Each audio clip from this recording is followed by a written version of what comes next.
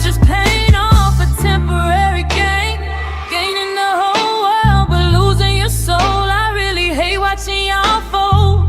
Everything is conditional, so please go choose safety. My Lord is willing, have you talked to him lately? I know we fall down and get up, yeah, we be tripping. Perking your ear until the Lord, can you please just listen? So much evil everywhere you look and turn. Watch it fight and pray, I'm gonna need you to learn. We won't win if we stay stagnant and won't rise above. In a world filled with hate, show more love. Show more love. In a world filled with hate, show more love. This ain't a game, y'all. Enemy out here stealing lives, y'all. Playing our face and we distracted when we see them take they fall, y'all. Wake up, we out here sleeping and the enemy steady creeping. Can you hear me? Wake up or stay stuck. We need the light, and that's more love. Christ is that love. We need love, much more love.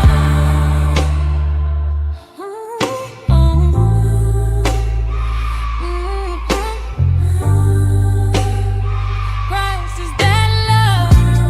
We need love, much more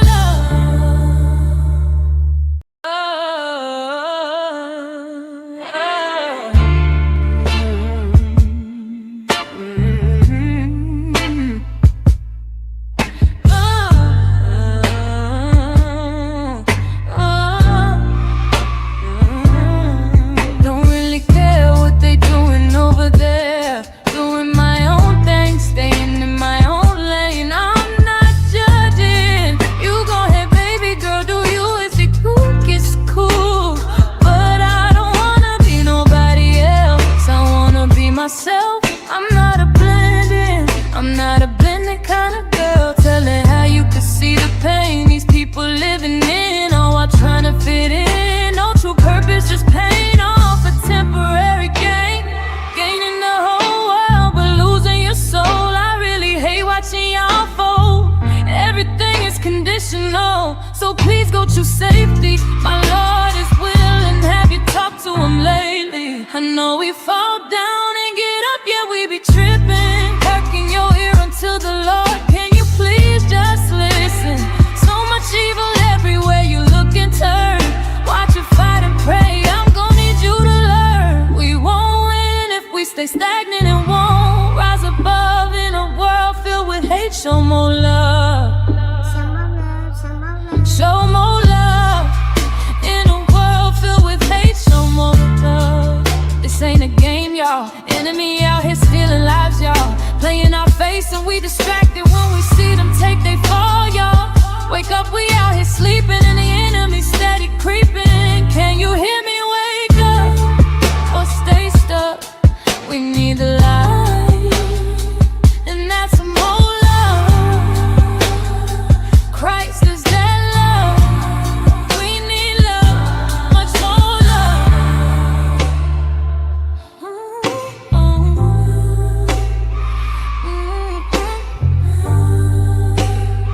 Christ is that love. We need love, much more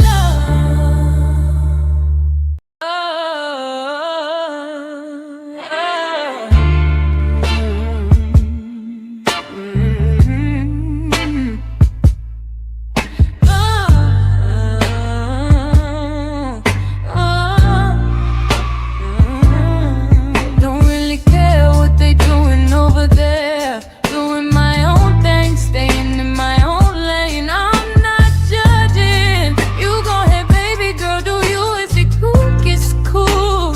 But I don't wanna be nobody else. I wanna be myself. I'm not a blending. I'm not a blending kind of girl. Telling how you could see the pain these people living in, all while trying to fit in. No true purpose, just paying off a temporary gain. Gaining the whole world, but losing your soul. I really hate watching y'all fold. Everything is conditional, so please go choose safety. My Lord is willing, have you talked to him lately? I know we fall down and get up, yeah, we be tripping. Perking your ear until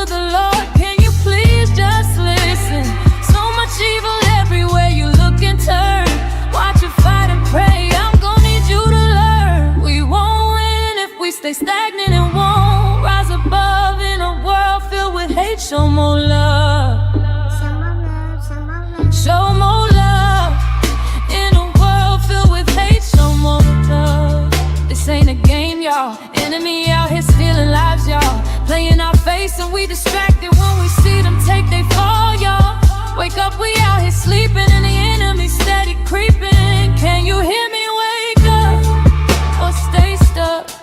We need the light, and that's some more love. Christ is that love. We need love, much more love.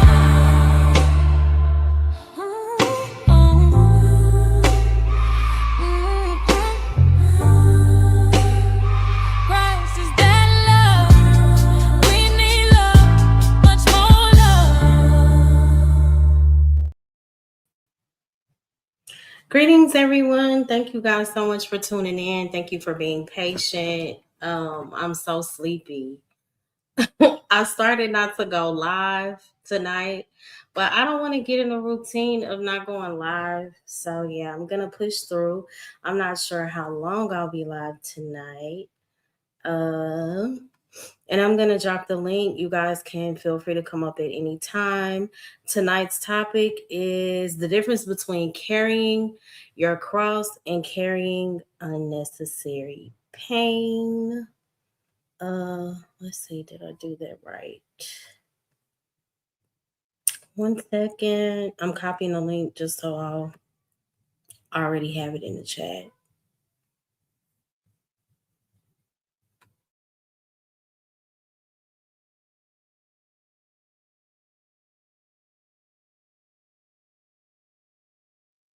Sorry, I had to do a quick screen. I have my 3 nephews, and they in there arguing. Oh, shout out to everybody that's already here. Hi, Irby. Good to see you. Thank you so much for always supporting. Hey, Mimi. Good to see you. Happy Mother's Day to you. I do want to say Happy Mother's Day to all the mothers. I thank God for you. I'm very grateful to be a mother. I know there are some who played the mother role who may not biologically have children, but I just thank God for each of you. And I also know that this day can be a challenge for a lot of people because some people are in a state of grieving. But shout out to all the moms. Hey, Magnetar, good to see you. I know, right? Take your lunch money. I mean, I never reject coins, so hey. Oh yeah, and as y'all come in, please remember to hit the like. Please hit the like. Feel free to share the stream. You can support the show through the Cash App, MoLove8686, or the Super Chat. Yeah, so back to the topic, the difference between carrying our cross and carrying unnecessary pain. I wanted to do this topic because we have to understand not everything painful is God's will, and not every burden is ours to carry. And I believe that it is very important for us to identify the difference. Oh, thank you. Hey, boo. Happy Mother's Day to you. I guess that was your son on the post. He is so adorable. But shout out to you. You are an amazing mom. You are always doing something with your children. I think that is so beautiful. Thank you for the $4.99 super chat. It says, Happy Mother's Day to my sweet and beautiful spirited friend. I love you very much. God bless. I love you too so much. I appreciate you. Ooh.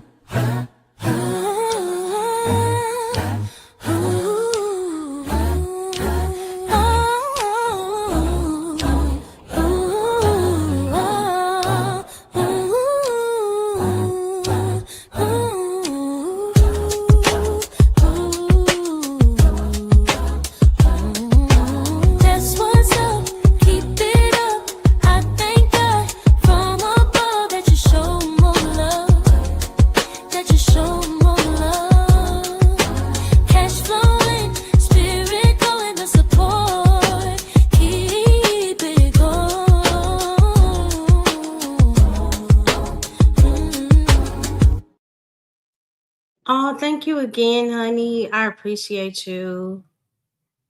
Shout out to you. Okay, I think I might have to go on mute and go correct my nephews because they are really trying to give me one quick second. I'm gonna play my intro song again. I don't have an interlude song, so give me a second because they are really trying it tonight.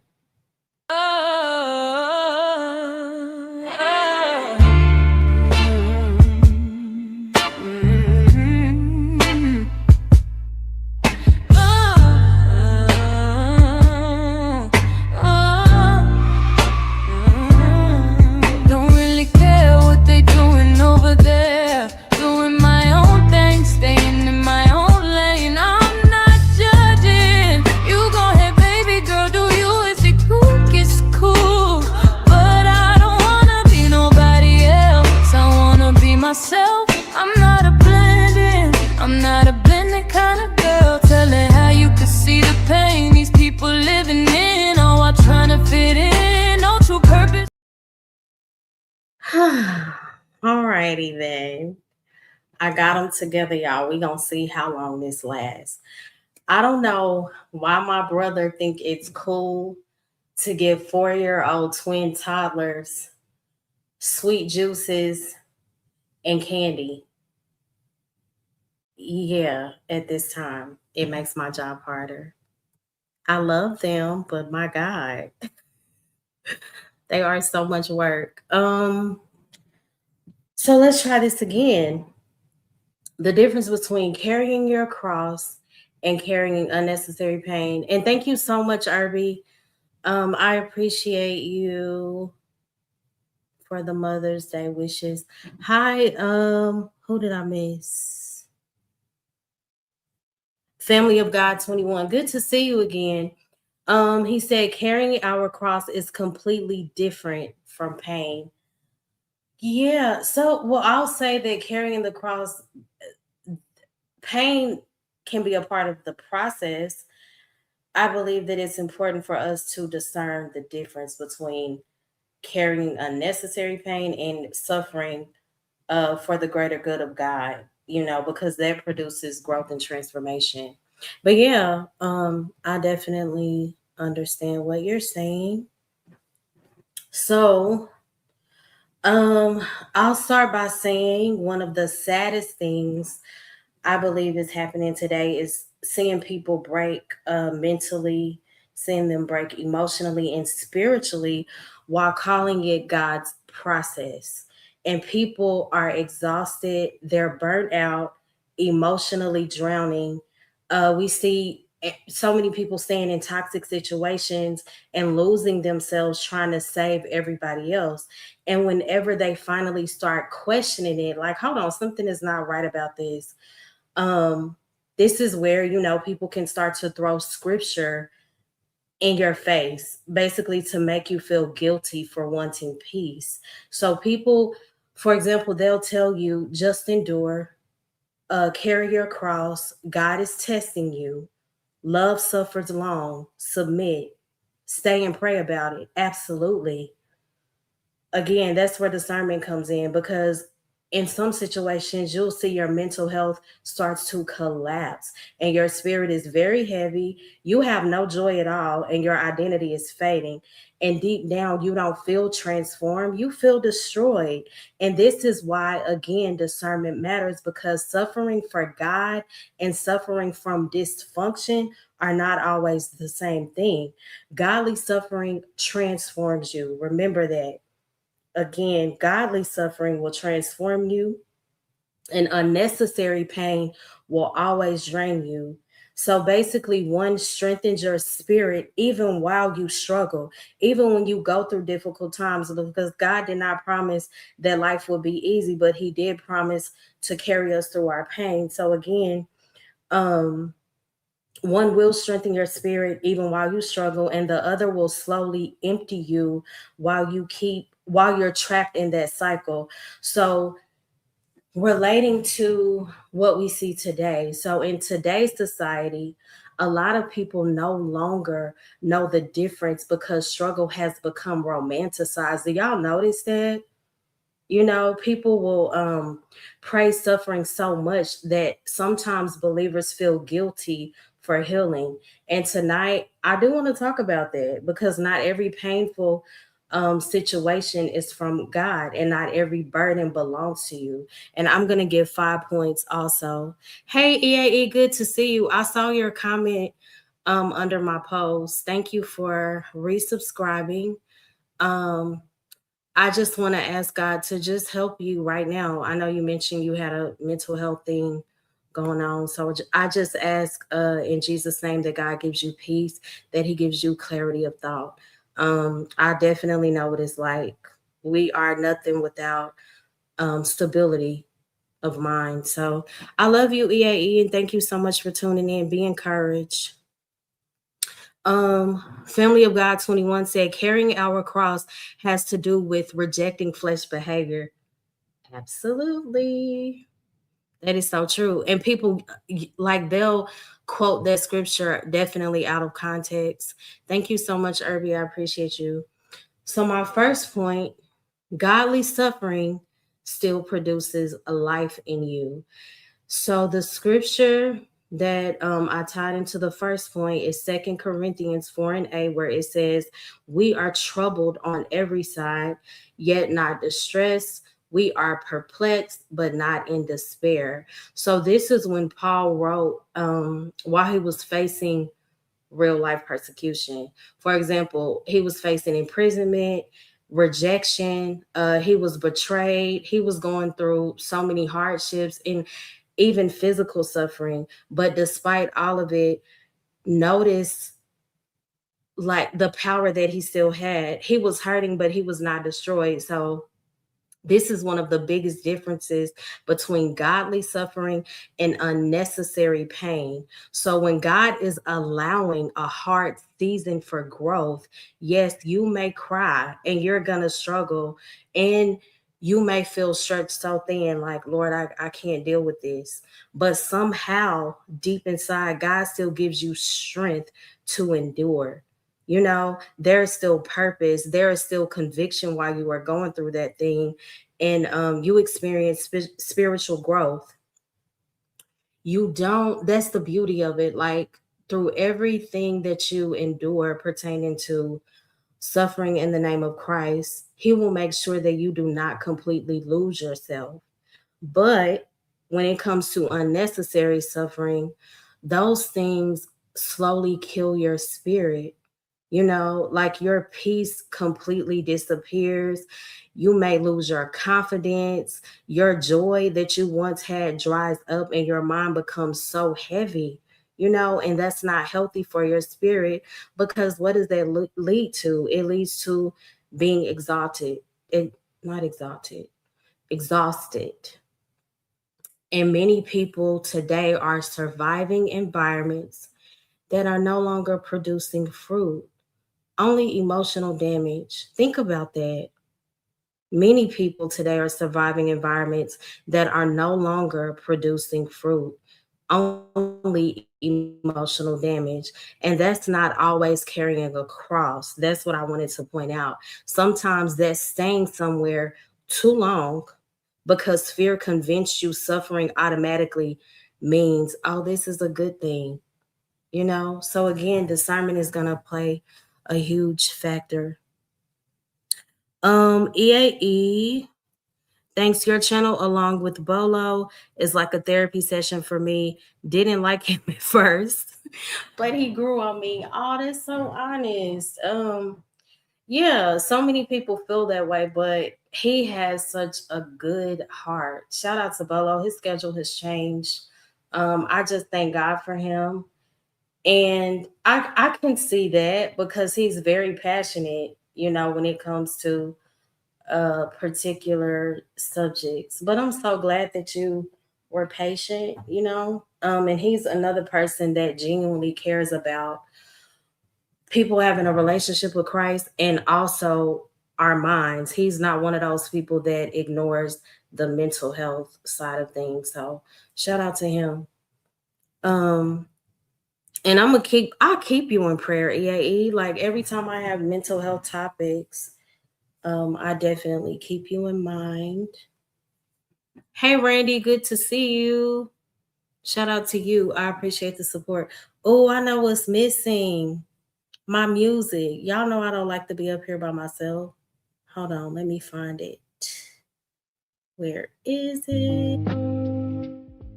There we are. Hi, music.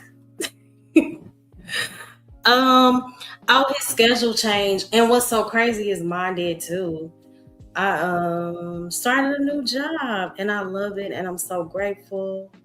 The man, all I can do is thank the Lord. It was definitely His doing.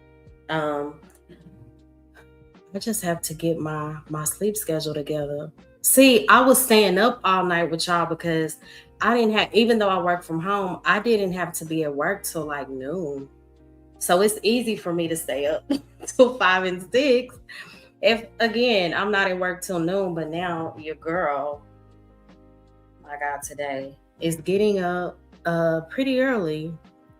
I have to be at my computer, at my laptop at 8. Yeah, and I work for a law firm. They're very strict. Very. But hey, I'm not complaining. Um, thank you so much, Irby. I appreciate you. I think I gave my first point. Let's see. This is what happens when you're sleepy. Oh yeah, I did. So the first point was godly suffering still produces life in you. My second point is people will use scripture to keep you in dysfunction. I don't know if anyone has ever gone through this. Um so 2 Corinthians 3:6 says, the letter killeth, but the spirit giveth life. What does that mean? So this is when Paul was explaining the difference between outward religious law and the life-giving work of God's Spirit. So scripture without spiritual understanding can definitely be harmful. And we see this happening constantly today, where people use the Bible to pressure others into staying silent and suffering endlessly. Endlessly. You know, we see people weaponize scriptures about submission is a huge one. Oh my gosh, it's so annoying. Submission, forgiveness, even though we are called to forgive, but we have to understand that that doesn't always mean you give the person the same level of access. You just don't carry that bitterness in your heart. Endurance, absolutely. Sacrifice, suffering, all of these things are a part of our walk with Christ. However, without wisdom and without context, because people will quote scriptures to fit a narrative, again, without wisdom and without context, and the biggest one, without discernment, that's when it becomes dangerous. And it can cause sometimes believers to become afraid to question unhealthy situations because they don't want to seem rebellious against God. So people stay emotionally manipulated and constantly dishonored, mentally drained in certain situations, spiritually burdened, and trapped in toxic cycles. Again, that's suffering, unnecessary suffering. There's a difference between carrying your cross and suffering for God's sake and suffering in the name of dysfunction. Hey, 84, good to see you. Something we need to let some things we need to let certain things go, people, places, and things. That is so true. Hey, 84, shout out to you. Thank you so much for tuning in. Shout out to 84. He speaks to everybody. It could be 50 people in the building. 84 is going to speak to each and every individual. I appreciate you, sir. Yes, and please remember to hit the like. San Jose, I really wish you would hit my link one day, sis. I really do. So Yeah, again, this was the second point. People will use scripture to keep you in dysfunction. So, did I finish that point? Yeah. So people stay emotionally manipulated, constantly dishonored, mentally drained, spiritually burdened, and trapped in toxic cycles. Why is this? Because nobody convinced them if you leave, because somebody actually convinced them that if you leave, you lack faith. And that is a very dangerous thing because God's word was never meant to imprison people in dysfunction. Do y'all understand? And this is something I had to learn. That's why discernment is such a beautiful thing. Girl, I promise, you cannot be no more shy than me. I have been on YouTube for probably 3 years. I still have not cammed up. The only time I cam up is like on pre recorded videos or shorts. So I get it. Girl, I'm shy too.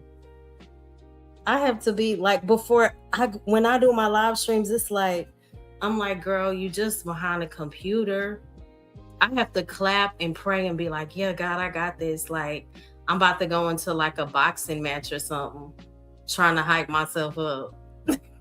So I get it. I definitely get it.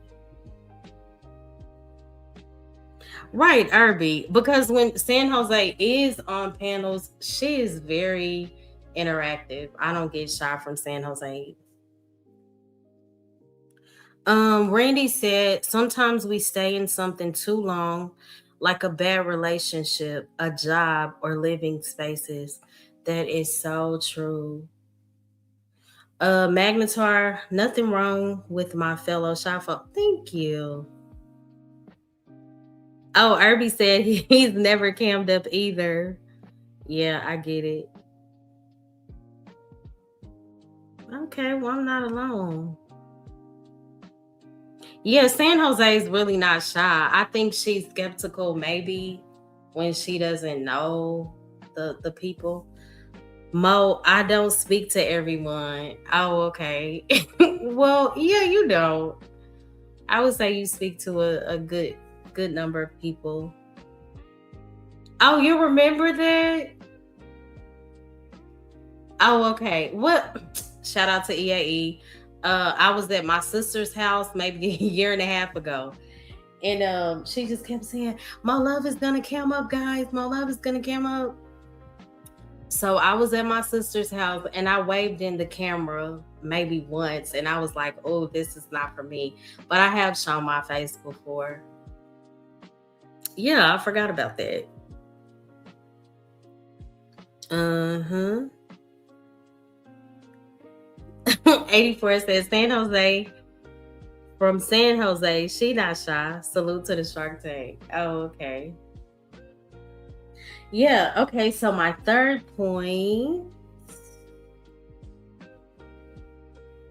Does my music sound real loud? Maybe because I got my headphones on. Or is it okay? My third point.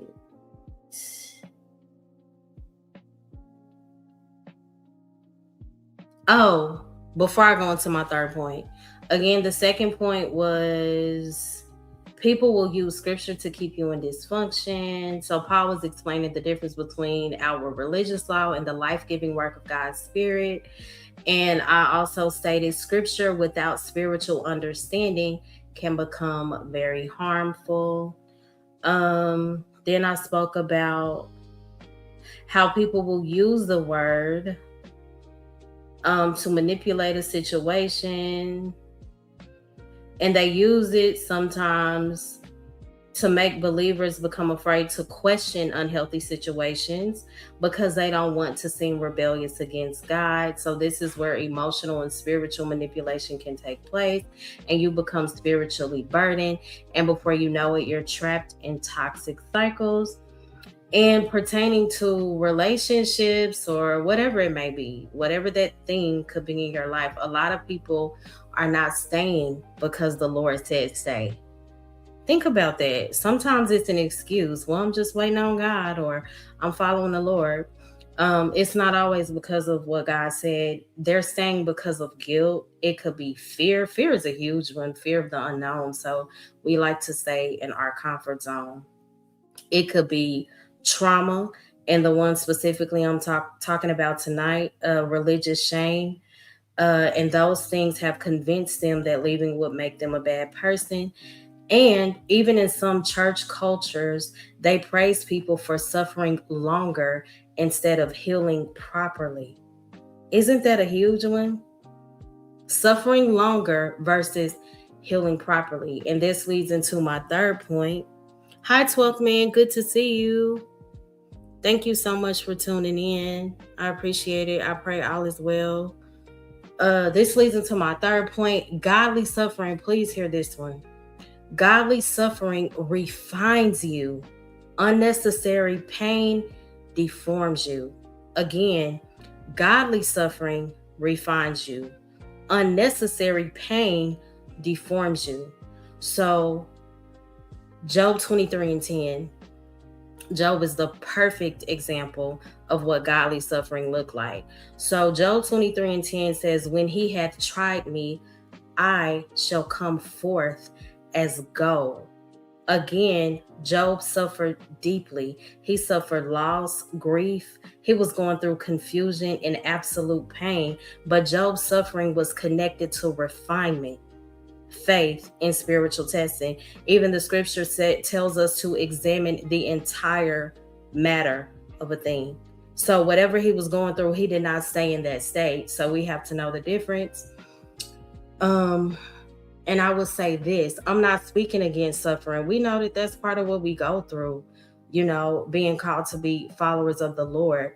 I am just trying to help people to identify the difference, because there is something so powerful about suffering that God can use, and it changes a person in deep ways.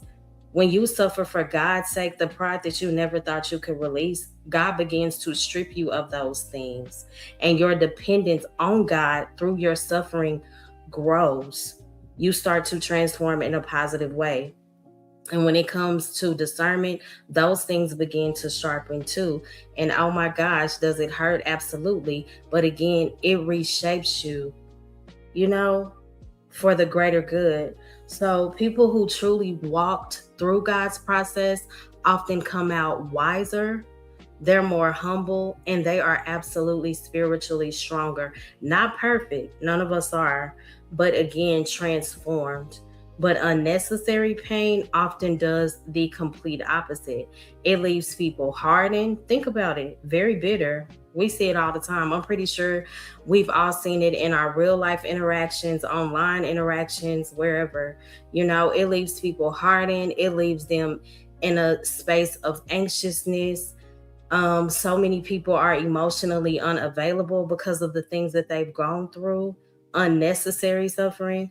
It leaves people fearful. So many people, again, like I stated earlier, they become bitter and disconnected, even sometimes from themselves. And that's why discernment matters, because every painful season, again, is not automatically spiritual refinement.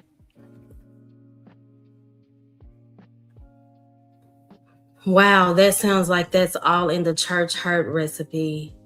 Uh, yeah, that makes sense. Absolutely.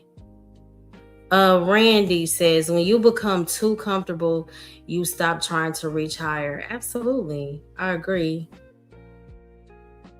Randy, suffering is the fire God uses to sharpen his word. Yeah, that's real good.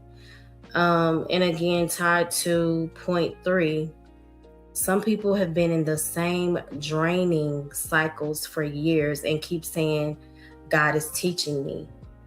But if the only thing growing is your exhaustion, think about it. If the only thing growing is you being exhausted, the confusion, the fear, and emotional instability, you may need to ask whether this is refinement or dysfunction.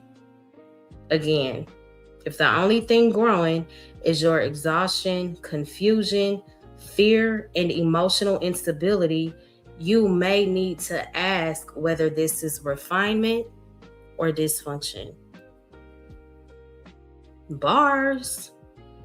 Randy said, and strengthen your faith when he pulls you through the fire. Yeah, that's in Isaiah. Is it Isaiah 42? I'm gonna have to look it up. And when you go through the fire, you shall not be burned. I will walk with you through the fire. Oh, when I read that scripture, it just does something to me. You know, through every painful process, God is there. Again, that's when you're suffering for the sake of God, for the sake of Christ, not the unnecessary pain we put ourselves through. But that's so good, Randy. My fourth point, some people worship struggle because they don't know who they are without it. Does anybody know anybody like this? Again, my fourth point, some people worship struggle because they don't know who they are without it. Again, Matthew 11:28 is another great scripture where we're encouraged. The word says, "Come unto me, all ye that labor and are heavy laden, and I will give you rest." And this is Christ speaking specifically to people who are crushed under religious pressure and life's burdens. So he's inviting them into rest. And a lot of people today don't know how to live outside of survival mode. You know, like the struggle has become so familiar, and peace is the very thing that they need, but it's become unfamiliar. And honestly, society rewards suffering. You know, they really do. People praise, like, when you're in a position of burnout or overworking, emotional suffering, self sacrifice, carrying everybody is another huge one. Insane through mistreatment. I say that pertaining to relationships. People almost wear pain like identity now. And when someone finally chooses healing and boundaries and rest and peace, which are things that we all need, they get called selfish, or they get called weak and unloving, or, oh, you changed. That's the biggest one. But again, Christ never told people to idolize suffering. Some people think if they stop struggling, they'll lose purpose. But suffering was never supposed to become your personality at all.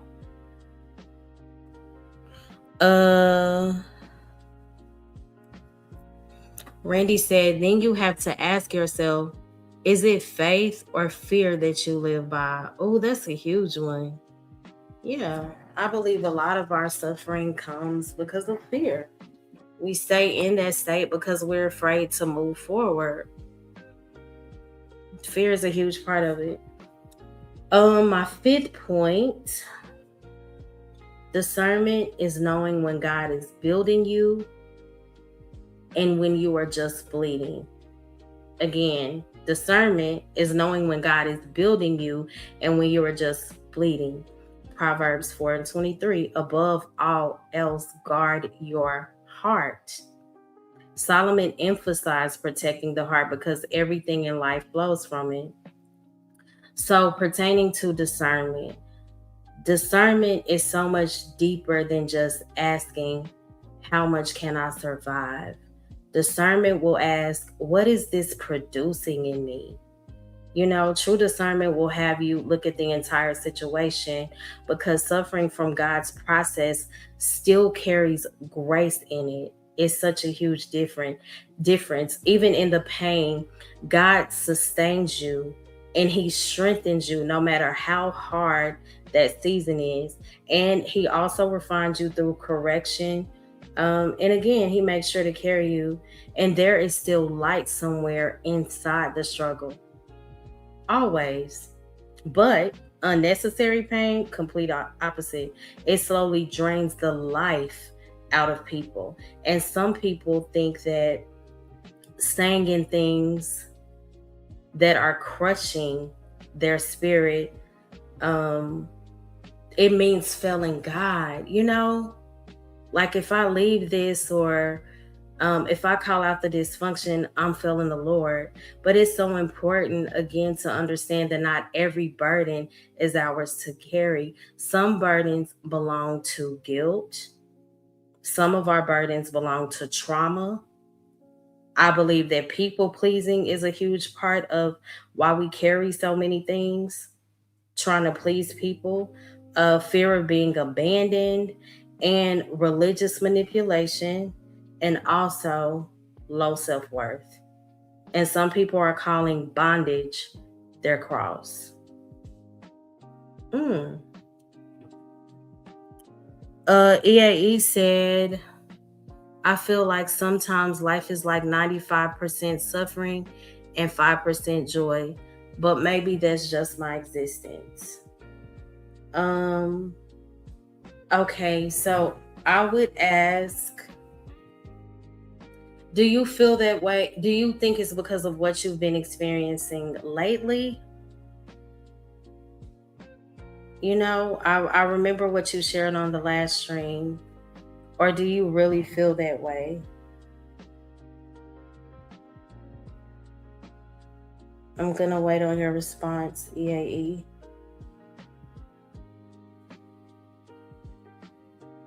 Please remember to hit the like, guys. Feel free to share the stream. Again, you can support through the super chat.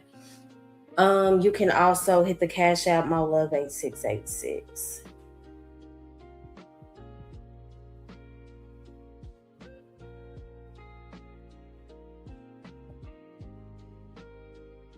Did you respond? I'm sorry, I was checking my phone. Oh, you're saying pertaining to your life.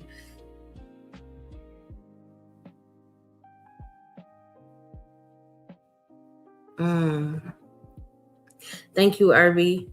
Okay, so I think it's overall, looking back at my entire existence, and I think a large portion of people feel the same but don't want to admit it. Do I agree with that wholeheartedly? I don't know. I guess it would depend on the person. I will say that I can understand why you feel that way, because so many adults' lives, have felt like mostly survival.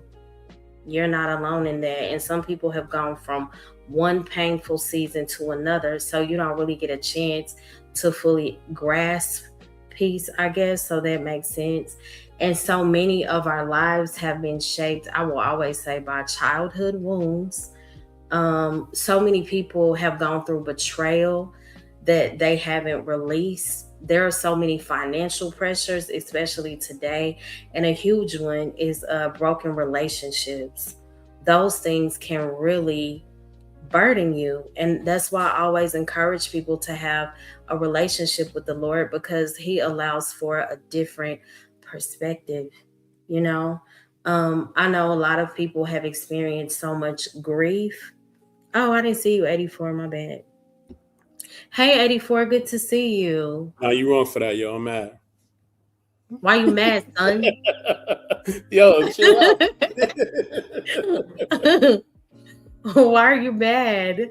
No, I'm messing with you. Okay. But what would you say to somebody like EAE? Like, what would you say to encourage him? Someone saying they feel that 95% of life is, what was it? Let's see. I feel like sometimes life is 95% suffering and 5% joy, but maybe that's just my existence. What would you say to encourage someone like that who's been very open about, mental health issues? I would say that it's not that life is 95% suffering. It's just a simple fact of, a lot of times we are in environments, whether it's where we live or whatever else, or we're around people that can make us feel that way, or can bring out those emotions. And sometimes we also have to self-correct our own behavior. You know what I'm saying? And so, because sometimes you know this most, sometimes you got to move out of a situation, whether you move Absolutely. yourself and you start self correcting yourself, whether you Mm-hmm. move physically, mentally, or emotionally, or sometimes you got to move people out your life. You know what I mean? That's You true, and know, it's painful. those things are Mm-hmm. painful, but if you want to just eat that 95 to 5 and make it 95% enjoyable and 5% suffering, that's what you might. I would say that's what you maybe have to do. You may have to do some self evaluation. You may have to physically, mentally, emotionally move from your environments, and you may have to move Mm-hmm. some people around. I believe once you do those things, you will definitely find peace. In my opinion and estimation. So yeah. That's good. I would also speak to the clinical side of things, and it's such a oh, God is still dealing with me with this, right? Because I know that the Lord is in the business of transforming supernaturally. So he deals with the unstable mind, right? I Yes, also acknowledge that there are clinical issues where there are certain things that we need for the mind to properly function. You get what I'm saying? Um, mm-hmm. so sometimes it's not always seasonal or situational. It could be clinical. You know what I'm saying? Does that make sense? No, it does. And I mean, for those things are clinical, it's funny, I was having this conversation earlier, one of my loved ones. Um, for those things that are clinical, you have to, understand what level you are on, because not everybody who's dealing with something, when it comes to something clinical, when it comes to mental health or emotional health or spiritual health, right? Not everybody's on the same level. Some people, they may need medication. Some people may need therapy or psychiatry, Mm-hmm. whatever else. Or some people may need all the above or just one of them, or maybe two of them, Right. right? Mm-hmm. So whatever you need, whatever spectrum you're on, right? That's where you have to handle the situation. But also in handling that, like I said before, you have to hold yourself accountable. Don't use that as a way for you to just keep being in foolishness or doing for you doing things that's out of pocket. Like, you know what I mean? Like Yeah. if you got But to do I'm something for what yourself, about specifically the clinical portion of it though? Like people who are really suffering. They're not in super toxic environments. um, for that, then you get whatever help you need. You know, Uh-huh. if it's medication, do it. If it's psychiatry, do it. If it's therapist, do it. Like get whatever help you need. And don't let and here's the most important thing. Don't let no one shame you for what help you need. Yeah, that's That's the most true. important thing because people will try to shame you. And you know this, Mo. People have probably told you, Mo, what you seen or what God is showing you, you crazy. What you talking about? Mm-hmm. You know what I mean? You ain't see Right. that. That ain't even God you seen. That's something else, right? Because you Mm-hmm. experience, near fatal experiences through your life, right? You've gone through Right. that. I know God has shown you things that other people probably have never ever seen. You know what I mean? Or probably don't Yeah. even know is real. So a lot of times, we would go through these things because God is using us as a tool to teach other people. You know what I mean? To be that example. You know what I'm That's saying? so true. Even if we are Mm-hmm. going through things that are different than anybody else, right? And it's to teach us as well. You know what I mean? So if we're willing to learn from it, you know what I mean? So yeah, get Mm-hmm. whatever help you need. Like don't let nobody shame you, put you down, or tell you that you're crazy for helping or wanting to help yourself in whatever way you need it. Yeah, that's real. No. I hate when my computer be trying to do these updates. Do not play with me, laptop, while I'm live. But that was so good, 84. I appreciate you. And sometimes So you gotta tap into your inner Mo Thug. No, I'm joking. I'm joking. I don't like tapping into her at all. But sometimes I do. Randy said life EAE, life is going to be hard because we live in a fallen world, but God will not allow you to go through more than you can bear. I agree with that too.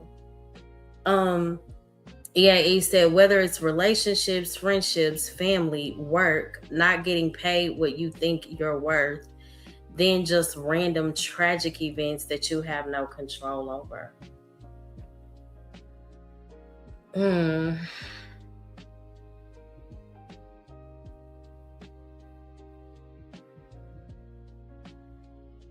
Wow.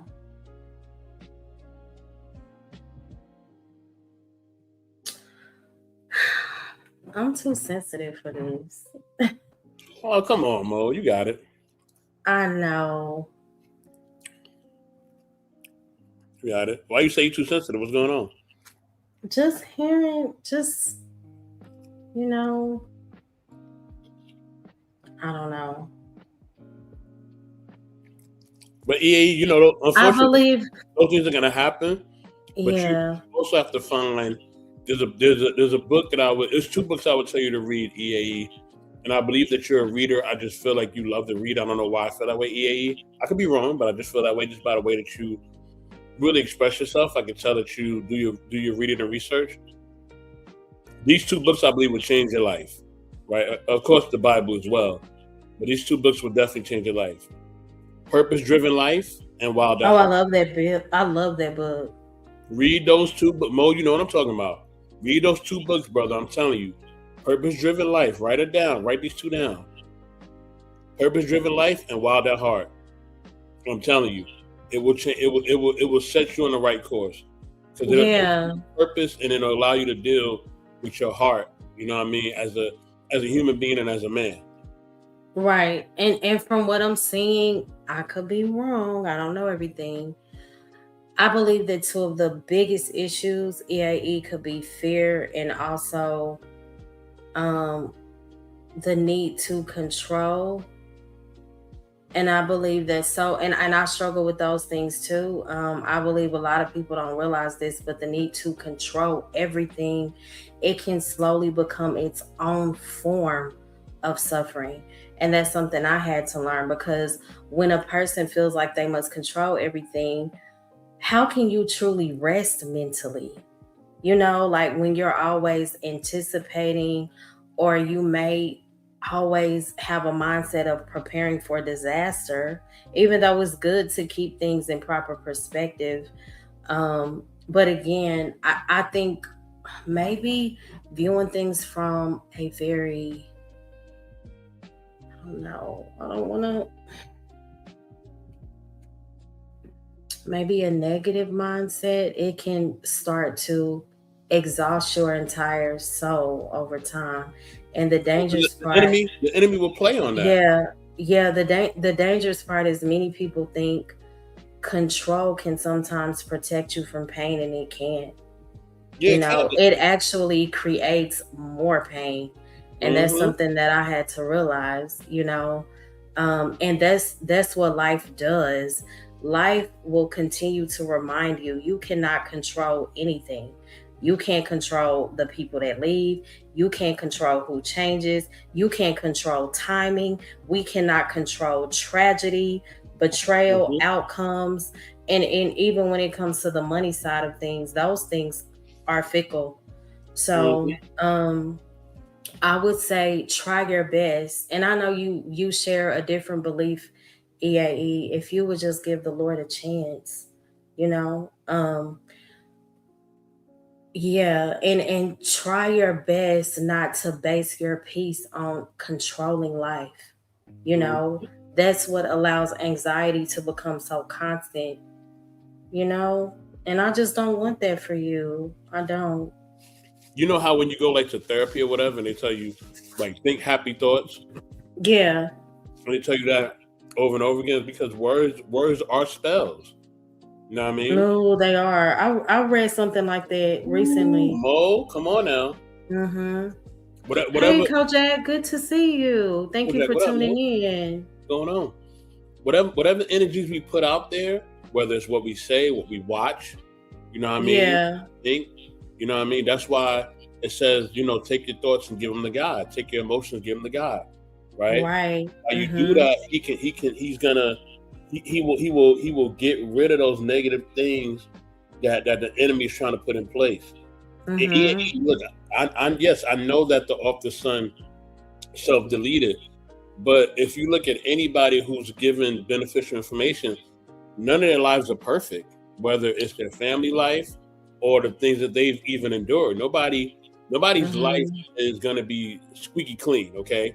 Like I said, whether it's things they go through or whether it's things that their family go through, the things they endure. Right. But what we have to do as a community and just as a people and just people overall in society, we have to stop looking for perfect sources, right? Because we'll never find it, right? There are none here in There are none here, right? the earthly realm. Word. No. Salute to my music curator, Von Eric. Von Eric, what up? Hi, Vaughn. Good to see you. So there are no perfect sources. So what you got to do is take the information, right, and take the information that's beneficial and apply it to your life. That's with anything. And I'll That's land so true. So what would you say when EAE said the purpose-driven life his son self-deleted? Was this before or after? I don't know. That's why I shared what I shared, that you'll never find somebody who has a perfect life, or what they've endured with their family or others is perfect, right? Even myself, like I tell y'all, I'm not perfect. You may find me, you may find me, in the sanctuary, or you may find me, at the whorehouse or the liquor store. You know what I mean? I mean, I could have an off day. Shame on you. No, I'm playing. I get it. You know what I'm saying? You're human. We all have off days, and we all have things that we're battling. You know what I mean? Or things that we've endured, or things that our families enduring. Nobody, right. You know what I mean? But you're right. Find from someone or from somebody who is trying to give you good information and take it and use it, you know what I mean, for your benefit. So yeah. Right. That's so true. Oh, AAE. Just be encouraged, This is one of my favorite scriptures. Trust in the Lord with all thine heart and lean not unto thine own understanding. Do we always do that? No. But God is telling us the benefit of that. And this was when Solomon was teaching people that human understanding has limits. And there will be moments in life where logic, where planning and control will fail to give answers or provide security. Yeah.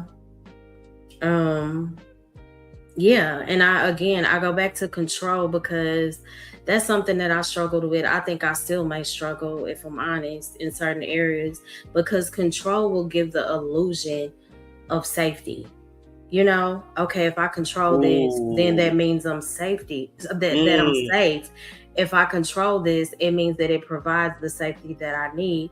But a lot of times the need for control comes from wounds. When you really think about that. And Mo, you might drop the link again because there's been a lot of comments. So okay.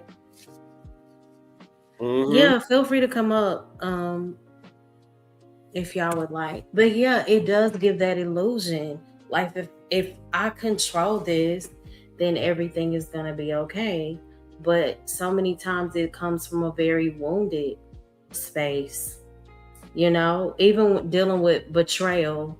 So many of us are guarded, not in a healthy way. We're supposed to have discernment, but you always stay stuck in a position of just anxiousness, because you don't let anybody in, because you're still being led by that one particular situation. Abandonment. It's hard to let people in when you have a fear of the person leaving, trauma. With trauma is huge. The fear of being disappointed. Well, I'm gonna control the situation. You get what I'm saying? I'm not gonna fully give myself to this because I don't want to be disappointed. I don't want to be hurt again. So people begin trying to control life to avoid feeling powerless. But the harder people grip life, and again, this is something I had to learn, the more exhausted you will become. Hey, Willing to Win, good to see you. Okay, so EAE said, from an outsider's perspective, just looking at Earth in general, animals, humans, politics, economics, organisms have to consume organisms to survive. Would you say this environment is a what is it? What is he saying? Positive one. Oh, is a positive one. And correct us if we're wrong, EAE. But I'll share a story real quick, Mo. Mm-hmm. So I was running an errand, and I was taking care of some things medically for myself. And Mm-hmm. I was coming back home, and I was in my lift, and I had seen this couple crossing the street, and you could tell they didn't really have much, right? Mm-hmm. Like they weren't like really like well to do or whatever. But Mo, they were so happy. Wow. They were so happy, even though they Mm-hmm. didn't have much, and they would just holding hands crossing the street, and they were laughing, and you just seen the love and joy that they have for life and for each other. Yeah. See And what I'm saying? I was like, dude, like it ain't about what you got. It ain't Mm-hmm. about nothing else. It ain't about politics, socialism, none of that stuff, yo. Because there's a lot of stuff going on around us. It's really about, you know what I mean, you and your relationship with yourself, and those who really love Mm-hmm. you, care about you, and who are around you. Because me, as I'm riding in my ride, and there's all these people that are around me who got all these nice little cars and driving this and that, and they wearing this and that. There's one couple that just crossing the street. You know what I mean? That's going to the little shopping area that don't really have Mm-hmm. much, look happier than everybody. Yeah. To the point where I had to check myself. I had to say, am Mm-hmm. like, am I really getting the most out of life? Like, you know what I mean? Am I really doing Mm-hmm. everything I can to make sure that I am my most fulfilled, most happy, and that I'm going after every single thing that I believe that I want to go after and that I need in my life. You know what I Yeah. mean? That I want in my life. Am I really living life to the full? I had to Mm-hmm. question myself. You know what I mean? And Right. and it was a sober moment. Mm-hmm. You know what I mean? So it just depends, like I said, on your relationship with God, yourself, and those who really love and care about you. You know what I mean? Right. And that'll Right. shape your perspective because, like you said, the economics and humans and animals and politics and all that, those things gonna go on. They've been going on before we were here. They're gonna go after we not here no more. Okay, That's true. So so Magnetar was saying, "Oh, I thought he meant piece of with the POS." Maybe so. So is this maybe survive? Would you say this environment is a maybe so? Um, and I get that. Like all of these are facts. So you are not crazy for recognizing the corruption and the suffering and the imbalance in the world because if you're truly in tune you can see it. um I would also say oh, he the did. He danger. did me positive one. He did me positive one. Oh, he meant positive. Okay, Yeah. cool, you were right. Yeah, so you're not crazy for paying attention to the suffering and the corruption and all of the imbalance. I would also say the danger is when your awareness of the brokenness turns into hopelessness. You get what I'm saying? Because if if all you see is suffering, you know, you'll eventually, because God is so good, even though the world is corrupt, He will still give us moments where we experience joy and where we're able to see the good in certain situations. But if all you see is hopelessness, then you won't see the moments of love and where people show grace and where, there is kindness in moments of peace. And I believe that that's where despair can start to take over, you know. Exactly. And I agree, the world is definitely broken, but broken doesn't always mean uh meaningless, you know. And also, Mo, even the Lord says we can experience heaven on earth. Mm-hmm. We can experience that. We really can have that here. We really can. Right. If we strive for it, we can. But Mm, I know a lot of times if people we can go, have heaven on earth. I don't believe we can have heaven on this we can, particular earth. we can experience it. I'm not saying I it's gonna don't be think. like, I'm not gonna say it's gonna be all the time. But Yeah. God give us to a point where it's like, man, I'm really living my life in like I just feel love all around me. I feel God's energy all around me. Like, no, I mean that don't mean Mm-hmm. that that's perfect, but it means that, man, and it says in the word, like, you can experience that just like we can experience hell on earth too. Yeah, we know that. We can definitely Right. experience hell on earth, but we can experience heaven on earth. We can. Right. And one another thing I noticed about EAE, so he is a highly intelligent and deeply aware person. And sometimes those people struggle because they start to see too much maybe at one time. Like he mentioned the corruption, the systems failing, all of those things. And it can become so emotionally overwhelming. We also have to remember, though, humans were never meant to mentally carry the weight of the world at one time. It's Mm. impossible. It's too much. It's just too much That's why sometimes information you got to turn off uh-huh. everything in your house. Sometimes I turn off Oh. everything in my house, and sometimes I may just have my Pandora on, I have my music on. Hmm. Sometimes I may not have nothing on at all. It just turn off Right. everything, lights, everything, and just sit and have the sunlight come in the room and just be and just Right. be chilling. You know. And I believe, and I know people, oh, the world only existed this amount of years. Earth is this. I get it. There is a word in the scriptures for everything. Even when you consider Matthew 6:34, sufficient until the day is the evil thereof. And that was Christ teaching people not to drown themselves in anxiety over every little thing happening around them or everything that could happen tomorrow. Basically fear of the unknown. And he also understood, of course, the world had problems. He was not teaching us to be in denial. That's not what it's about. He was teaching people to not mentally destroy themselves, carrying fear about everything all at once. You know, Mm-hmm. but I agree. The world it's a mess.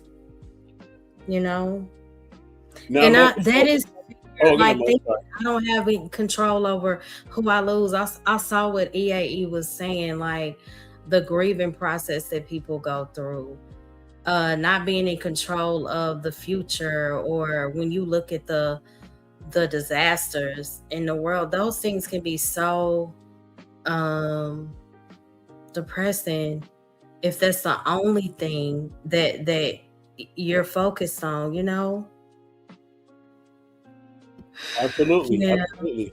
And then this is my take. I know you're a science guy and you don't really.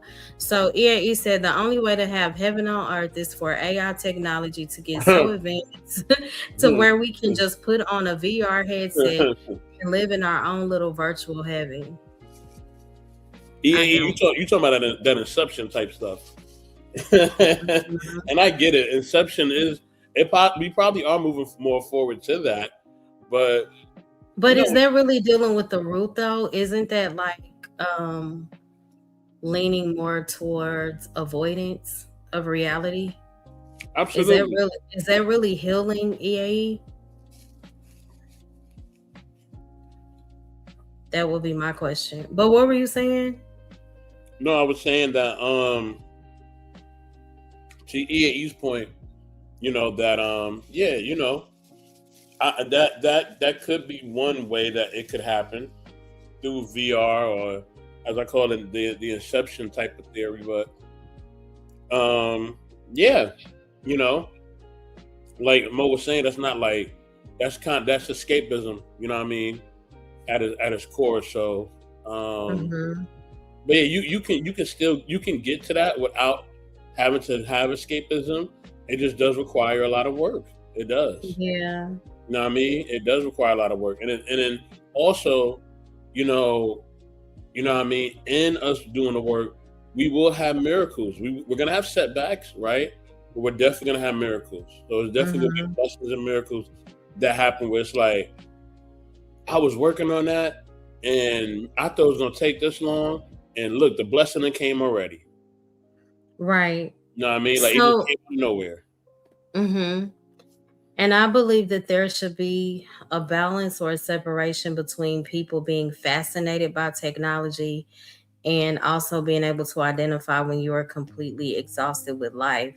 So the idea of creating, I guess, your own world, of course, it sounds comforting, right? Because you get to control the outcome. But I don't know if that's really healthy because, again, that can be a form of idolatry. And that's not because technology itself is evil, but it's because, as you said, like escapism can quietly become a substitute for the real healing that a person needs, you know, in real life. So, yeah. Okay. Randy said, leave the internet alone every now and then. Yeah. So pertaining to my new the company I work for, right? I wasn't on social media for a full, like when I went live last Sunday? Yeah. Yes, ma'am. I didn't go live Wednesday. I was tired. I didn't get on YouTube like all week. I think I tuned in like Friday night, just looking in some live streams, but I didn't speak in anybody's stream. And when you take a step back, it's like, this is very different. Have you ever felt like that? Like when you step away from social media? Just say it, Mo. These people are crazy. Just say it. I'll say it for you. Crazy. And I look back, I was like, wow. You know? But I will say that I needed that little 7-day break. Okay, so EAE said it's avoidance, but if you can't tell the difference between it and reality, will it matter? Imagine escaping to a reality where everyone you ever lost is back and whatever problems you have are gone. I would say that's the Antichrist, but that's just me. You know, I'm rooted in the Lord, EAE. So I would say that that's the Antichrist because that's not reality. The Lord deals in reality. He deals with the deep things, the supernatural. Science can only go so far. What's going to happen if science fails? You get what I'm saying? If AI fails, that's all man-made. So, but see, what would you do? The way that God works out, though, Mo, right? He's still gonna make an impact even when you try to escape and do that. Like, he's still gonna show himself. Right. You know what I mean? Like, yeah, you can do all that escapism stuff if you want, but God's still gonna show himself. And he's gonna show you that this ain't real. He gonna show you. You know what I mean? Now, I know EAE, like you say, he comes from a different belief system, and I definitely respect the EAE. I'm definitely not judging you on your belief system. If you listen to me enough EAE or you have listened to me, I'm a non-judgmental person. I'm very open-minded. But I will hold you accountable and responsible. You know, if you're on that bull crap, I will. For the most part, I'll be chilling and eating and doing what I'm doing. And gaming and reading and everything else. But yeah, so, you know, I still believe in that reality that the truth is still going to expose itself. Right. So, in that altered reality, I should say. I'm loving EAE comments. Go ahead. He has some more, Mo. Go ahead. Right. This is a scripture that helped me, and it just had me boo-hooing when I lost my friend last May.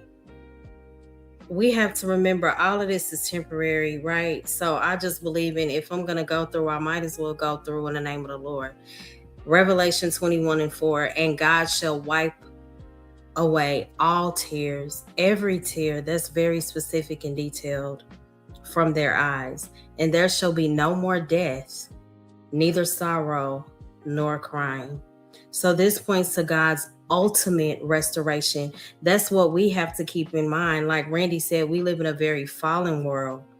So we're going to experience the effects of that, but we have to be so rooted and anchored in something greater. For me, it's the Lord, period, point blank.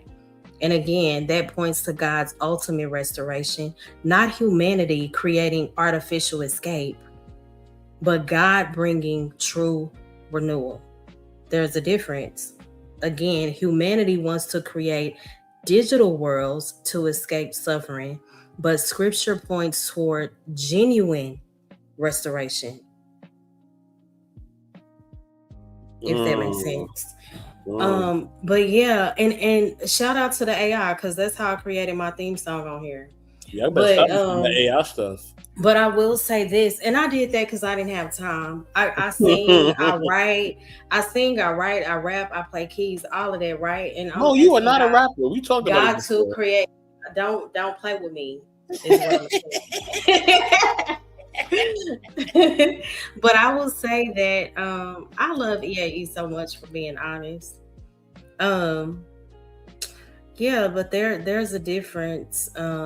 AI can only take you so far. Thank you so much, Magnetar. I appreciate you for the $10 super chat.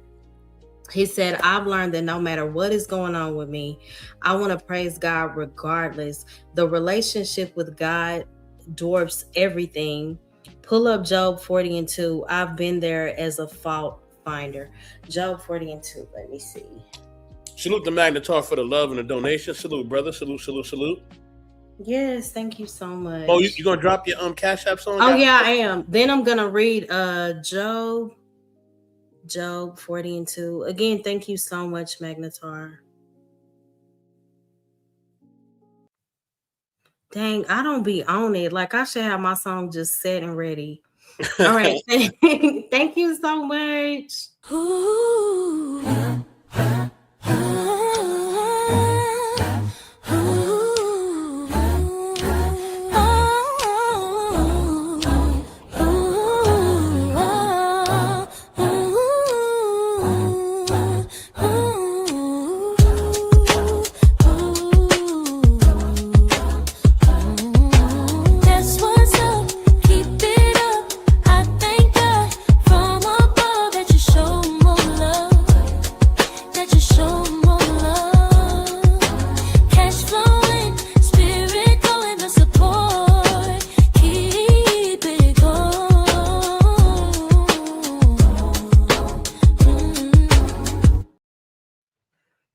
Thank you so much again. I appreciate you.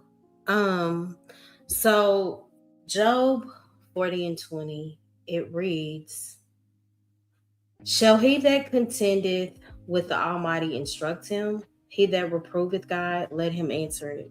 Hold on, I gotta call.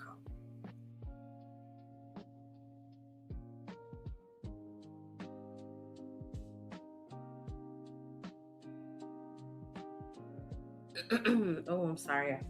Okay, so shall he that contendeth with the Almighty instruct him? He that reproveth God, let him answer it. That's so good. So this is where this is when, after Job spends chapter after chapter suffering deeply and questioning why God allows so much pain. So basically, this is, he had lost his children, he lost all his money, he lost stability, he suffered physically, and he wrestled mentally and emotionally like we do today. And he felt so misunderstood by his friends. That's another thing. It hit different when you're going through and then your friends even turn on you. So, yeah. So when Job, questioned God, that was the human part of him. I mean, that's natural. He was trying to understand, why am I suffering so severely? But by chapter 40, that's when God responds to Job. And it wasn't by explaining every detail, but by confronting the limits of human understanding. So basically, God asks, do you truly understand enough to judge my wisdom? When you really think about that. So the scripture is not God mocking pain. It is God reminding humanity that our perspective again is limited, because we see as humans like everything in the moment. We see the pain, we see the loss, we see the confusion, but what does God see? That's why it's so important to ask, like, God, can you help me to see this through a more spiritual lens? Because God sees the full picture. He sees those hidden things that the human mind could never comprehend at times. And he also sees what is forming. He also sees what is temporary. Sometimes what's temporary to the human mind can feel like forever.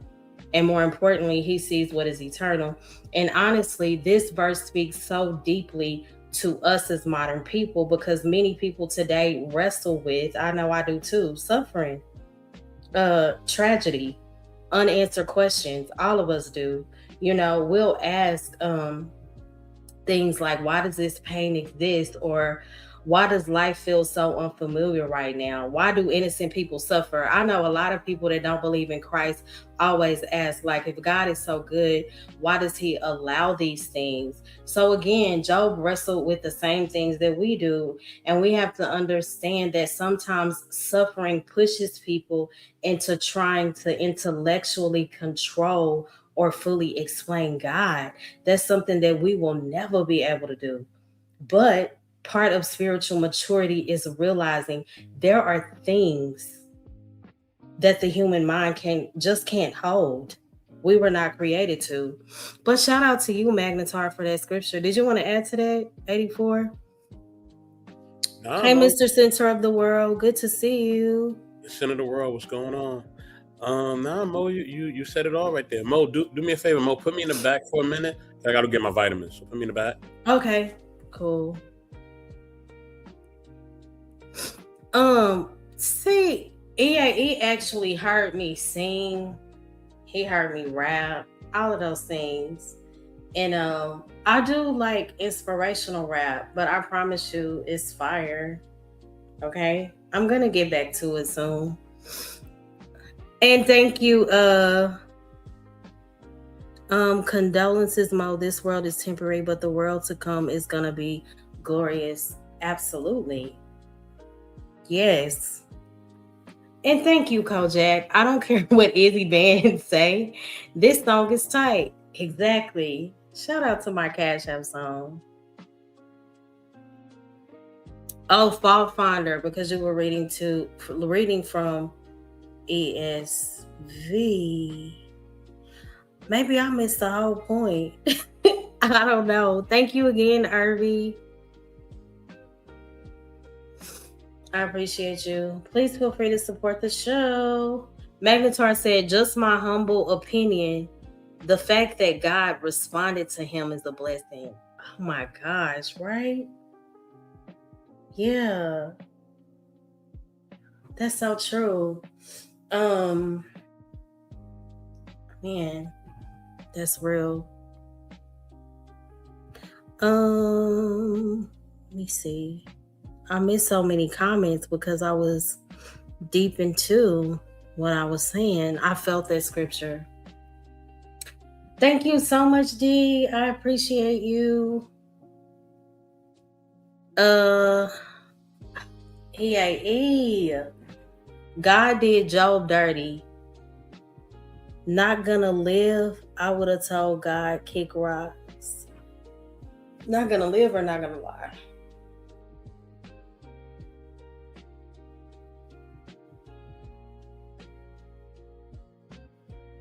See what I'm saying? That's why I mentioned the human mind not being able to fully grasp the entire picture.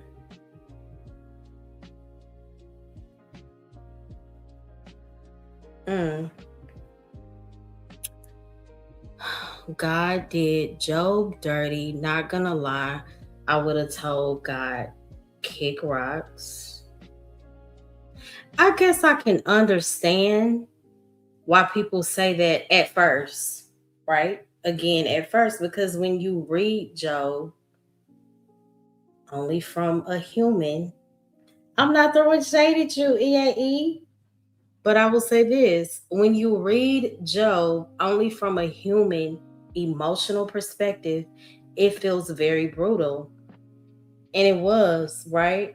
Because he lost his children, he lost his wealth, his stability, his health, his peace, everything.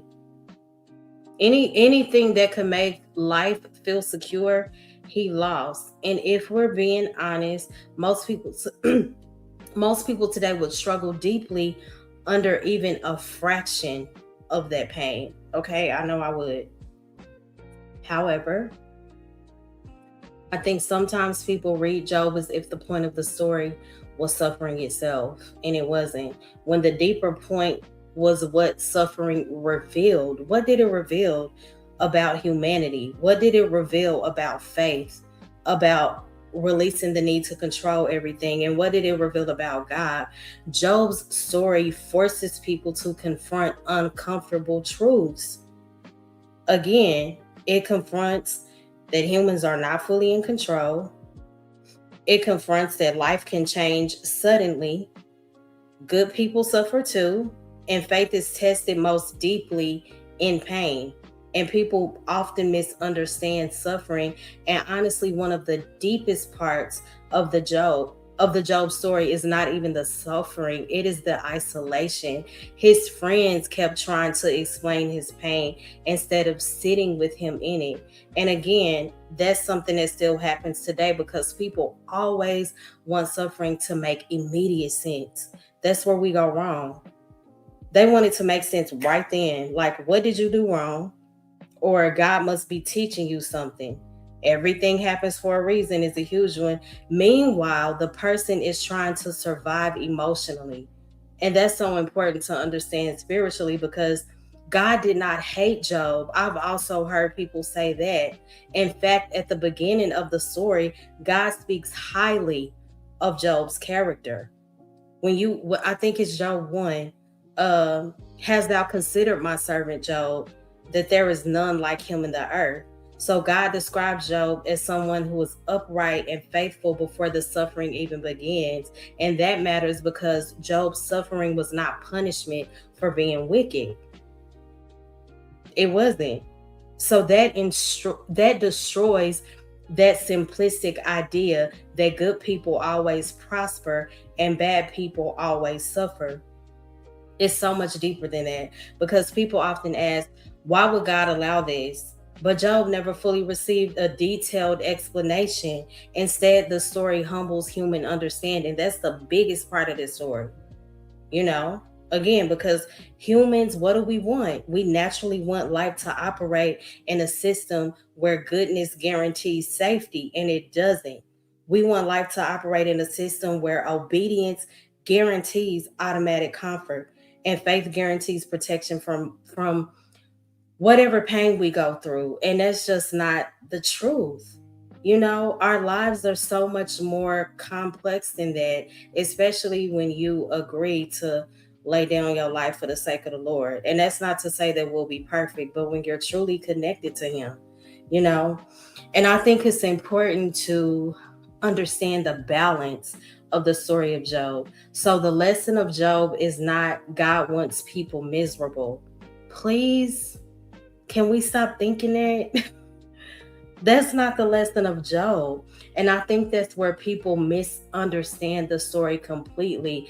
Job is not permission to romanticize suffering or tell people just suffer endlessly. The story shows endurance, which is one of the fruits of the, like God calls us to those things. It shows him wrestling honestly with pain, something that we go through today. It shows human limitation. And it also shows, which is something that's not pointed out enough, you know, restoration after devastation.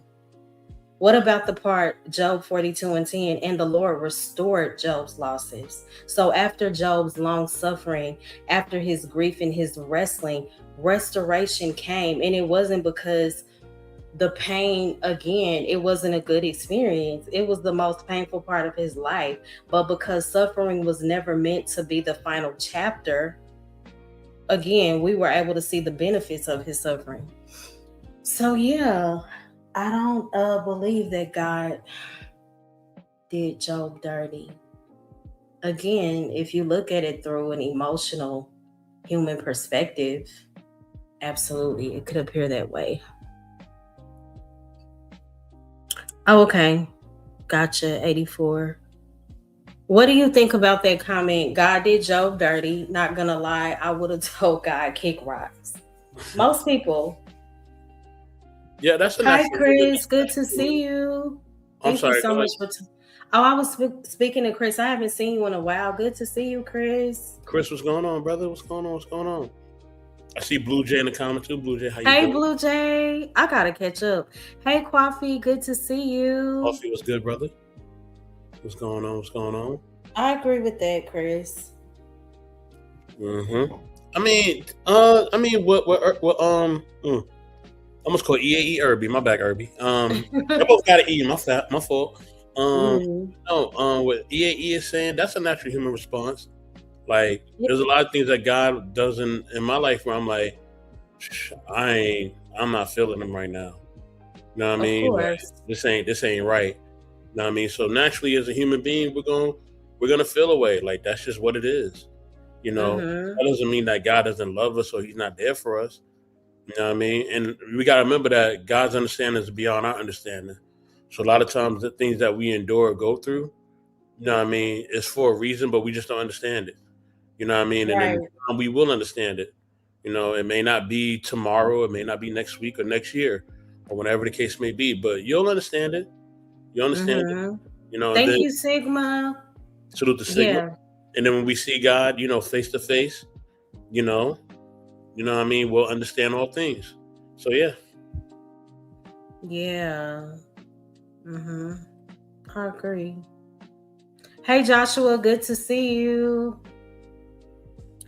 Salute to Yeah. Joshua. What's So going on? many people say that. What else did EAE say? He said something in the earlier comments.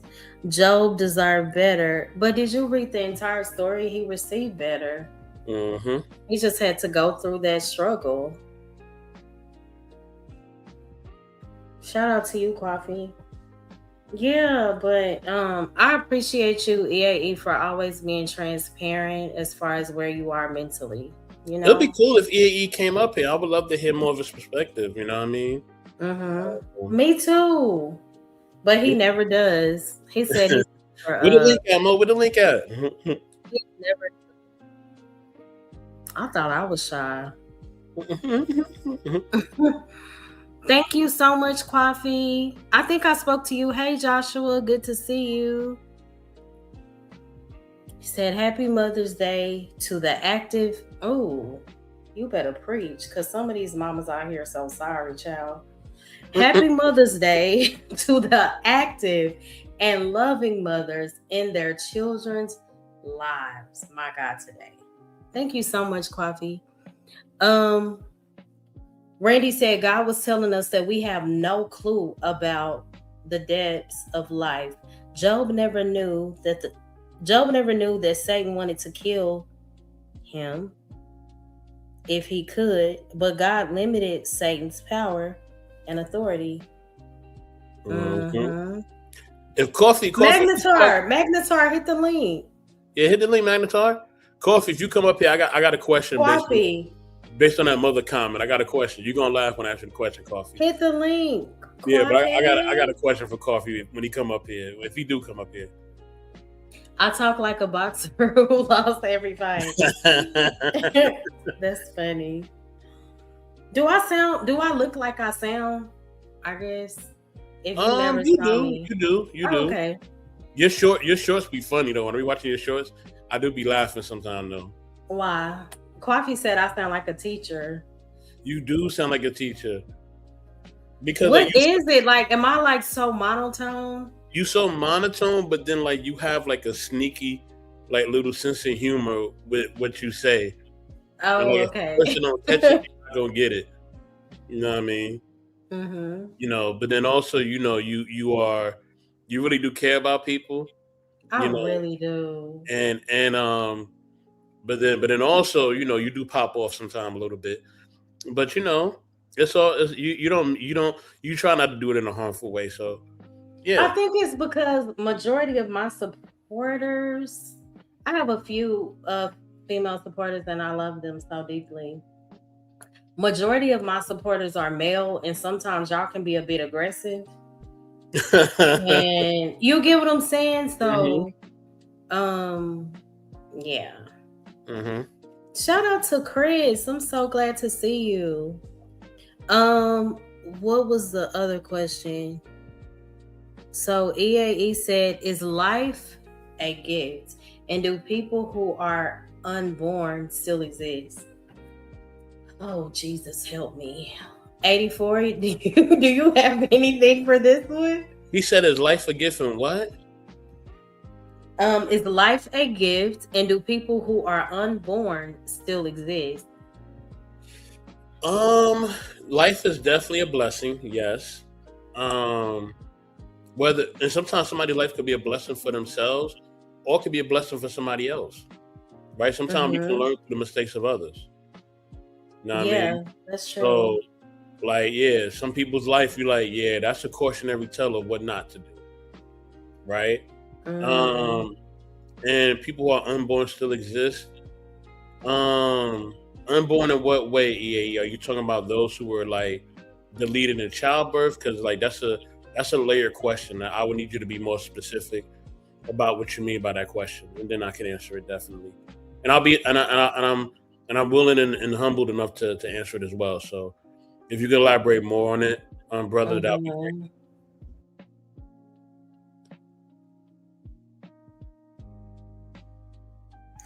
Okay, so I don't know how to respond to that. I will say Jeremiah 1:5, before I formed thee in the belly, I knew thee. So that was God speaking to Jeremiah about divine foreknowledge and purpose before his earthly life unfolded. When it comes to do unborn people still exist? I know when it comes to the scriptures, it doesn't clearly teach that unborn people consciously exist in another realm, waiting to be born. I don't know. I don't know. Good question. I would say I don't know in a minute. What he said, born in the sense that had Mola's parents never met, where her essence still exists regardless. Well, I mean, I don't know. Because God chooses what path we on and who our parents are gonna be. So maybe Mola would have existed. You know, maybe she would have been Mo Thug, and she would have had different parents. And she would have been thugged out, and she would have came on YouTube and been on some records. I don't know. No, I'm joking. Or maybe she would have had different parents and been just the same.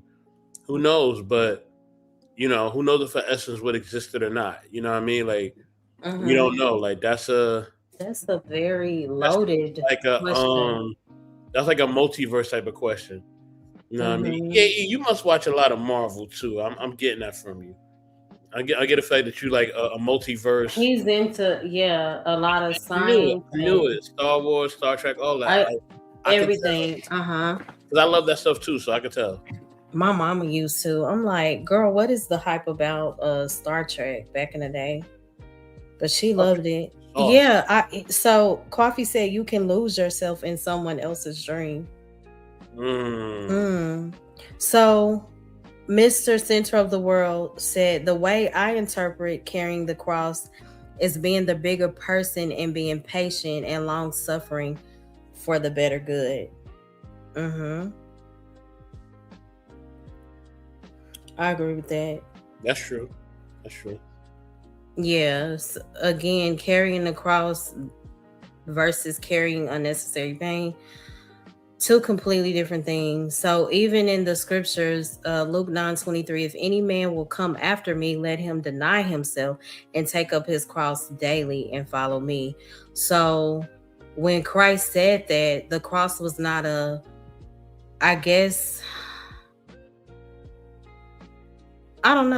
religious symbol. In that time, the cross represented, again, like you said, the suffering, the surrender, the sacrifice that goes along with following him. So the disciples understood the seriousness of what those words meant. Again, that was Christ telling people following him would require dying to the old self. Not a physical death for everyone, but again, death to those very things that keep us bound. Death to pride. The ego is a big one. Selfishness, sinful desire, self worship, things like that. Mm-hmm. Yeah. And people use that scripture out of context. Have you heard it?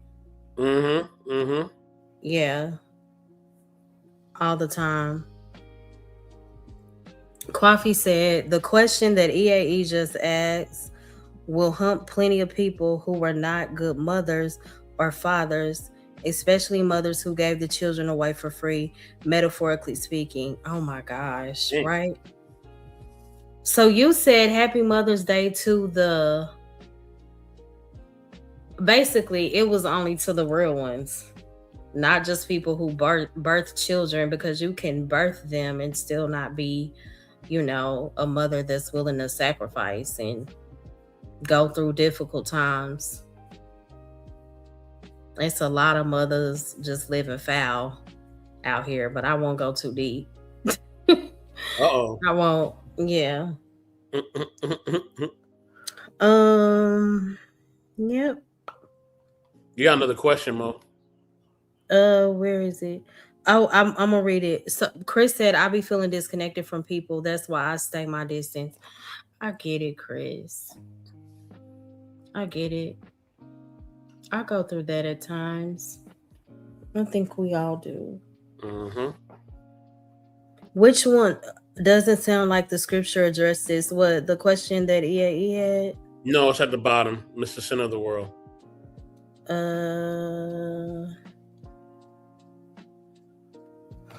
Do y'all believe that a free-spirited person can adapt to a controlled environment? It depends on the environment. If an environment is too restricted, like I'm a free spirited person. If it's too restricted, then nah, I can't adapt to it because I'm not able to fully be myself. You know what I mean? I'm only bringing a percentage of myself in it. The only way I could fully do that is if it's business oriented, but then it has terms involved that I agree to and that they agree to.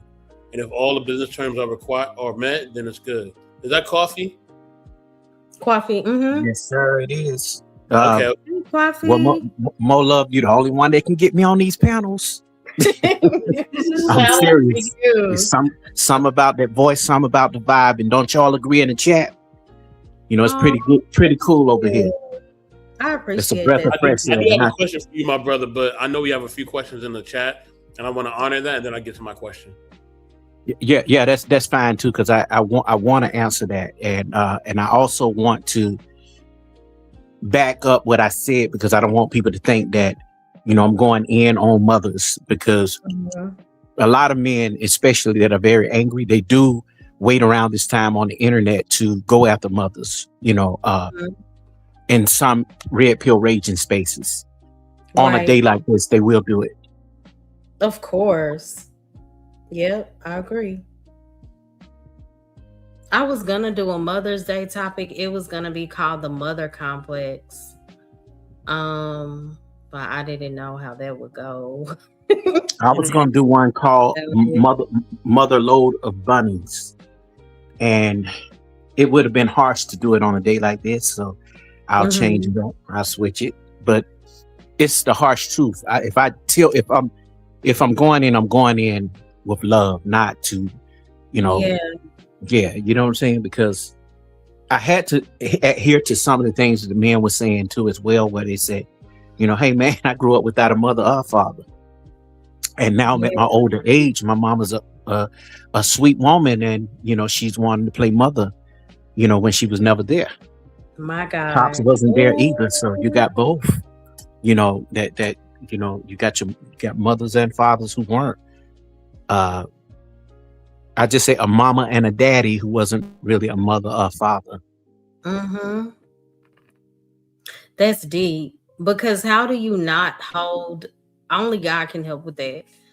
I can only imagine, like, my mom not being there and my dad, and then you want to pop back up when I had to figure it out, and I'm grown now. Well, I think more what it is the stronghold of survival. And a lot of people keep their kids to survive. We talking the welfare check, the food stamps, the social security. Even if they are adopted kids, you find people mistreating children. Yeah. You know what I'm saying? And not really giving them love. I mean, do you love them because of you need to survive? Well, do you have them around because you need to survive? You know, you got people that do that, you know. Yes, that is so true. So I do want Biological mother. and I want to get back to that topic. I do want to answer this question. Did everybody answer Mr. Smith of the World's question though? Oh, my bad. Which one was it? Do y'all believe that a free-spirited person can adopt to a controlled environment? I mean, I answered it. I don't know if anyone of y'all wanted to touch that as well or no. Ask it again, because you said it pretty fast. I couldn't see the comment. Oh, my fault, family. It says, do y'all believe that a free-spirited person can adapt to a controlled environment? That's what Mr. Senator of the World asked. A free-spirited person is a peaceful person, I would think. They're neutral. They don't like a lot of, controversy. Sometimes a free-spirited person just let it go, and sometimes just let God. And I do think that they can adapt. They in a controlled environment, they can adapt just in general because of who they are. It's within the mind and the heart. Yeah, I agree with that. I would say I still have that question up. His question was, can a free-spirited person adapt to, what was the rest? A controlled environment. I would say yes, but it would depend on, I guess, the type of control and maybe their level of self-awareness. I don't know. Well, if it's a bounded situation, like somebody like something evil, no, you can't be, no, you can't adapt to that if you're not that type of a person. Yeah, so it just depends, because I know that a free-spirited person usually values flexibility and just independence and freedom altogether. So when they enter, I guess, a highly controlled environment, they may start to feel trapped. So yeah, I would say it just depends. Did y'all want to answer this question? Good question, Mr. Center of the World. Did y'all want to answer this? What's the solution for the female male loneliness epidemic? I'll go last. Okay. Oh man, we have these topics all the time, but this is a good question because we always talk about, well, not we, because I don't participate, I just listen. People often participate in gender war conversations daily, and I think it's gender banging and really wanting some love, tell you the truth.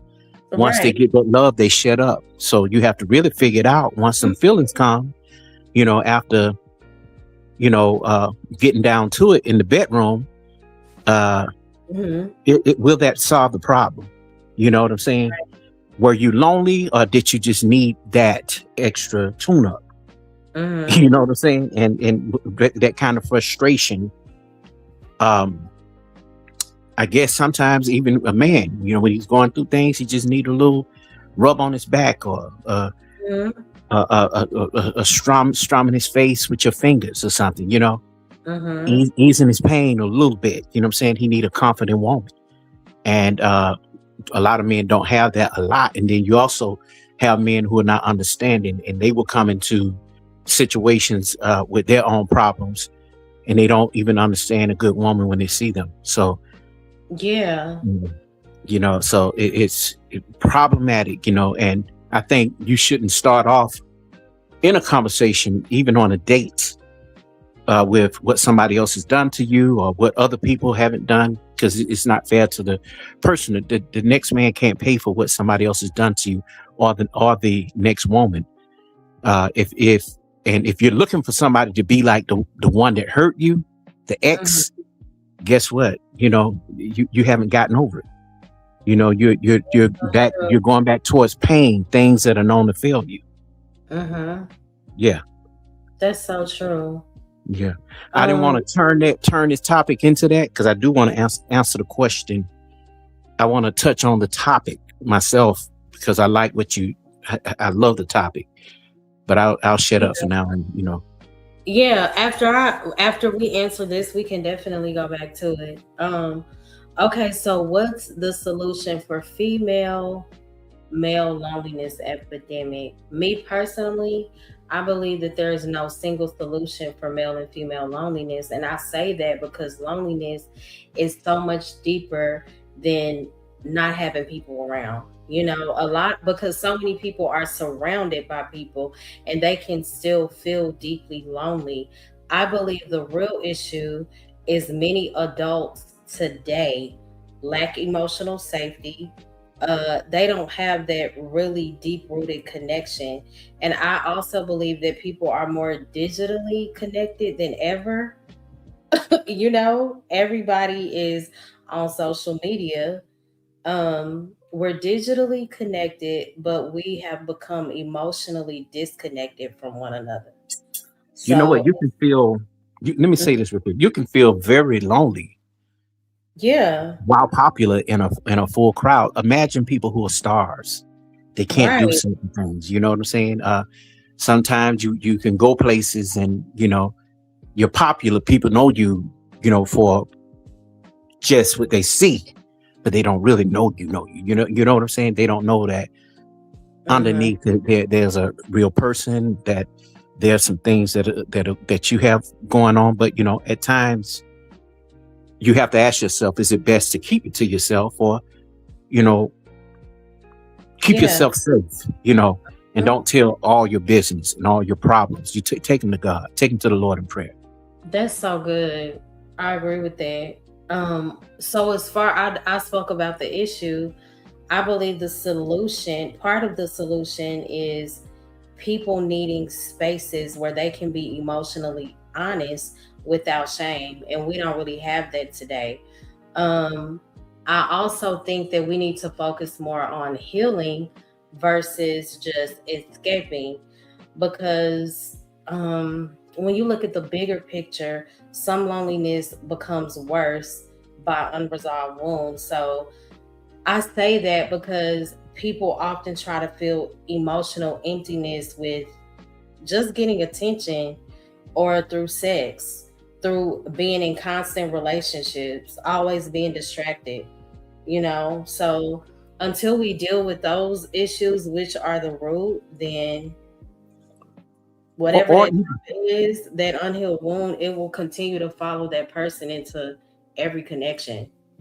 and you know what? And speaking on the online situation, Mm-hmm. seeking validation, people buy themselves into what they think is love and friendships, especially Right. through their favorite content creators.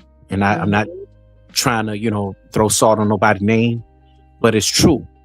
Right. But they need to learn the playbook of it, because if you can't pay your rent and you donating to people that are not just beneficial to you, or Mm. because they're calling your name, they putting your name up on the screen, doing a Mm-hmm. song for you, trust me, stop giving that money and see what happens.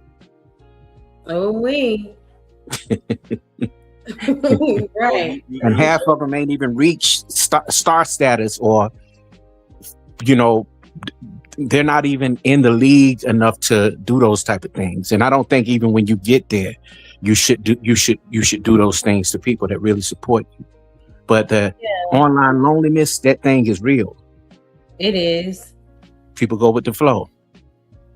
Uh-huh. I would add to it that when we dealing with the female male loneliness epidemic amongst people, Mm-hmm. I will say that, and I would say this just being an addict, and being someone who has dealt with addiction and different things, and family abandonment and parent abandonment, amongst other things, I will say that a lot of times the things that we're looking for in other people, we have it inside ourselves already. You know, that love, that support, you've been blessed with that already. Right. But the enemy wants to blind us and make us feel that we're alone and, there's no love. But all that love and everything else you're looking for from other people, God has already blessed it within you. He's already given all that support on that within you. You know what I mean? So we're looking for other people to give it where we already have it. And it was there all the time. There all the time. Right. You know what I mean? We are the blessing. We are the love. We are the fruits of the spirit. We are those things. All those things are already manifesting inside of us. And we can tap into God and to ourselves in order to get all that. You know what I mean? So we don't do that, and then the enemy keeps us, in confusion. And we continue to chase people and things and substances that are not for us at all. I mean, and then that just leaves us in more turmoil. And I'm gonna say this, and I mean this: the most love and the most peace that you can have is when you really are by yourself. You think so? Yes. Having that self-love. I honestly think so too. So let me say this: is some of the most loving and peaceful times you can have. That doesn't mean knowledge yourself too. Knowledge yourself, knowing who you are. That way you can love yourself. Then you'll be okay. Not saying that you need to be alone. It's okay to include it's okay to include somebody else, but you have to be able to include the right people and not out of boredom. Because trust me, a smiling face could turn into a horrible nightmare. And especially the enemy will play on that, brother. And human interaction is important. It is, but understand, that's that one-on-one time with you, God, and yourself. Ain't nothing like it. I'm telling you, it ain't nothing like it. Yeah, I agree. And you said that I hate to admit that I agree, because I don't have to worry about trying to figure out what another person is thinking. I don't have to worry about, am I being played? I don't have to worry, like, is this person really in tune? But those are the chances you take with love, right? And I'm willing to take them.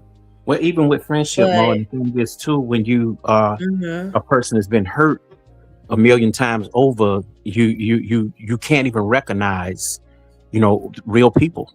You be reluctant to talk to a person, and we talked about this before, through email or give a phone number out without somebody taking it to the extreme, or getting out of order. You don't even know what's business and what is not. That's but you kind of know the character of a person if you've been around. I can know the character of a person, probably maybe give it a good 2-3 months. Or if I've been around you and I just seen you, like, especially online in the space, I kind of know the character of who the person is. I may be cool, but it wouldn't be like on a level of, how we've been in contact, talk about business and stuff. But, as far as that's why I am with it, Yeah. And Mo, what you speaking on about love? See, the thing is, and I'm gonna say something, it may sound controversial, but love is not hard. It's not. Why do some people say, like, I've even heard it's not believers of the gospel on this channel say that love is hard? It's not hard. It's complex, but it's not hard, right? Because it's a scene, and I love this movie. You know what I mean? And I know, and look, I'm a grown man. I do watch romantic movies from time to time. All right. Love Jones. You know what I'm saying? That's one of my movies. All right.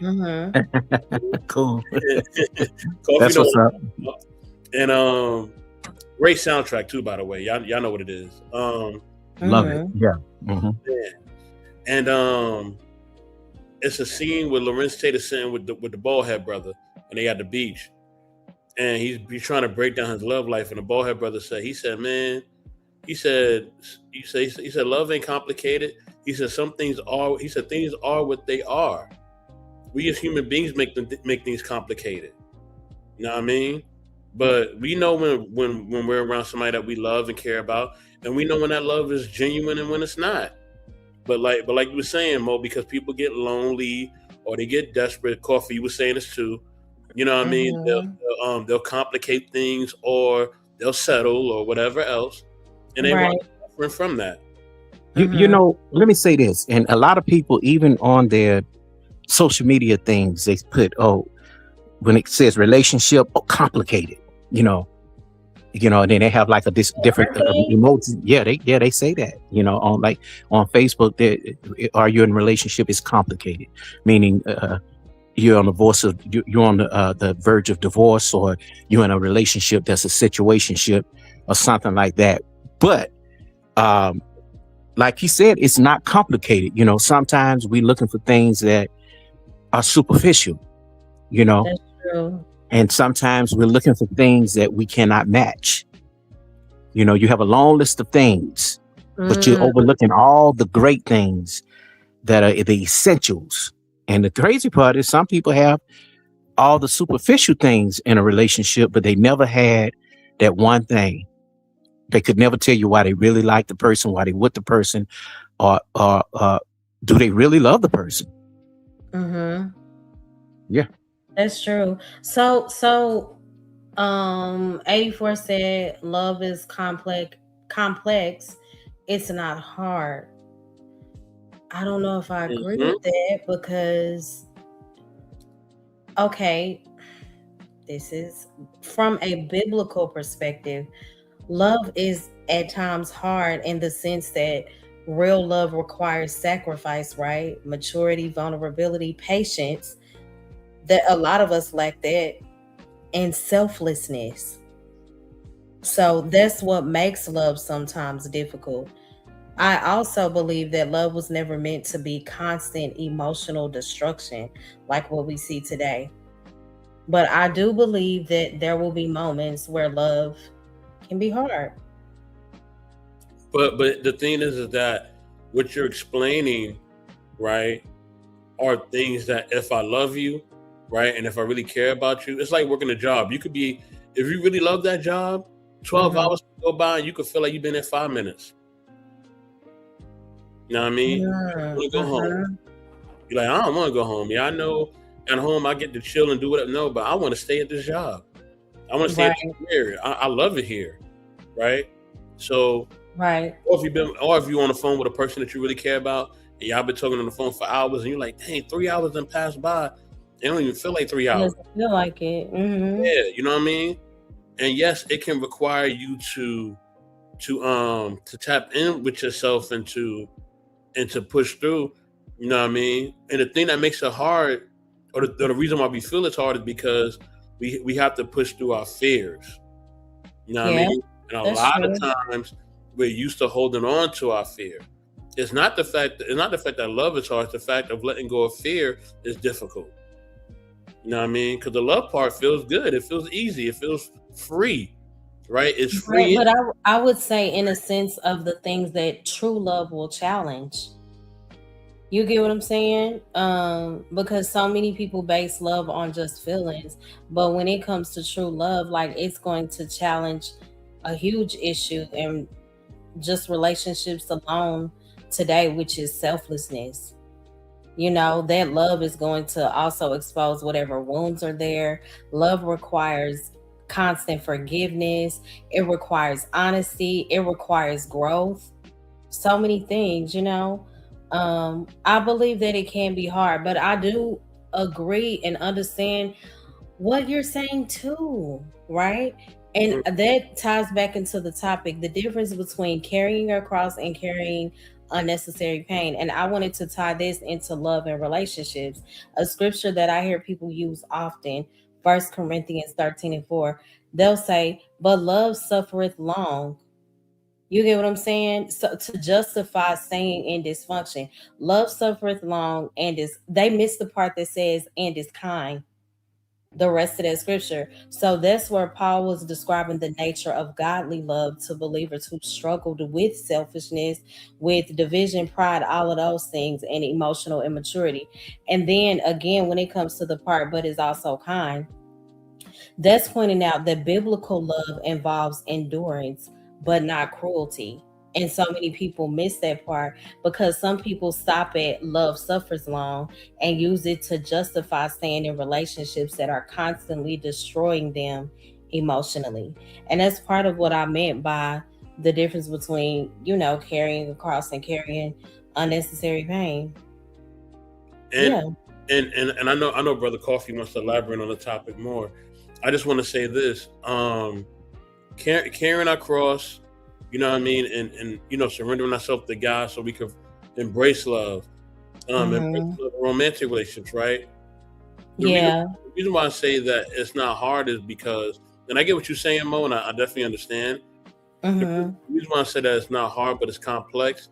The complexities or the things that can make it complex to the point where we feel as hard is our sinful nature, which is accompanied by fear, right? That's true.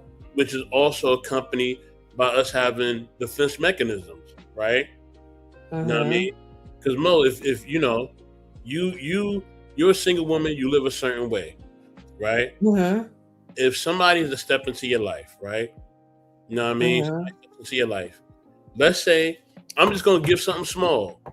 You don't want your condiments in the refrigerator, right? Right. You want your condiments in the cabinet, right? Put the ketchup in the cabinet. Brother A want the condiments in the fridge, right? This is irritating your last nerve because you want the ketchup in the counter. You don't want it in the fridge, right? Plenty of times. But he don't like it in there. He like it in the fridge. He like his ketchup cold. But why not? But why not? But thing is, to keep it out after opening it, it could be kind of unhealthy if it's in the heat too long, or if it's even in the shade too long. So, I guess putting it in the refrigerator would be, the most common thing to do. She's not listening to no reason. She's not listening to no reason. She wants ketchup in the cabinet. Do not put my ketchup in the fridge. I don't care if it's about to spoil, whatever. I'll buy me another bottle. Don't put my fresh vegetables inside. I just bought them. Put them inside the refrigerator to kill them. Yeah, like I want them in a certain space, and now you put them in a different space, and now you messing up the way that I got my routine. Now I'm upset. You know what I'm saying? But that can be a simple fix. I know, but it's irritating you in that moment, though. Yeah. In that moment, it could be fixed easily, but in the moment, it's irritating you. So something just like that, right? Something as small as that can irritate someone. We could fix it easily. I could just have my own bottle of ketchup, and you get your own bottle of ketchup, and it is solve it, right? I don't want us to break up over ketchup. Yeah, but I'm just saying those things can be nuances that irritate you, especially if you're used to living a certain way, right? So once we get past those things that we're used to doing, or defense mechanisms of fear, sinful nature that we're used to doing, now we can start to peel back the layers, and peel back the layers of emotion that's like an onion, or the layers of feelings or fears or insecurities or sinful nature things that we feel. And now we could really start embracing love more and more because we already know that we love each other. So now let's just get past all that other stuff that the enemy has been using to block us from really finding love or even being loved. That's good. And you know what? I wrote a song called Hurt. The verse, and I think I've said it here before. If you don't know what it feels like to be loved, truly loved, then how can you possibly know what it feels like to hurt? And that's a very numb person. That's good. And I might have to have you on that track, Mo. Okay, that will be fire. Female part, like more of a Avant and what's her name? Crazy. What's her name? Yeah, Kiki Shepard. yeah, Kiki. keep it right. Yeah. Ooh, Oh, Kiki White. I'm sorry, that's Kiki baby, Shepard. It's a good song. You'll love it. You'll love it. Yeah. okay, that sounds good. Hmm. It definitely has deep meaning. Yeah. So what are y'all's thoughts on the mother complex? The mother complex, as in like what I was speaking about earlier.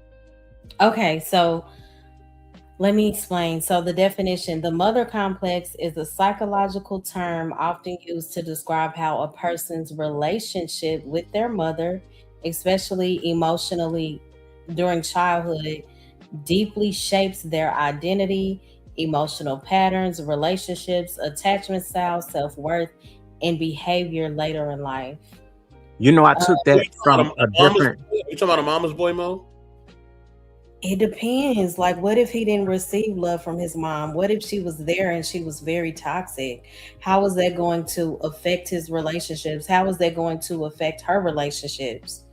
Well, She Mo, saw let's say her this. who was always bitter, or she saw a loving, very healthy mom. Like, how do these, you get what I'm saying?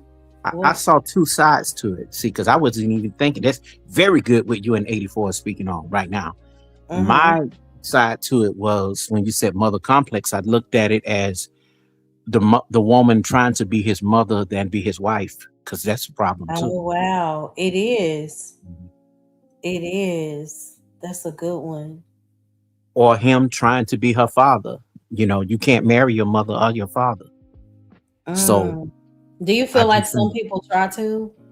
well, I hate to see men say, "Hey, I need to take it." But first, I need to know if you like my mother and my sisters before I take you over to see them, and that's a high regard.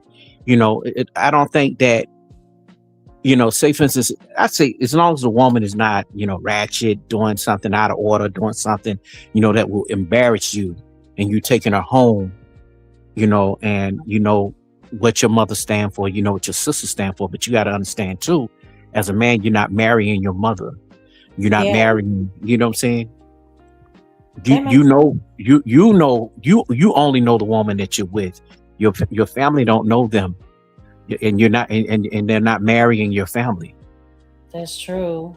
You Do know, you mom, think that mom. that could be a positive though if they've seen like positive women in their lives?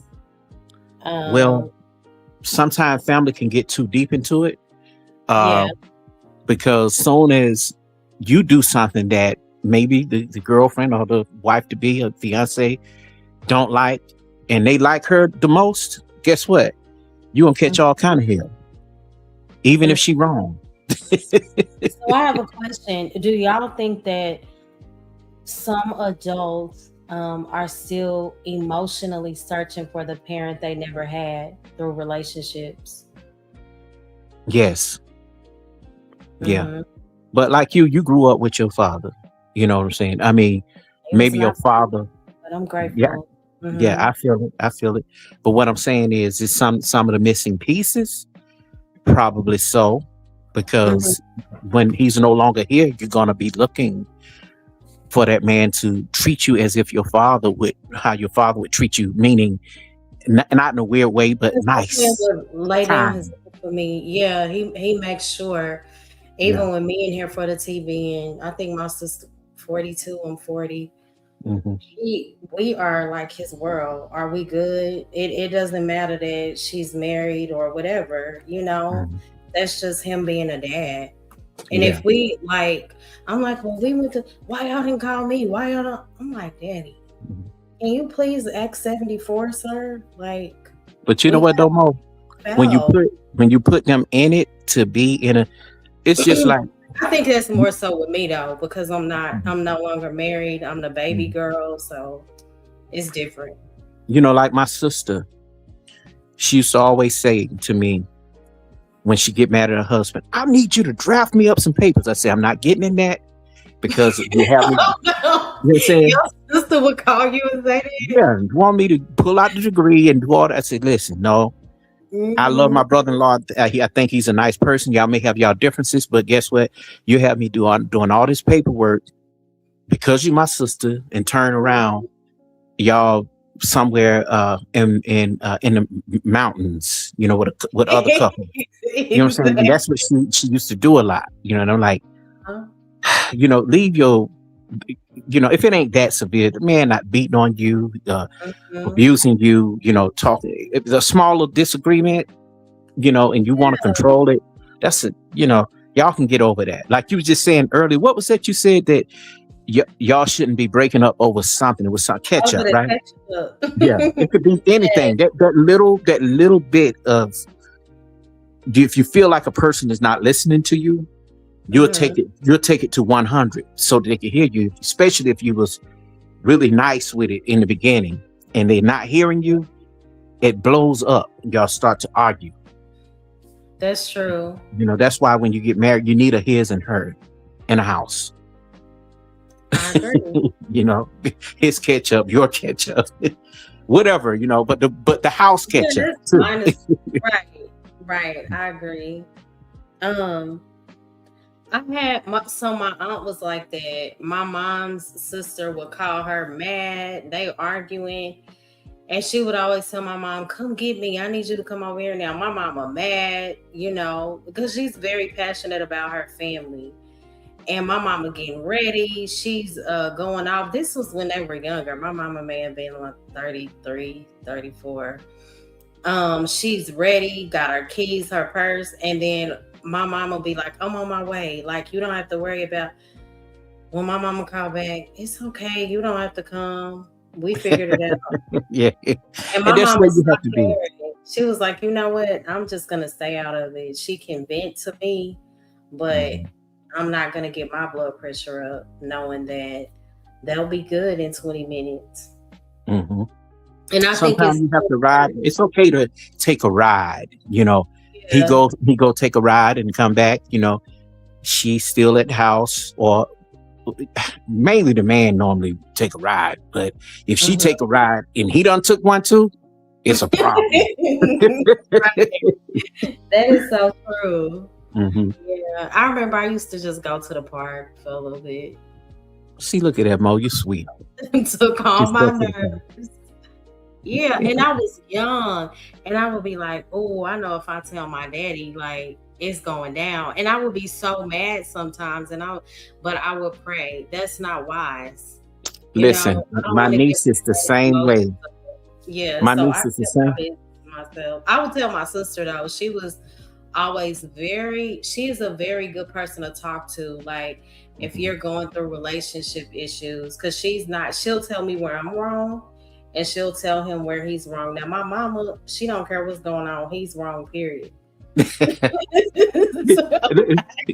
Wow. Let me tell you, my niece was going through that same thing, where she had finally moved out. Her and her boyfriend lived in Buckhead in Atlanta. Nice. Everything was roses. He bought a dog. She was like a stay-at-home wife, almost, like, but she felt like he was keeping her from her dreams of being in tech or being a nurse, whatever it is she was trying to go to school for. And she was trying to graduate, and she finally graduated, but he didn't want her to go to school. And a lot of men have a problem with that, and I think that he had an insecurity thinking that, she was probably talking to a guy at school. She said, why don't you go to school too? We both can go to school, He didn't want to do that. But at the same time, they would get into a little argument, and she would call her daddy and her brothers, and they all getting ready to come over, pack up and just come. When I say pack up, you know what I mean. I know. And then as soon as they get there, if you hit him, I'm going to press charges on all y'all.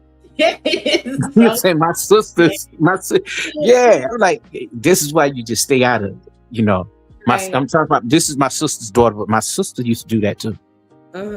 What's so crazy is when I went through my divorce afterwards, my daddy is so, I would just say, mature when it comes to our relationships. He would be like, yeah, so-and-so. He called me like 2 or 3 times.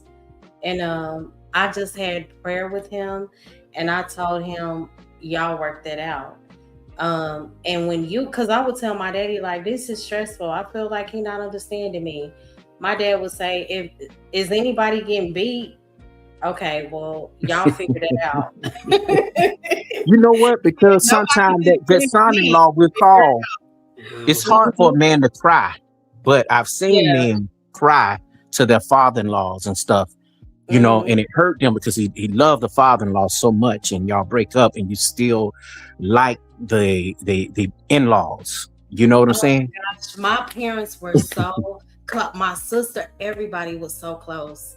To my, we know when I was married, they adored him. It was, my parents took that hard when we, broke up. It was tough. Mine didn't. They were happy. And it's so funny. But the thing is, though, when you love somebody and you're real young, nobody can't tell you nothing about them. And I was That's one of those dudes, you know. Mhm. And when I came into this space, I started to hear a lot of guys talk about their problems and their issues. I wasn't one that got on panels quickly and Mhm. started spewing out my red pill rage. Did I Mhm. have it? I had it silently, but I knew when to turn it off because I was like, I ain't got half of the problems that these guys got, so I better count my blessings. You know what Yeah. I'm saying? I mean, I wasn't that big of a fool or a simp. But when I listened to their issues, I was like, man, I mean, it seemed like you just tried to make something work that wasn't going to work. If she tell you, she don't want you, or and I know, and I think what it is yeah, man, but I bought her $50,000 car. I did this, I did that. You know what I'm saying? Hey, that ain't gonna keep her around, bro. It's not. It's not. Yeah, you got just like you charge it to your credit card, you got to charge it to the game. No we. Mm. I'm gonna use that. So I'm gonna see if y'all can replay this. But Mo, hold on. Can I say one thing? Mm-hmm. And it's crazy because in relationships, you never know what's going on. You never You really know what's going on don't. in these households. Like you may see like somebody's spouse out with somebody else, and you're like, man, that person creeping around, they doing this, that, and the third. And then you go off and tell their spouse, and then that person wind up cursing you out. Mm-hmm. And you like, I'm trying to help y'all, but you never know that they probably both doing some freaky stuff on the low, and you don't even know. That's true.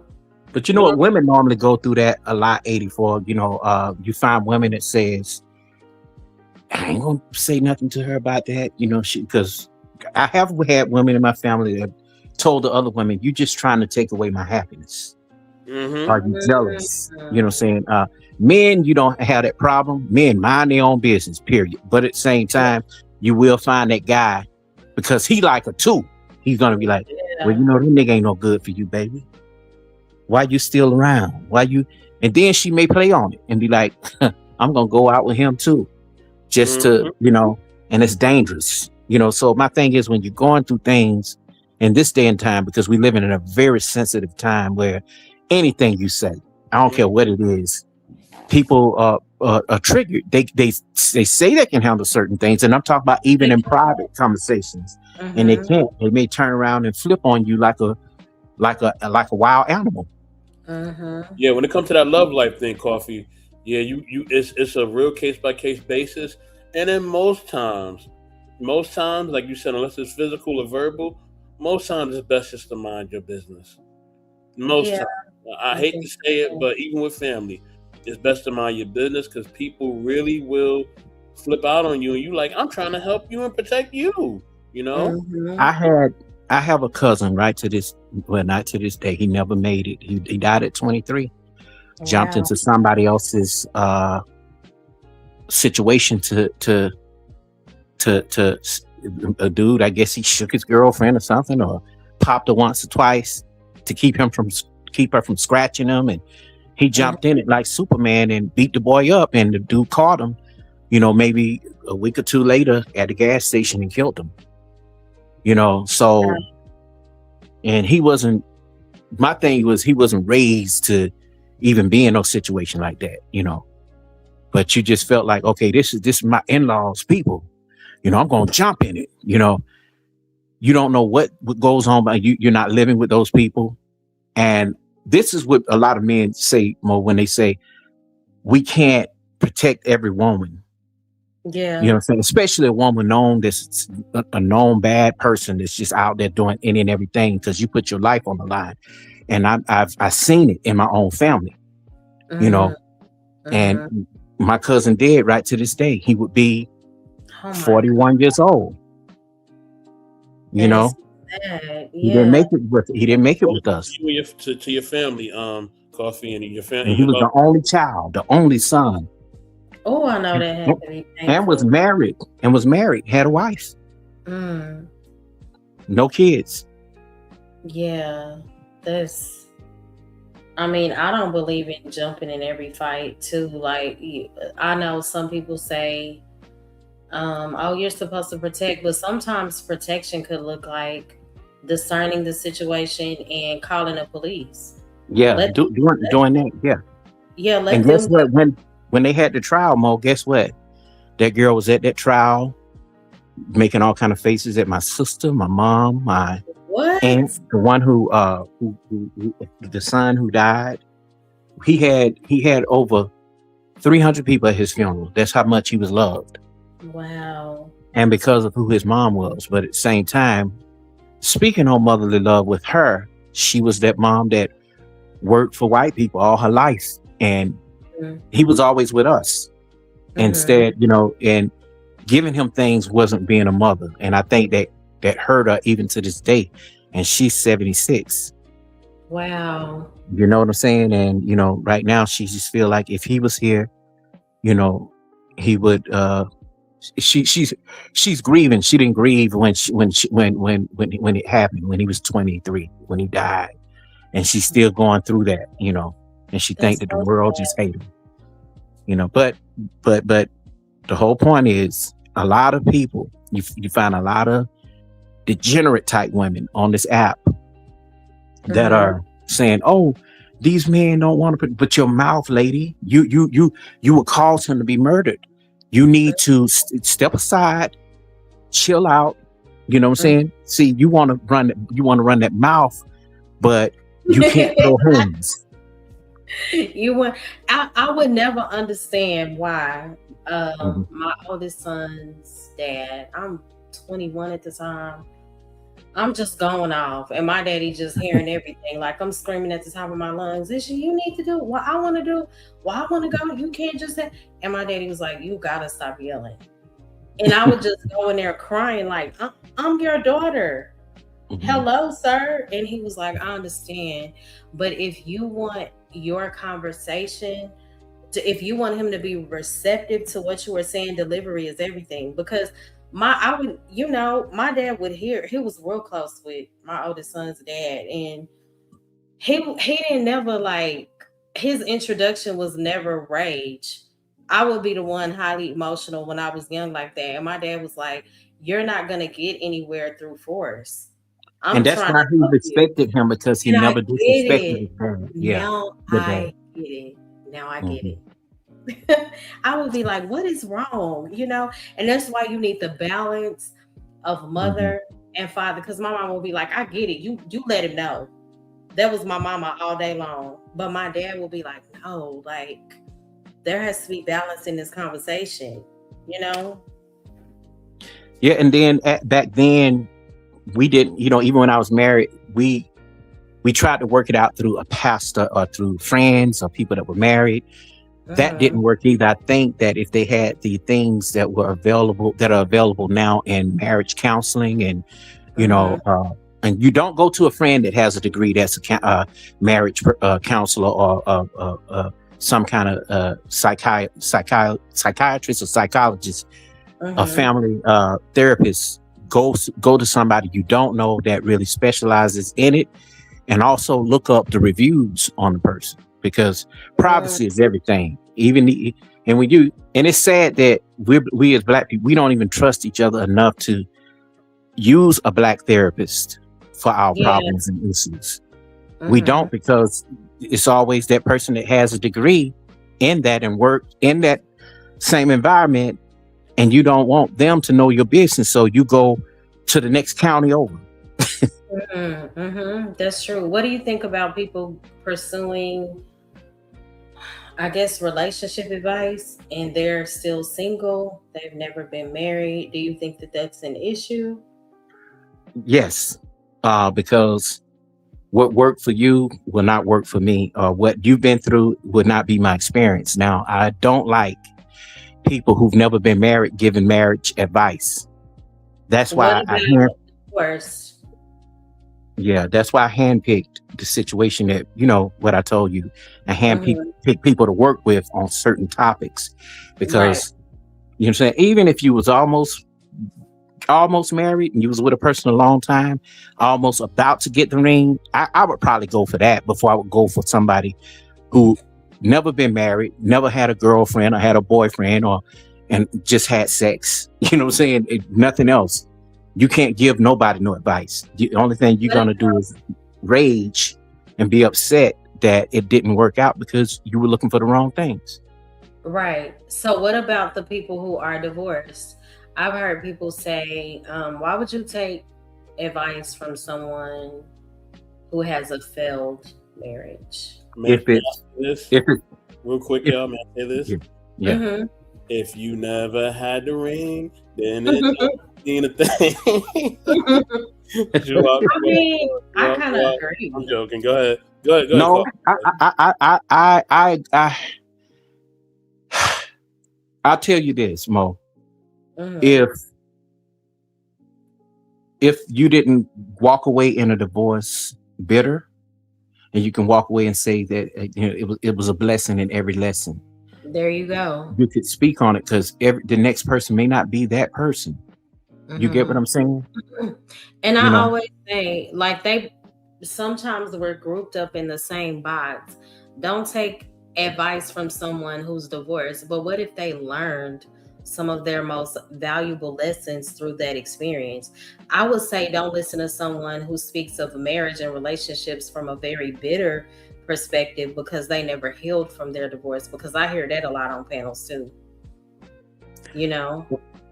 all these dudes that say don't get married, I say, man, if you're young, uh, uh, try it for yourself. Get the Yeah. lessons that you can get here from men who are married, and there are some old fools out here that be on the Mhm. internet. One of them is an accountant that I know that be in the black manosphere, and I'm like, why you not teaching these younger dudes how to gain a career? Tell them the playbook that kept your marriage 30 years and made and made your daughters all the precious daughters that they are, but you won't let them date none of your daughters though.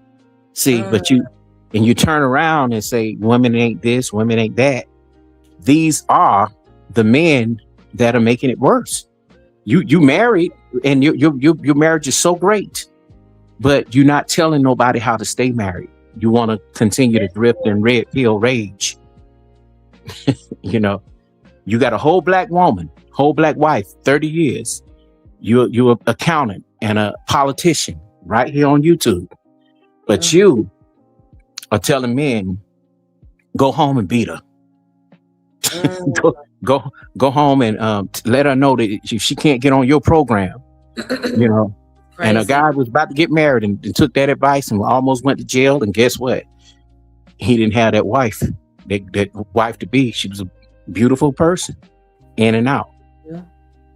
And you know another thing, I know 84 is married. This is not a shot at the married people. I'll be blowing up my spot, Mo. You know what I'm saying, son? But I will say this. I will say this. We don't talk enough about toxic marriages and how sometimes they survive off of appearance and not peace. You get what I'm Mm. saying? That's playing house. So yeah, and they point out divorce or singleness as if it automatically means failure. You get what I'm It's saying? just like Beyonce say, put a ring on. If you like it, then you better put a ring on it. And at that time, she's telling him, hey, don't. I guess, and this was before she was married, right? Did she come out that before she was married, or was she married when she came out with that It song? was kind of around the I think same it was timeline. before. Single Yeah, Yeah, it was ladies, yes, before. single ladies. yeah. And it was just so It was weird kind of to like a hear. little bit after she got married, I think. Coffee. That was before. I promise. Oh, okay. So 100% that sure. I used to follow her like to a T. Yeah, that was crazy though. Mhm. I guess those were some things she was speaking to her now husband. Hey, look, if you can't do this, you got to, you got to put a ring on. I'm Beyonce, Yeah, but still, he still cheated, didn't he? of course. They all do, don't they? I don't know. I didn't. Oh, that's that Mo Thug coming out. I hear it.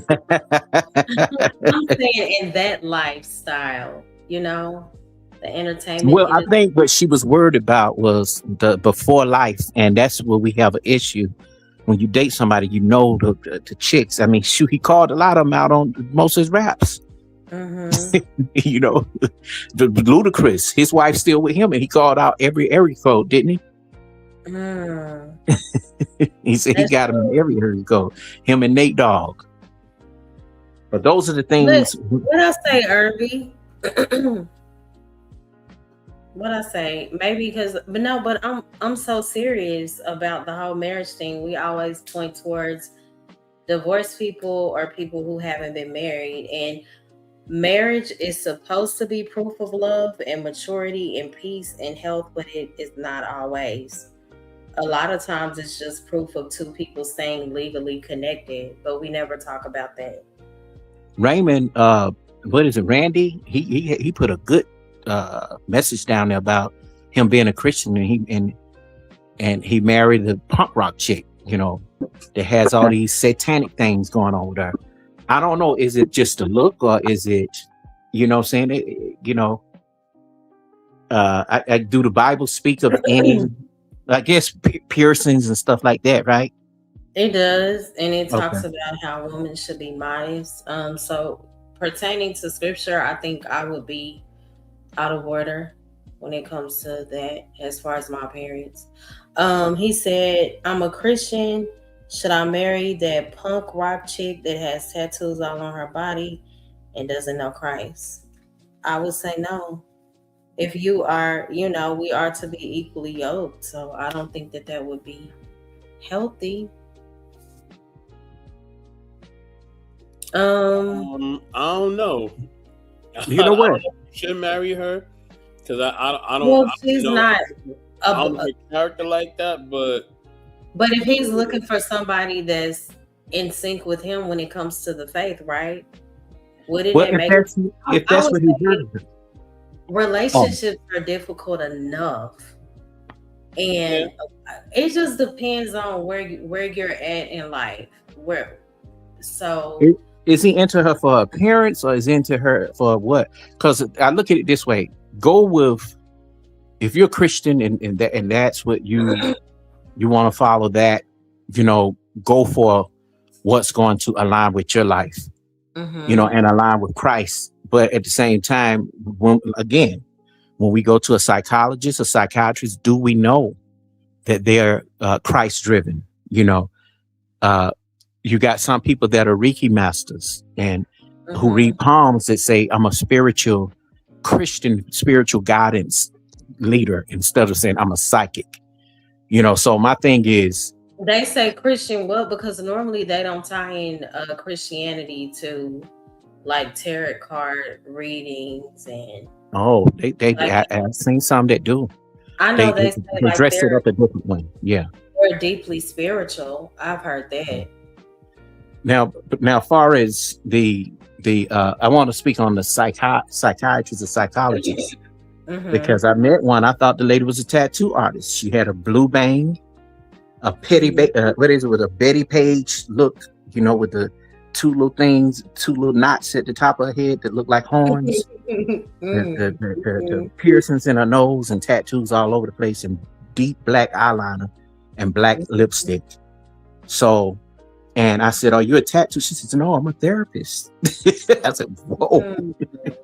So you do wonder, even in that, what was wrong with her to do all the tattoos and stuff? Maybe was she addicted to them? Did she like them? Is she satanic? Right.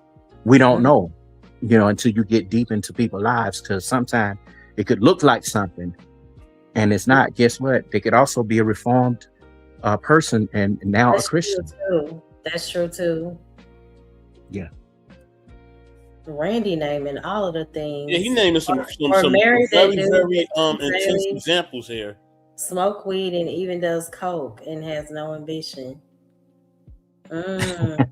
He need Mo. What I want to do whenever you get a chance after I air what we're doing out, Mhm. I want to do a stream together on some things, some blasts from the past, streams where even a friend of mine, he used to be on YouTube, and he had a list about the problematic woman, Mm. and he had a list of everything from if she wears weave, eyelashes, Mm. uh, all and this same stuff started to come out, and he went into why it was unhealthy. He went all the way down, broke it down to the science of I the would have products of the loved to indulge because I get so tired of some of these men. And I would also pull up a picture of me with my hair in a natural bun with my full long curls with no makeup.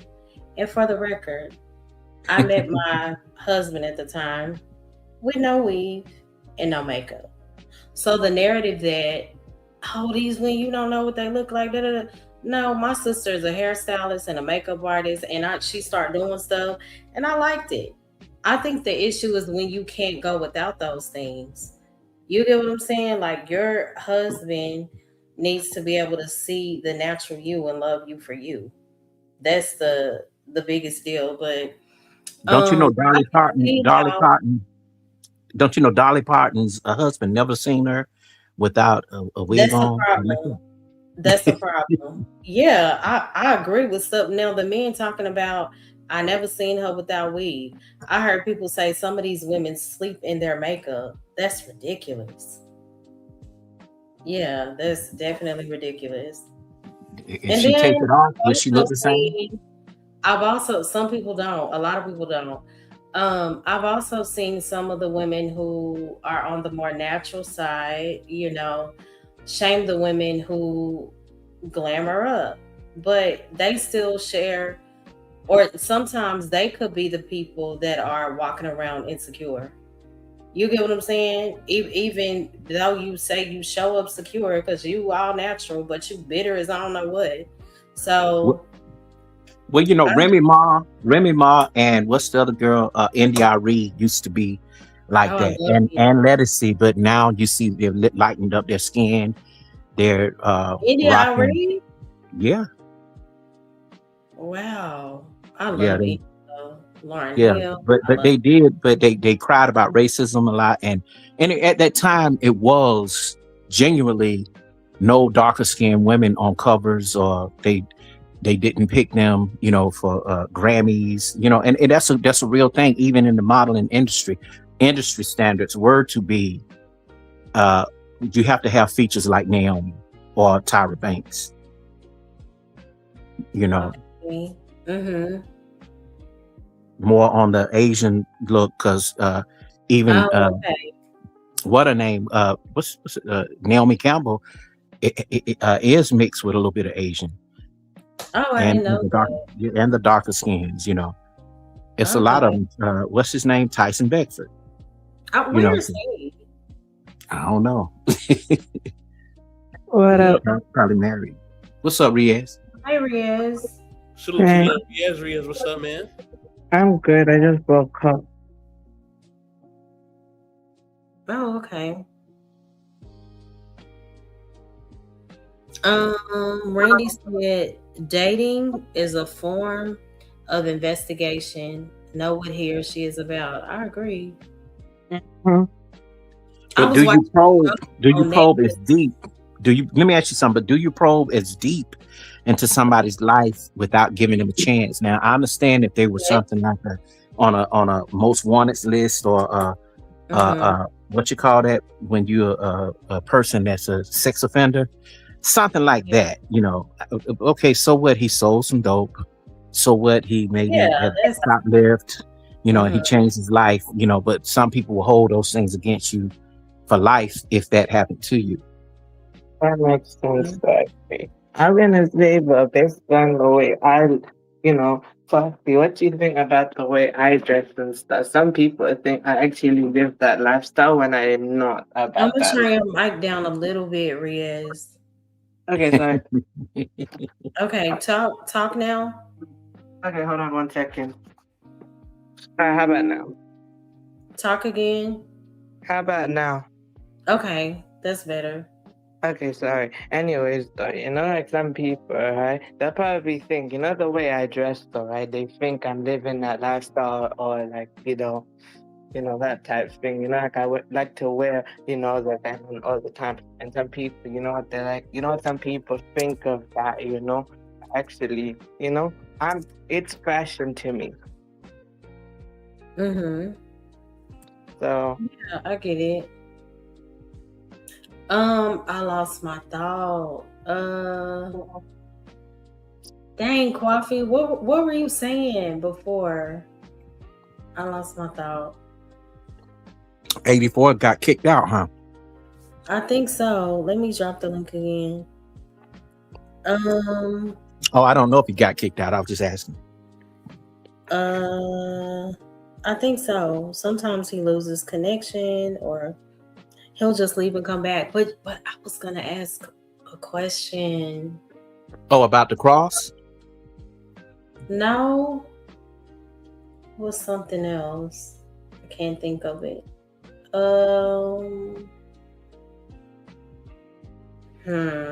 It'll come back up. It will. But I do want to address the difference between carrying the cross and carrying unnecessary pain. Mm-hmm. I think they both, in some people's eyesight, they would be considered double negatives. To me, and if it's biblical, I don't think it's negative, because for one, he would not come down from the cross just to save himself, but he did to save us. Mm-hmm. He bared that cross, and the cross is, and for him it was pain.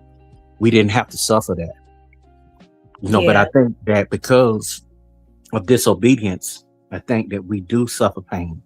The things that we talk about daily here, there's pain. We are so,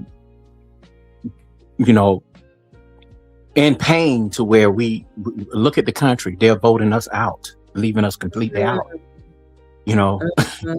And it's just that bad, all for the sake of love, but we don't love each other. That's so true. Look what Randy said. He said, when I date and she has all the accessories on, I know she doesn't look the same without the extra stuff. Weave, fake eyelashes. I think of the scene from I'm Gonna Get You, Sucker. It's so funny. I don't remember that scene. Yeah. I can't hear you. Okay, you sorry. Sound kind of muffled. How about now? Yeah, just keep your mouth to the phone. Right. So basically, what I was saying, is I agree with you, correctly, on basically what you're saying. Difference between carrying the cross, carrying your cross, and carrying unnecessary burden, though, as well. And I agree with that. Because look, I keep it real. Sometimes though I do that though, like my empathy. Some people are like empathetic, they have the empathetic nature, but like the double empathy thing though for me, but right, man. So I can't really understand. Is it just me? Can you understand Riaz, or is it kind of? Yeah, I understand him. I just think you're going a little too fast. Just slow it down, just a little bit. But let me interject on that part. So before we get off into other things. Now, when I said about what I agree with the unnecessary pain is we as human beings, we choose pain. We do. He didn't have a choice. And my thing is, if pain all we know, that's what we gravitate towards. That is so true.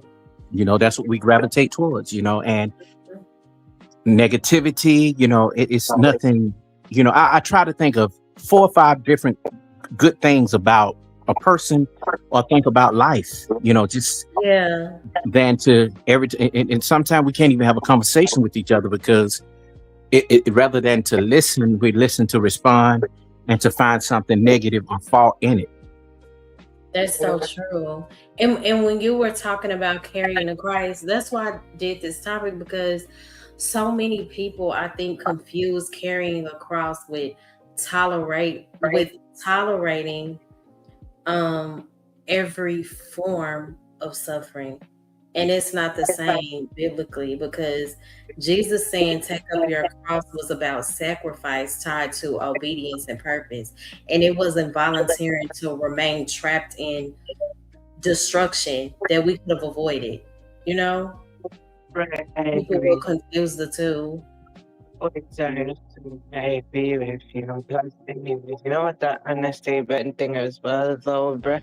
I was gonna say that um oh, wait, that's it. I remember now. So the unnecessary burden bit as well is like, you feel like, if someone else, right, they commit a crime or sins and stuff like that, but it falls back on you and that type of thing, though, even though it's not your fault, but you feel like you're carrying the weight of their mistake, even though, you don't have to carry. It's not your burden to carry, but sometimes though the nature you have still kind of makes you feel like you have to. It's draining. It's very draining. And the thing is, what you have to do is not take on other people's problems. You don't owe them that. You know what I'm I saying? agree. Be a I friend think and listen. I agree with I'm gonna you, let you but go ahead, Coffee. Yeah, be a friend and listen. But when I hear people, when some people get on panels, I ain't gonna lie, on YouTube, the energy just goes down. I turn the channel when they get on, because I'm like, nothing positive. They would Debbie down a very good topic just to come up and not talk about anything good or worth it, Yeah.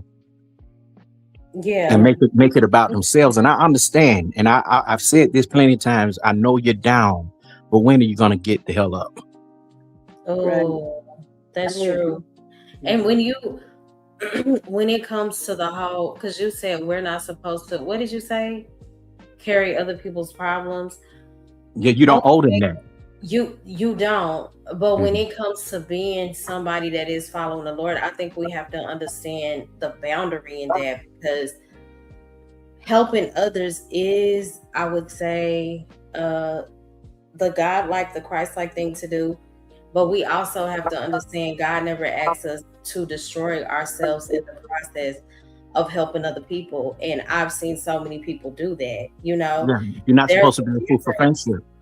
Yeah, Right. there's a difference between compassion and self-neglect. You know, Wow, um, that's good.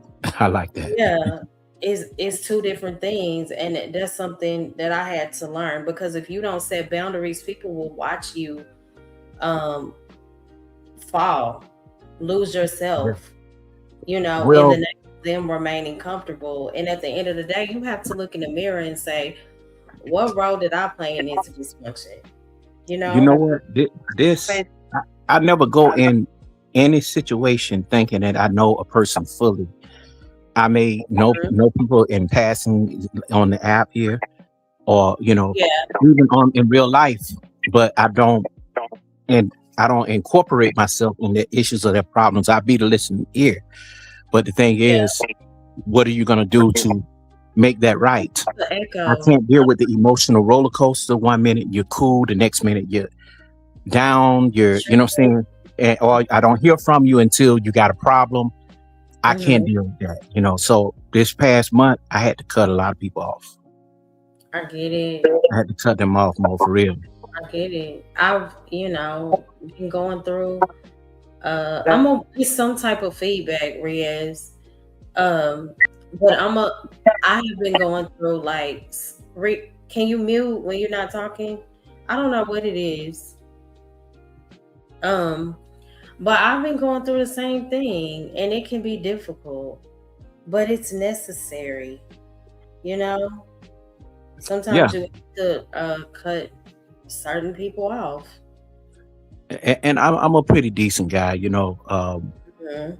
I I if you will if you're a dude and we cool, I try to be cool. But if we ain't got nothing in common, I don't see no, I don't have a lot of men friends. You know what I'm saying? I don't. I used, like school, college, and different things, men stuff. Other than that, I need to know why you're in my life. Now, even with some women, I had to pull back and say, listen, you're not talking to the simp dude.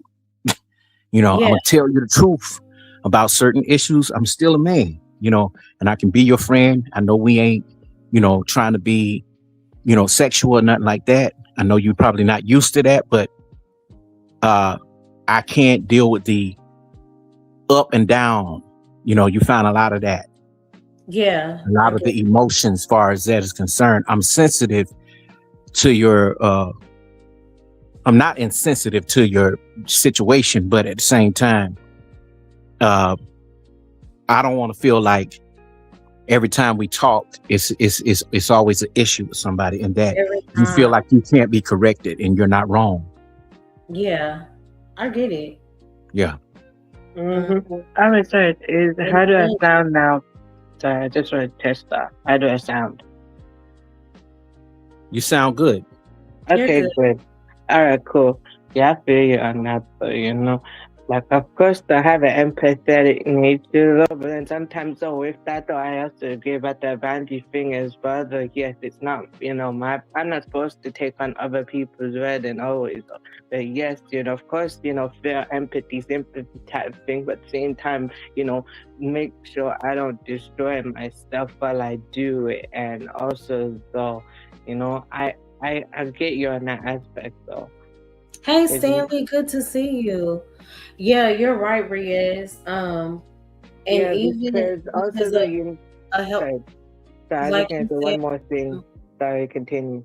Sorry, I was gonna say the last thing I was gonna say before you continue is that also though sometimes though I try not to do that, but your natural nature though, the way you were created though, just sometimes kicks in and stuff like that. Not saying no, it determines or controls you though, but sometimes you can't help it. Yeah. Okay, you can continue. And the part where the scriptures talk about bear one another's burdens, Galatians 6:2. Then in Galatians 6:5, it also talks about each one shall bear his own load. So that shows there is a difference between helping someone through hardship versus living their life for them. So again, and that's the importance of understanding the true definition, because a burden is something that is temporarily heavy. You get what I'm saying? A load is personal responsibility. So a healthy person has to understand how to basically help someone without also abandoning themselves. Yeah, for each one should carry their own load. Yeah. I mean, right. when a person is down, you are supposed to be there to minister to them, to nurture them. We're supposed to be there. Yeah, if they sick and shut in and all of that. But you even got people that are very sick. You say something about your back, they're gonna say, "Oh, that's not nothing." Yeah. I got 5 or 6, 7 screws and rods in my back and in my spine, and they just stay slumped over. But you also got people, meaning, I'm just saying, somebody, you talk about your sickness, they're going to make their sickness even worse. It's like it becomes a competition. Yeah. I've seen that. And that right there weigh you down too. So that's another form of taking on other people's problems and issues just by listening. Yeah, I agree. That is so true. Yeah, and it's hard when you're the person that is very loving, giving, you sacrifice so much, and the other person that you're helping and pouring into would not do the same for you. Yeah, but the thing is too, you can't go in even expecting that, long as you did your part. That's true. Biblically, what I learned about life is you don't respect people because they're older. You respect them because they're human. That's good. And if it's nothing more that I could do, let me move on and continue to do the good deed for others who need. You know what I'm saying? Yeah. Because there's some people you could do a whole bunch for, they don't appreciate it. And the reason why they don't appreciate it is just simply because they can't miss what they never had. Some people ain't used to certain things. Right. You know, and they have to suffer a little bit longer. That's you true. know, I don't like to see people suffer, but it ain't gonna kill you. You know, I know some people that, well, I don't know people, but I've met some people interviewing them just on the street living in tents out here. And homelessness is a real big thing. You in Cali, right? Yes, I am. Yeah, I'm in San Francisco. Okay. Yeah. So what was it like? Were they like, did they appear to be in a state of hopelessness? Were they pretty content? Because I know some homeless people Are they content. seem to be, yeah. Well, out here it's not a black or white thing. You got more white people that are homeless, but and it wasn't. And sometimes it is a choice to be, simply because it's like, hey, I make the money here. I make $200,000 a month, but I'm going to stay in my RV. See, an RV is still considered homeless because you don't have the. Yeah, I think, you know, like a drive around RV, you know, like that. Because you don't have the essentials. You're still going to have to rent a storage to put your clothes in. That's going to be like a closet. I interviewed a person like that. So I have a question. Do people have like washers, dryers in their bathrooms, bathtubs? like in a trailer? Like living in an RV, because some people really live in RVs. Yeah, and what you can do, you can go to a lot and get it connected, you know, maybe for a month, but you better take as many baths as you can, because if you don't pay that rent on that lot, you know, you're not going to be a permanent person. But there are some people that already have that lifestyle in place. They're used to living that lifestyle. You see truckers, you see a whole family that live that lifestyle because they want to travel.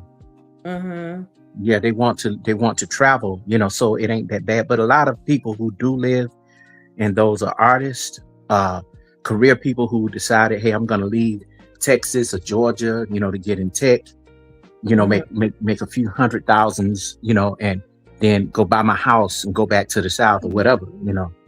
And that's what a lot of them do. It ain't nothing wrong with that. You even have Indian families that come all the way from India to come to San Francisco, get in tech.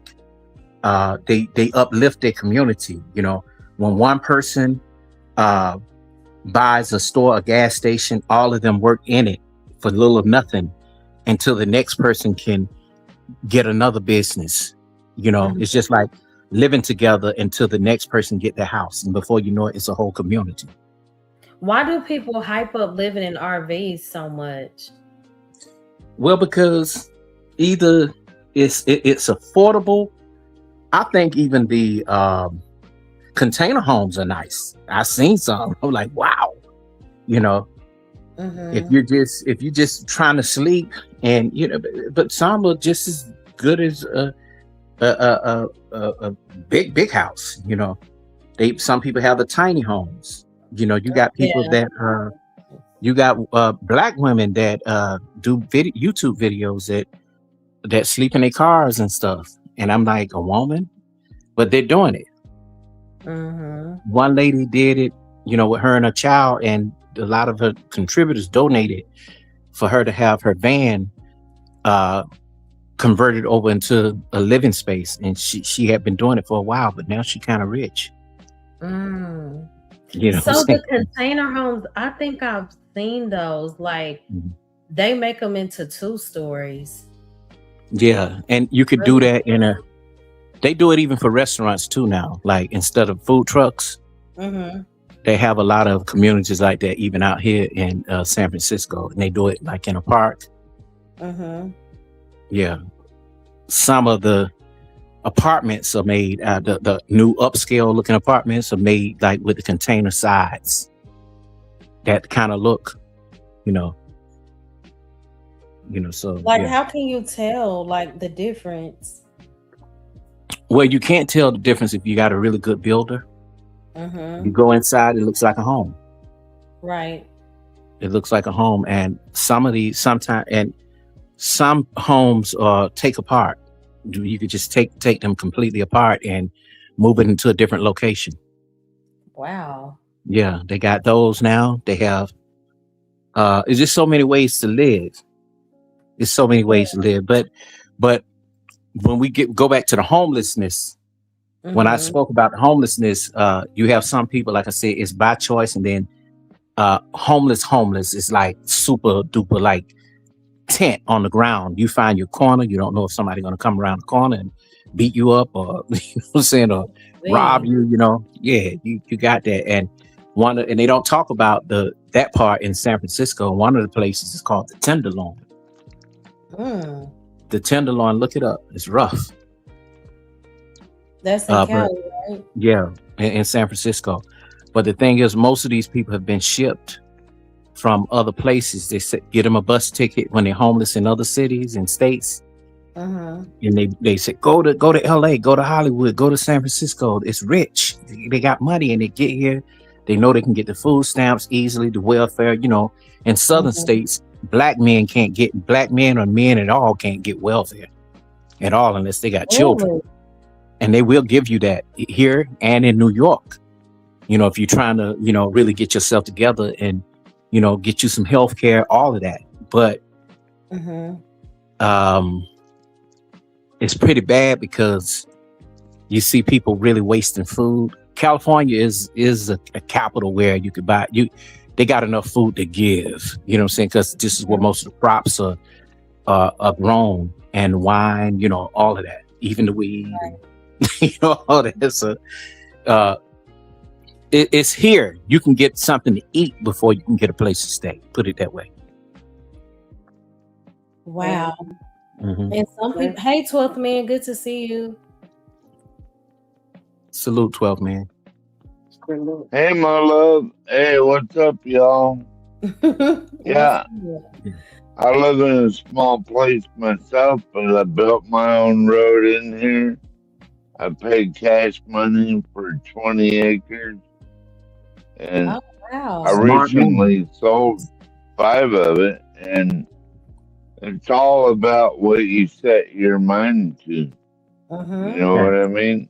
Like, of course. See, a lot of men like us, we can survive out there, but I haven't really seen women out there like that. I mean, if you did Boy Scout, you did military, some kind of any survival tactic skills, seeding, what is it called? They have a lot of channels like that now. Yeah. Yes, a lot of them like that. They teach you how to survive, Yeah. I built my own road and everything. You did. That's good. That's cool.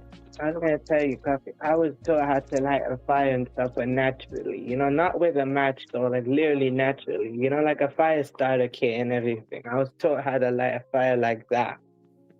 Yeah, me too. I went to Boy Scout. Yeah, but basically, I do this. The course I told you about that I'm doing. They actually sometimes they'll take me to this place, right? It's like this place, right? There's this place, right? In the area, right? I'll go there, and actually, though, it's like outside type things. So it's like the last course thing, man. So they teach how to light a fire and stuff. But man, it's very frustrating and stuff. So there's 2 ways to do it. You have like a fire starter, or you have this flint and steel method though. Basically, the flint and steel method though is like the most frustrating method though to actually start a fire and stuff. I could create sparks, then also though when you actually hit the flint and steel, you're supposed to actually hit it, in a type of way though, where actually it's going to create sparks, but it takes longer to make a fire. So I had to use this other one, the fire strikers though. And it was much easier, but then also though it kind of got frustrating as well because you're supposed to angle it a certain type of way. Supposed to angle it. My dad, I think he thought he was teaching me, and I'm like, I don't know what you're doing, sir, but I think that is so cool. But I still didn't learn how to do it. Yeah. That was like, this is Well, trust me, I was super frustrated while I was doing it, but I kept going and I kept trying. And they make it easy now with like the big torch lighters. Mm-hmm. Like you can light a fire anywhere with a torch lighter. Yeah. Yeah, no, but also the cost, you can also do, the cheat what you can do with the fire striker, right? What you could do is you put the, petroleum jelly, right? You just basically, petroleum jelly, just put it, somewhere there, right? And then while you do it there, you basically strike it, and when it hits this, when it creates, But wait a sparks minute, and stuff. are you putting it on a twig, like on a Yeah, stick, and then lighting yeah, it? Okay. yeah.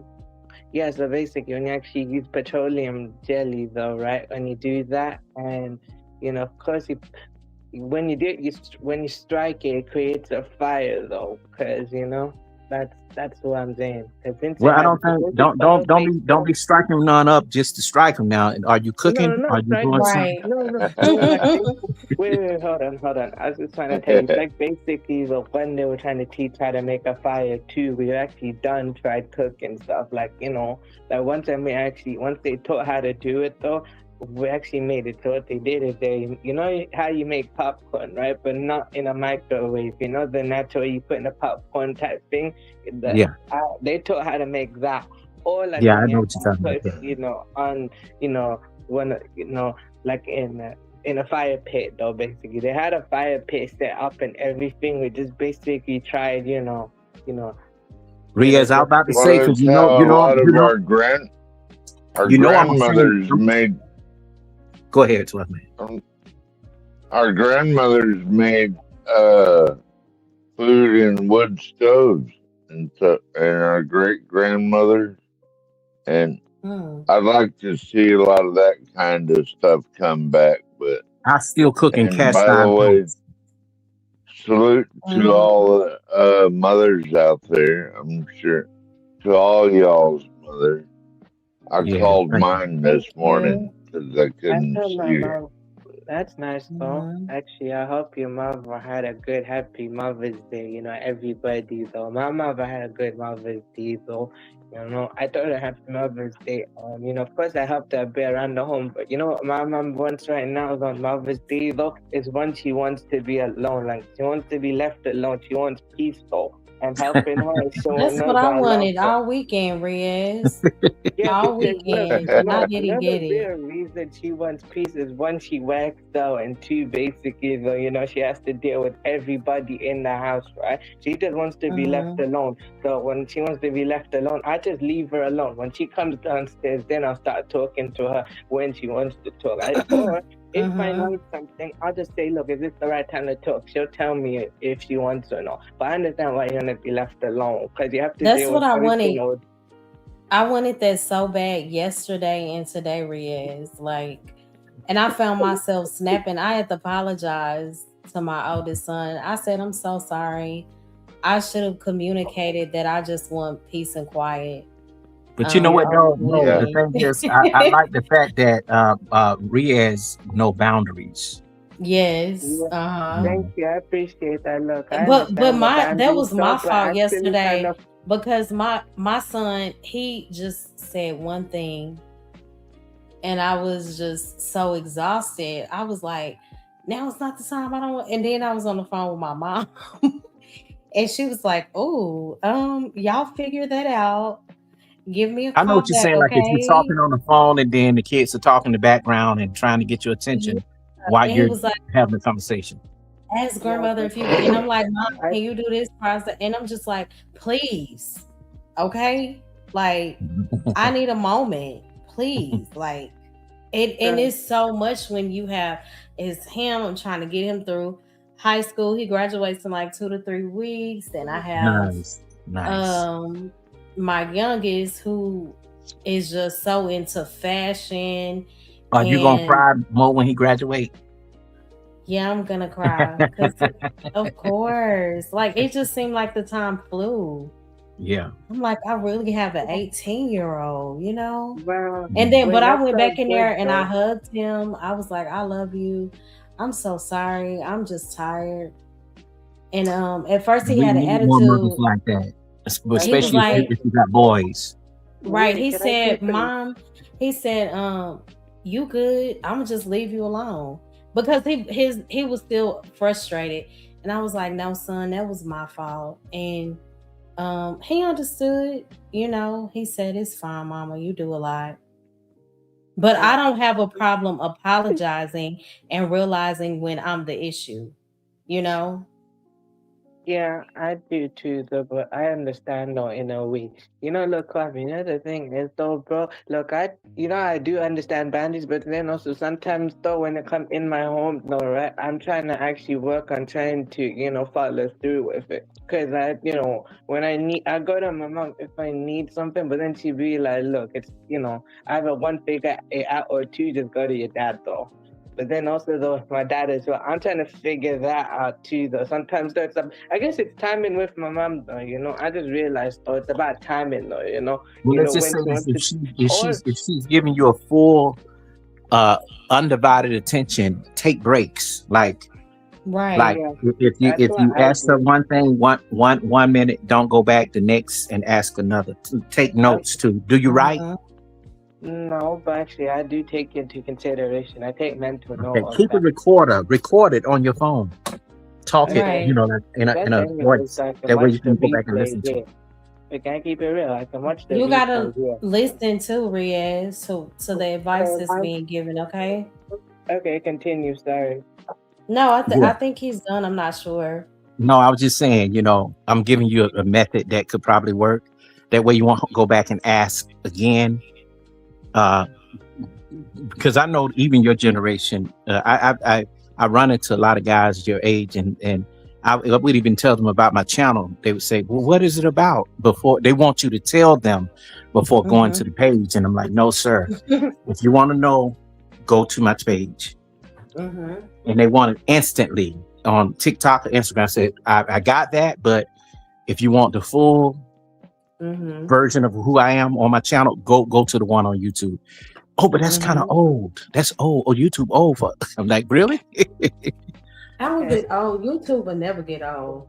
I don't think YouTube is never old though, to be honest. I don't I think it agree. will get old, but some of these degenerates, they taking advantage of it the wrong way, and they're gonna make it bad for everybody else to where people are gonna have to pay for it.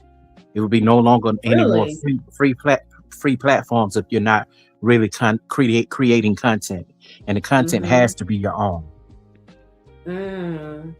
Okay. Wow. They already got rid of a lot of channels for that. Wow.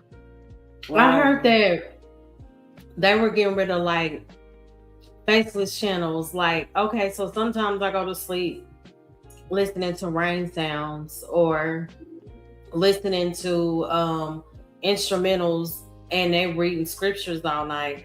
They said that they're getting rid of a lot of channels that just upload a photo and basically play rain, and they getting millions of views off that, and they're not really having to put in a lot of work.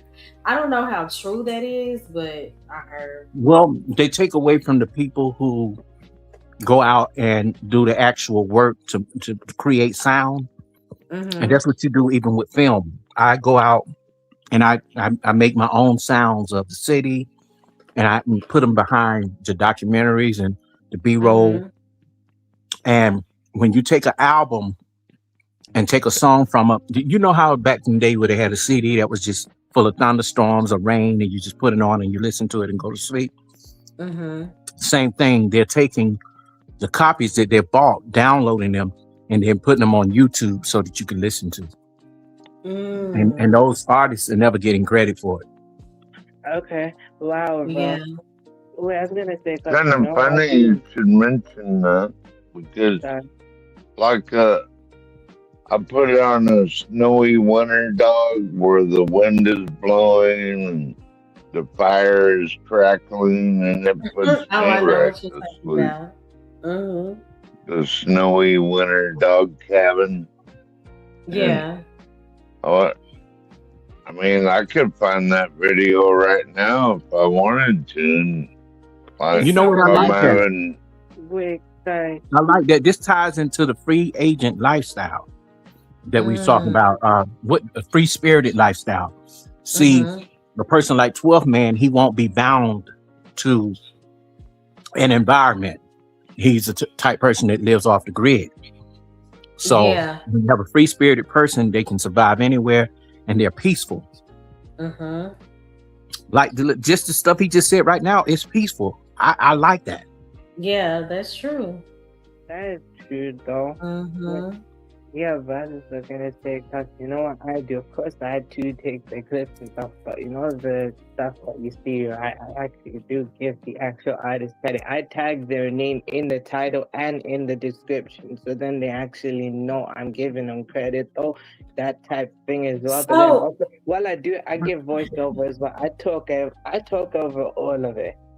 But so you know I what that think is? people. And Let me just say this real quick. I love the fact that, see, look, even listen, y'all, even Riaz know how to respect other people's content. He type your name in the description. Some of these fools ain't got no respect. Look, even Riaz got that down pat. Yeah, that's true. So if you give the other content creator props, because sometimes I do want to repost something I've seen. So as long as I add the content creator, I should be good. Yeah, like for some of the clips that I'm working on, I am giving the person credit. I'm even promoting their channel because I like some of the things that they have said. So you can do it that way. You can also put it in the description. Add them. You don't really have to add them in the title, but you can go under where it tells what you tell what the video is about. And you can put in hashtags. Yeah. So what happens if you get thousands or millions of views? Like, does that person benefit off of that? Is that split up as far as the revenue? When you get to that point, yes, because it didn't make any sense for you to get 1 million and they only got 500. That's true. But some people do that because they are more popular and it's not right. And when I first came out with the Pookies and the Ray Rays is a place for us, the documentary, I hadn't even had it out even a good day. And somebody else was reviewing it. They got over 2,000 views on it and I was at 500. And I said, oh no, we're not having that. Right. And they took it down because they knew that they would get struck. How many subscribers you got? Coffee? 81K, but thing is, that's a different ball game. The upload community is different from live stream. I know I would do well live streaming, but that channel is strictly for documentaries and for storytelling. One with was it Bad Boy or? Yeah, Bigger Than Bad Boy Records, where people were so into the wrong things about this man. They wasn't concerned about him essaying or beating up women or doing something to children. They were more concerned about if he was gay or what kind of booty grease he was using. You're like, dude, y'all, these are some sick dudes. They too, and that this was goes when to the show trial you, was going on, right? Yeah, and I hate to say it, but it was only black men that were doing it. You know, I mean, so graphic about something that they claim not to know about, and they telling on themselves. That's true. That is true, though. Yeah, so basically, coffee, you know, you got a lot of views. Okay. Yeah, 262,000 on it. I was shocked, and that took me, because at that time when that happened, I was only at what, like 63,000. And when people saw that video, I said, just let me go ahead and put my part out, because the problem with that was I had a couple of fools that were jumping on panels saying, oh, you know, Kwafi, he went to a Diddy party. It's a lie. I don't even know who these people are.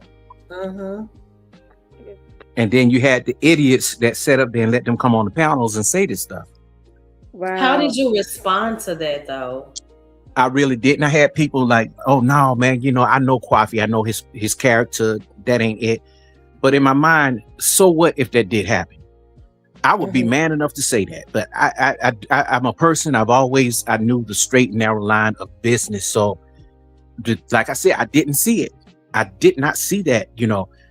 So I couldn't speak to that, you know. So when I did the documentary, I did it coming from a psychological point with a certified therapist and psychiatrist with family studies, family dealing with families, and he's a good friend. So I interviewed him and I spoke with him, and he, we gathered together our thoughts and say it's bigger than just his celebrity.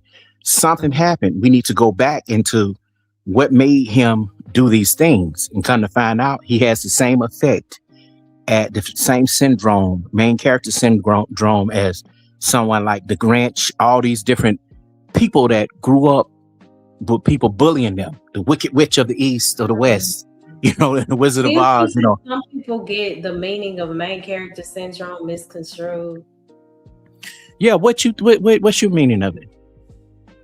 Well, I know it's everybody. Like when a person is self-centered, they think that every conversation or every comment is pertaining to them.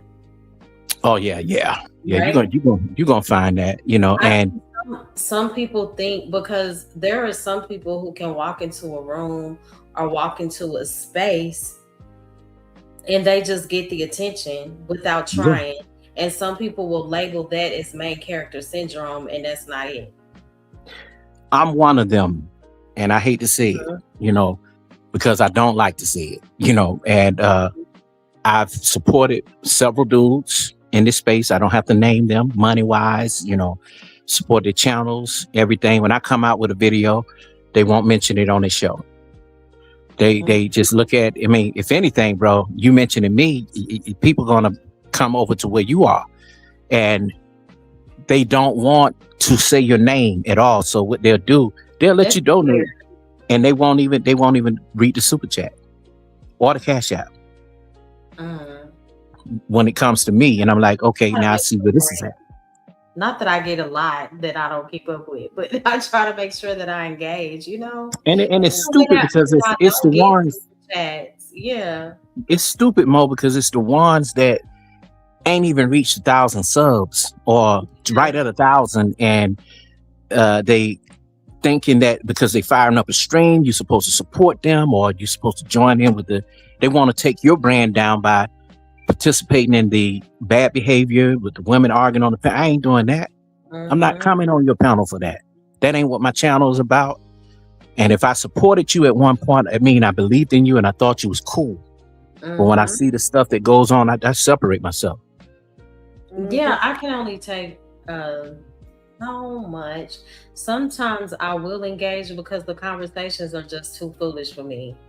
And I'm like, they are not about to think this about all of us. Oh, Coffee drop. Feel free to come back, Coffee. But I am going to end in probably like the next 20 minutes. Okay. Or sooner. I have to get up so early. What were you going to say, Riz? No, that is interesting. I feel you on that type of thing. So the other reason I give credit to the actual artists, but they the clips you see, I actually give them credit because one, it's their stuff. I'm just using it. I just use it for my own kind of purpose, fair use type thing, right? But I also basically add edits to it and everything.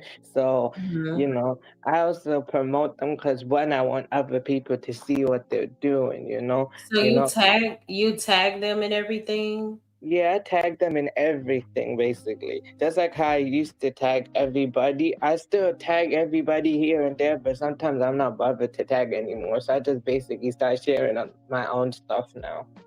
Okay, that's good.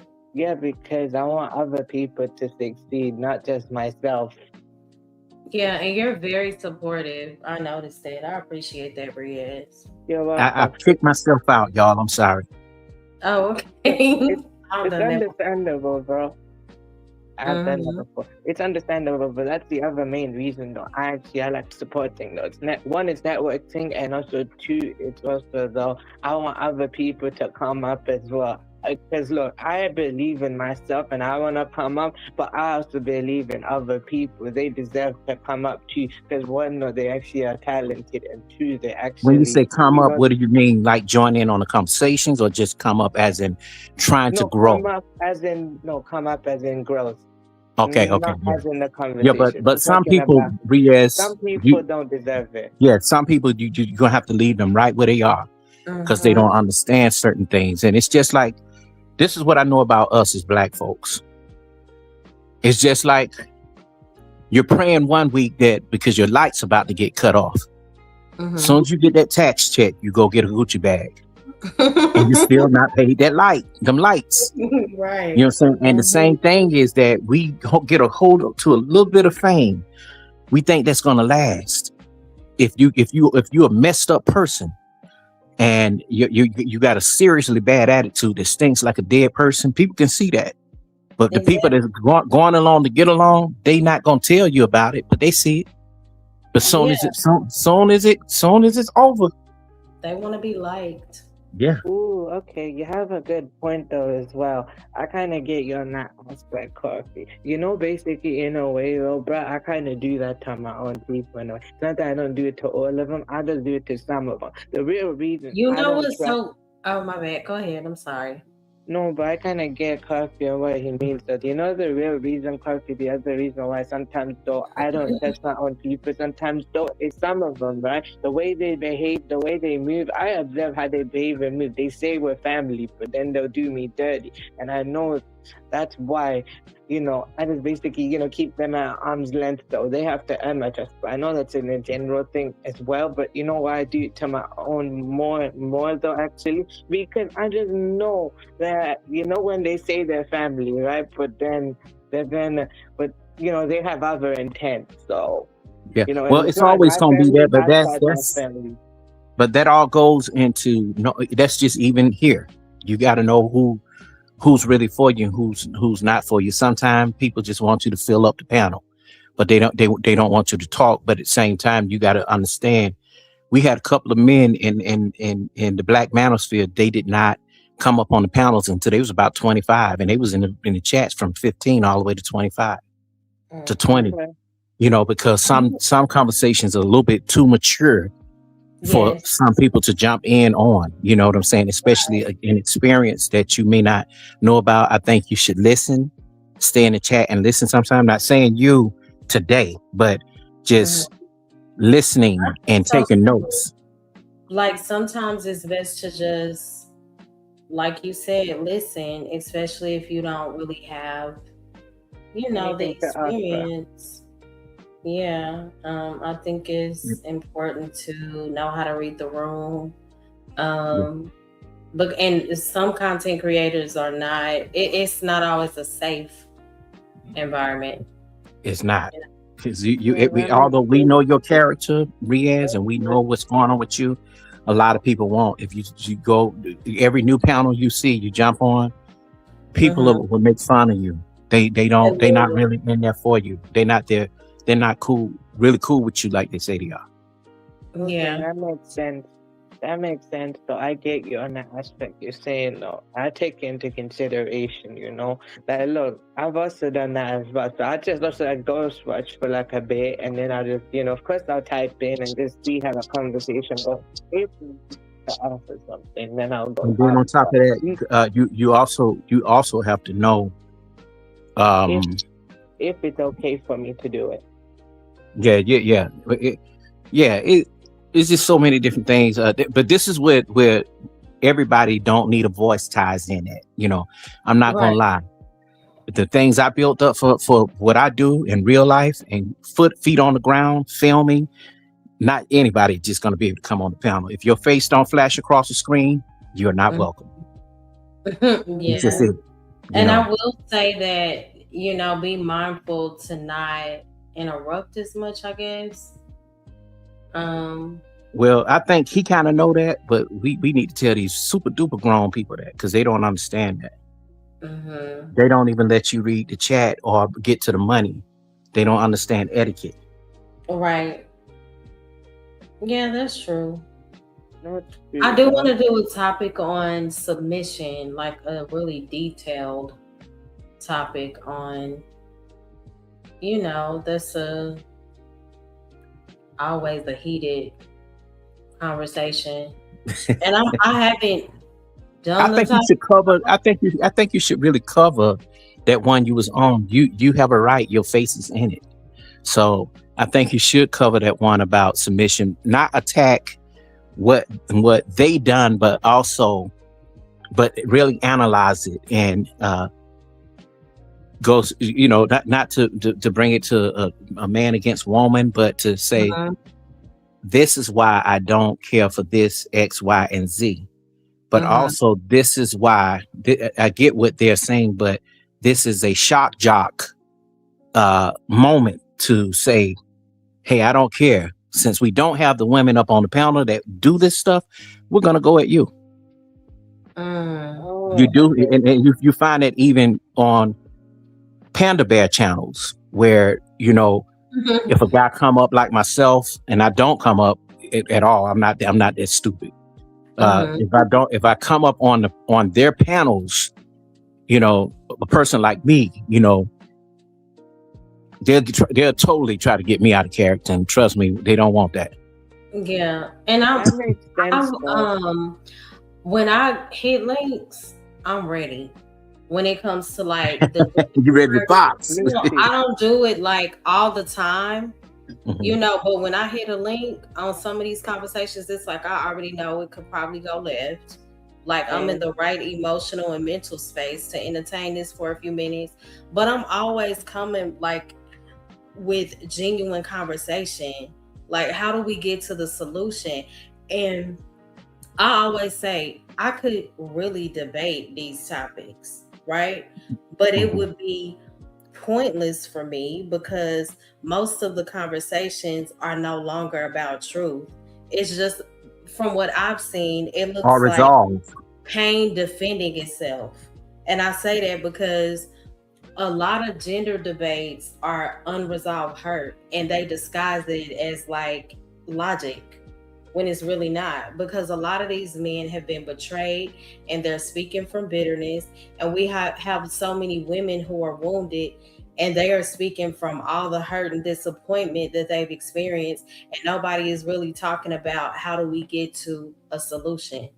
So I'm gonna tell you what I did not like. I'm gonna tell you what I did not like, Mo. Hold on, Rodriguez, 1 second. What I did not like when he said, and it made me feel like that was a threat, because he said to you, and I know you in real life. That's just not. You didn't have to say that. You didn't have to say that. But whatever you got going on. Because when I was going back and forth with an angry man like a month ago, he was like, "No, most solid. I know her in real life." So he's never saying it in like a way to set me up for failure, I guess. Because we really do know each other. Like, he's come to some of my singing events. Nice. And I know him through his son's mother. So I was really close with her. So she would come hear me sing, and a lot of times he was there. Or we would go to certain like events, like bowling. And I bet you he's totally different from that online that he is. He's a very assertive person, I'll say. But one thing that I really appreciate about Trey, like, he really helps the community. He really cares about people in real life. So I give him I can see that. Do I always agree with Trey? No, but he is like a solid person. And I say that because he is real. Like this. Yeah, but what I'm saying is I did not like. And I know he's a good person, because I'm subscribed to the channel. How did he say it? Like, did he say it in a negative way? No, when you kept talking, he was like, "Come on now, don't give me that, because I know you in real life," and that just didn't sit right. Meaning, and then it's gonna have people wondering like, "Oh, well, what is she like in real life?" Hey, but I always explain, like, they know that I know him through his son's mother. It was no, I get that. But what I'm just speaking, everybody don't need to know everything. Yeah, that's true. You know what I'm saying? And this is where your trust comes in at, Mo.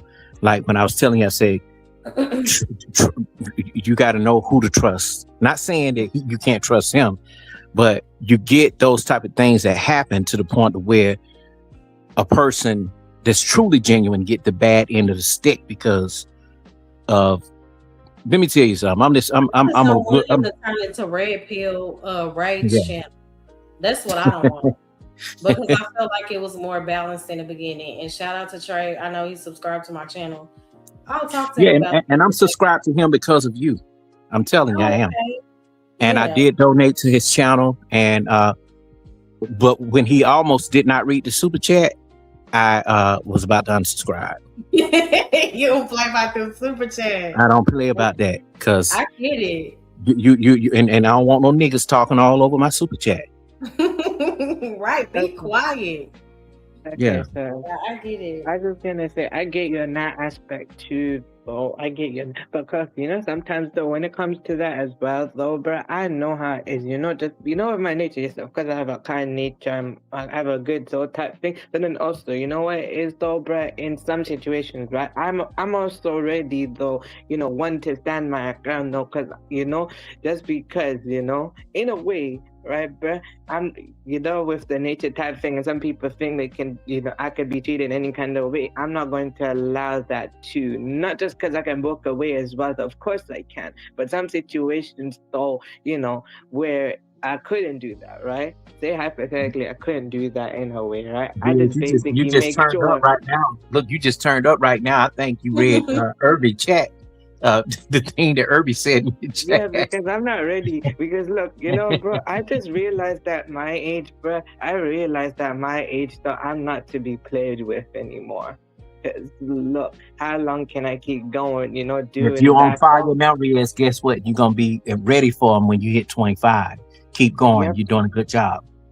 Yeah, because I don't do that always. Look, I don't get out of character a lot. What I do is, of course, though, I center myself. I deep breathe, or I basically just be like, look, I just, find another way to deal with it. But then sometimes, whether it be some moments though where I will lose my temper, yeah, and if I know some people expect me to do that, and why waste my energy doing that? But of course, it's a human thing. No, I'm going to have moments where I'm going to do that, and they don't want me to do that because trust me, I have a temper, and that temper is, I can go hard. But people want to see you do that. Don't let them. Let me tell you. I know. I had a white woman stalking me for 2.5 whole years on here on YouTube, and see. My weakest point at that time was not understanding how to deal with racist white folks. Yeah. Now I do, but I'm not that person that's going to give them a platform to do it with me. I call them out and I make a story out of them. And I'm talking about full face, everything. Watch out for this person. This person's doing blah, blah, blah. They're going to new chats and new channels to infiltrate the space. And some of these idiots don't get it. That's why they don't care. As long as they get money, they'll let them come up. Yeah, and they'll lose out on the people that support them daily and who's there for the real conversation, all for the love of money, letting them come up and disrupt the channel. And when when the channel is taken down, then people are looking at them like stupid and they can't get those same subscribers back. I don't like. I'm highly bothered by people who overperform when a certain popular person is in the room and they completely change who they are to align. I have to praise Mo when I look. I have to praise there.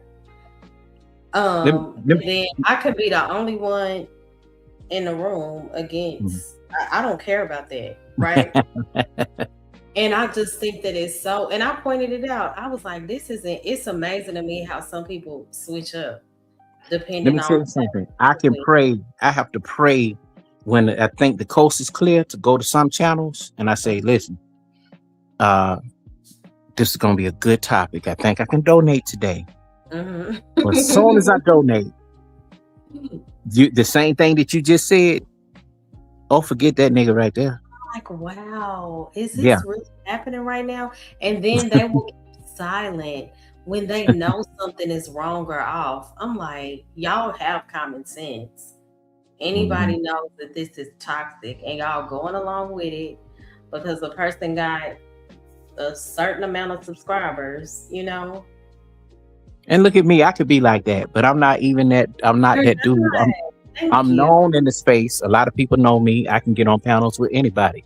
I got most of my stuff from Lead Attorney. Most of my subscribers from Lead Attorney.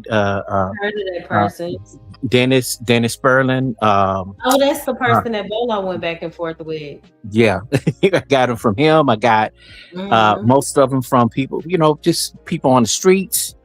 Yeah. People at the school I worked, I got them from also DJ Cuda. DJ Cuda did a whole Oh, bunch of things Dakota.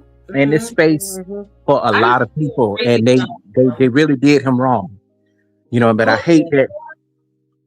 Yeah, he did a lot of setups for people, like for their microphones, and that giving them game on how to podcast.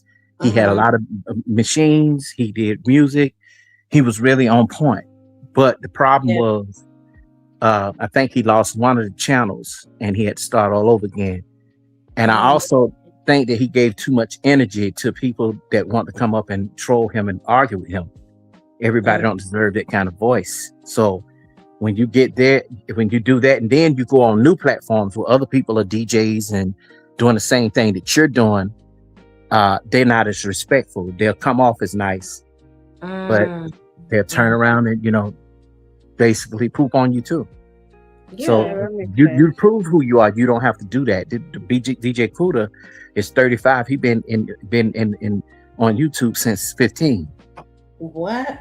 Yes, and he used to be in the chat a lot, just in the chat, just before he started to even frequent panels. But they knew that he was a genius type dude, with music and So what stuff. happened? Like, did people stop following him?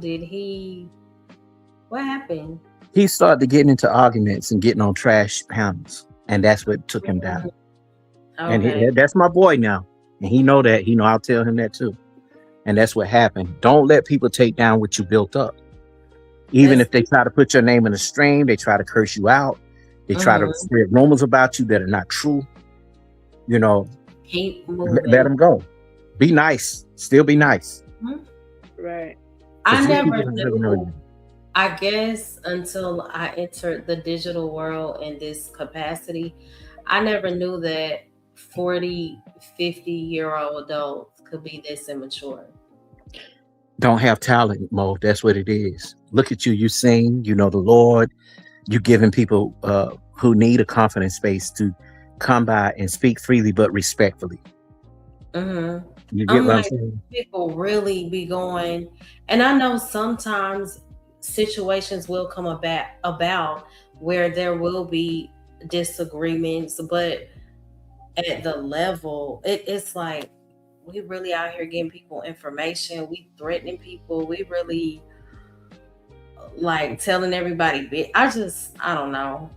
And I know that scares you. I for me, it scares me too a little bit because of letting people too close. Yeah. And I think I kind of messed up the last 2 months, and getting too close with people, but not to the point to where I'm a fool. You get what I'm saying? Because I know how to protect myself. Yeah, that ain't no shade. I realize that a lot of people are on different substances in this space. Oh yeah. You may get a certain attitude one night, and then a person is completely different the next time you see them. And I have to realize, like, that's an intoxicated spirit, whatever substance. Oh yeah. And that's another thing. I thought I was the only person that saw that, Mo. Yeah. Wow. Like, am I too sensitive? No, you're not too sensitive. These people crazy, and they on drugs. Yes. And they drunk. Okay. Can't even light a match to you. Not saying that. Yeah. Not saying that I go against that I'm higher than mighty or going against somebody who has that kind of problem. But if you're not doing nothing to help it, and you think you have some kind of leverage over me, a man that never had a drink, smoked drugs, nothing a day in his life, go get it. We cut from two different cloths. Yeah, and I don't say that to attack. I say that because I've been attacked by a lot of these people, and I have to realize they are under a certain substance. So the person that they were 2 nights ago, they're not tonight. They probably don't even remember who they were. So the main thing you need to do, you're doing a great job here. Just don't go in the chat. Hey, how you doing? That's it. Don't even hop on the panels, because just that moment when you think it's safe, it's not. Your name is on something. It's like, oh, I thought she was a God-fearing person, and you don't belong certain places. I look at even myself. I don't belong certain places. I'm gonna tell you, it's two people that I go to. Well, couple, I do go to Izzy Bands. I don't go up on the panel unless it's a really good topic or unless I know that certain people are not going to be on the because even as men we don't get along with each other either. And the best way to do that is just not be in proximity, because some people will come on the panel to say something to you that they've been wanting to say to you for 5 years or 5 months. Out of nowhere. Out of nowhere. You like, wait, I didn't know you thought this or Sorry, felt that this. makes sense though, actually. But Or if you don't even know, as well, right, bro? Based on what I was also saying earlier too, though, bro. You know what I do as well, right? Once I deal with that, right? You know what I do? I said, okay, I'll just let God deal with it, and I just drop and I just basically leave for a moment, and I'll come back in a better way. So if I did get out of character, right? You know what I did one time though, right? I did go somewhere, right? And that actually did happen, right? I did what I had to do, right? And then I was just like, okay, I let God deal with it. I left and I basically went walking with my sister. My sister decided to take me walking. So that was just basically God letting. I let God deal with things too. I've also learned that it's okay for you to speak up for yourself and not become a doormat, because the narrative is that people can play in your face because you believe in God and you believe in Christ. You can also defend yourself in a healthy way. Of course, I do that. I agree with you. I'm just saying I do the same thing though as what you do. I do stand up for myself and I stand my ground type thing. Because I know some people take advantage of the fact that, okay, I try to act mature enough just to leave. Let's say like, oh, you're running, but I don't run. But I do think that goes along with what Kwafi said. You have to protect yourself from certain environments and certain conversations. Don't put yourself in a situation to even be in proximity. Yeah. Right, because you may not be able to defend yourself the way that you need to. So sometimes it may be good to just stay in the chat. I know a lot of people who have been very beneficial to a content creator just off of comments alone sometimes. That makes sense though, yeah. I get you on that aspect. And some people have anxiety of even coming up. So, and that takes a lot of courage to even come up on a panel, especially folks that are trolling. And you know what get me a lot, Mo Love? And I'm gonna say something. These niggas, excuse my speaking, I have to say it that way. They be big up in these people they think are women in the chat. They ain't never seen their face, don't know what they look like. They never even heard their voice, and they calling them, "Oh, my sister, oh, my baby." Dude, that could be a trans woman. That could be another dude. It could be, you know what I'm saying?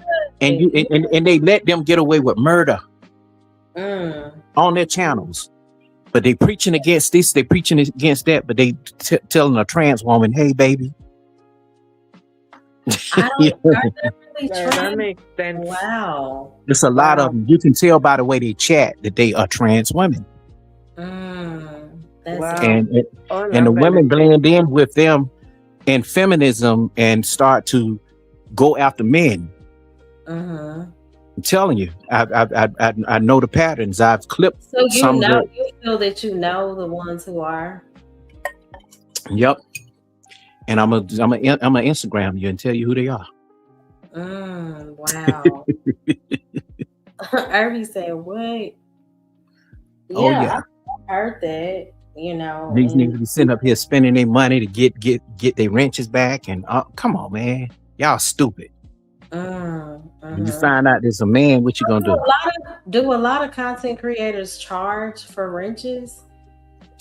Some of them do, and one dude told me, "Hey, bro, if you to turn your name blue, just throw me a hot 50." Listen, I'm not paying you to protect your channel. You better be lucky that I'm over here, because for one, you ain't even 3,000 subscribers, bro. Right. You know what I'm saying? And I don't like to say things like that, but I'm like, who you find up a stream that don't make you the hottest shit going on? Excuse me, Mo. I didn't mean to curse. I've had someone say, "No, you're good. You need to charge this and this for certain people to hit the panel. I said, "Do you understand I'm not, what I'm doing is I've been called to more than just content. This is like a spiritual weight that I carry. So what do I look like saying, if y'all want to hit the link, y'all got to pay me $20? Then everything that I stand for is in vain. Now, I appreciate when people give to my channel. And I guess that's more of a big deal if this is your only source of income. Um, I work very hard, but I just think that that's toxic. First of all, I'm still trying to grow my channel. So what do I don't feel like I'm in a position to say $20 to hit the link. I know people who have 50, 60, 70,000, 300,000, and they don't charge people to hit the link. Yeah, but let me say this. Now, this is a good channel. Mm-hmm. I would not let nobody come up and disrupt it. I think you should be a very good judge of character when you know certain people, you know, a certain person is going to come up and do a certain thing. You say, hey, look, you know, we don't do that over here, point blank. Now, far as your content, I do think that people should donate. And when I say donate, as in, you know, toward a good cause. See, I have my stuff streaming across the thing at the bottom, but to say that that's a mandatory thing, it's not. Yeah.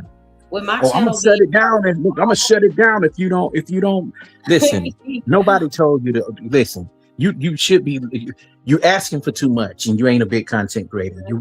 You barely got 50 likes. Come on, bro. Get your likes up. You know, and talk about something before people give them the choice to say that it's good. Right. Mm-hmm. Again, I do appreciate Cash Apps, Super Chats. I have my little please show more love to the stream at the bottom. But I'm saying to try to force people to do that.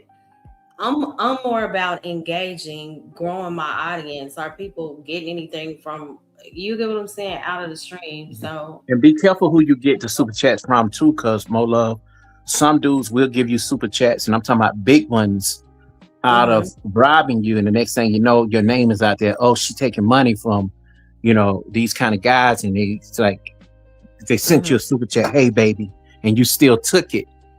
One of the ladies that was somebody send me in December 2025 $3,000. Oh wow! To send this back, and they did not let me send it back. But I ain't gonna lie, it was right on time. I was moving. It was around Christmas. I'm like, okay, well, I can keep my coins in my pocket. But it was just, and then they continued to send me more money. I was like, wow. Yeah. You know, but then I later learned that they locked me. Yeah, and then I'm like, okay, never again. And then when I would send it back, they would send it right back. I send it back, they send it right back. I'm like, you know what? I'm not fighting with this $3,000 no more. Thank you, Lord. It ain't nothing wrong with that. It was long as it's nothing disrespectful. Yeah, but I was just very shocked, you know. Well, you know, people do anything to impress, you know. But I think it takes more than just you got to know who. If you're doing that with more love, you probably doing that with somebody that really gonna take you for everything you got. You know. Yeah, but I was just shocked. I was like, hold on, is this real? That's interesting. Normally people don't send that much through Cash Out like that.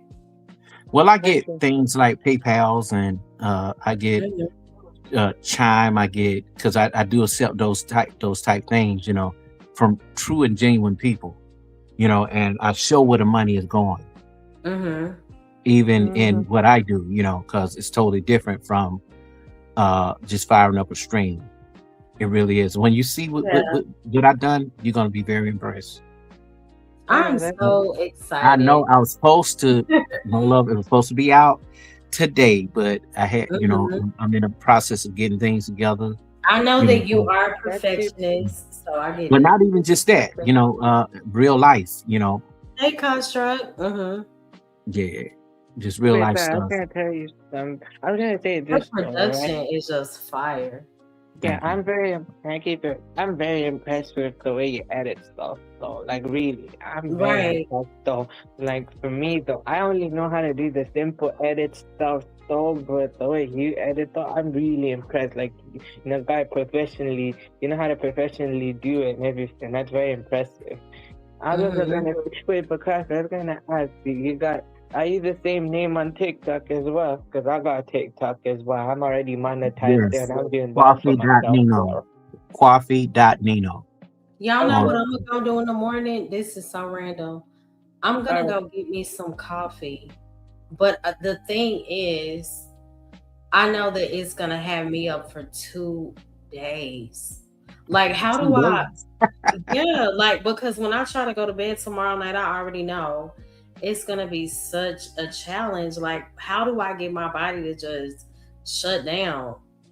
The What coffee is you still need? working. Like if I drink coffee at 8 in the morning, because I gotta wake up early and be at work, I'm gonna still be wired up at Well, midnight. well, I say this. If you know that's a weakness, as far as that is concerned, take something like a well, not women don't need to take ginseng tea. We take But the tea drink. doesn't work good. I'm trying to stay up. Okay. Do you a light cup of coffee with one of those double shot drinks? The espresso, buy it from the store, put it inside your coffee, and do it light. See, the more you have, the more you will stay up. Yeah, that's true. Maybe I'll do a very small cup. And it seems like even the non-caffeine is I don't know, I still feel like it has caffeine in it. Yeah, I had to wing myself off of Red Bulls at one point. I can't drink those. And I stopped because it sent me to the hospital with Do you bursitis. understand? Red Yes. Bull, I felt like I was about to be up out of here drinking Red Bull. My heart was fluttering so bad. And then that 24-hour energy. Yeah, those things don't. Well, all thing you need is fruits and stuff like that will hydrate you. Like I try to blend some strawberries up with some blueberries and do me a somewhat like a drink like that with some mint and some water and maybe some agave. That works out for me too. I love drinking a lot of hydrated drinks. They also work for your face too. Okay. Aloe vera juice. So she said go to Walmart and get some Crane Energy. Does it work instantly? Yes. It does? Yeah, it does. Yeah. It's different things that work for different things. Is it nasty? You may not like it far as I like the aloe vera juice. Wait a minute. Who said what kind of tea? Well, Latanya said Crane Energy. Oh yeah. They're making things more tasty now. So get something that tastes good. I'm gonna tell you the best drinks. They cost $3 $4 a pop out here. It's called VNUT, VNUT.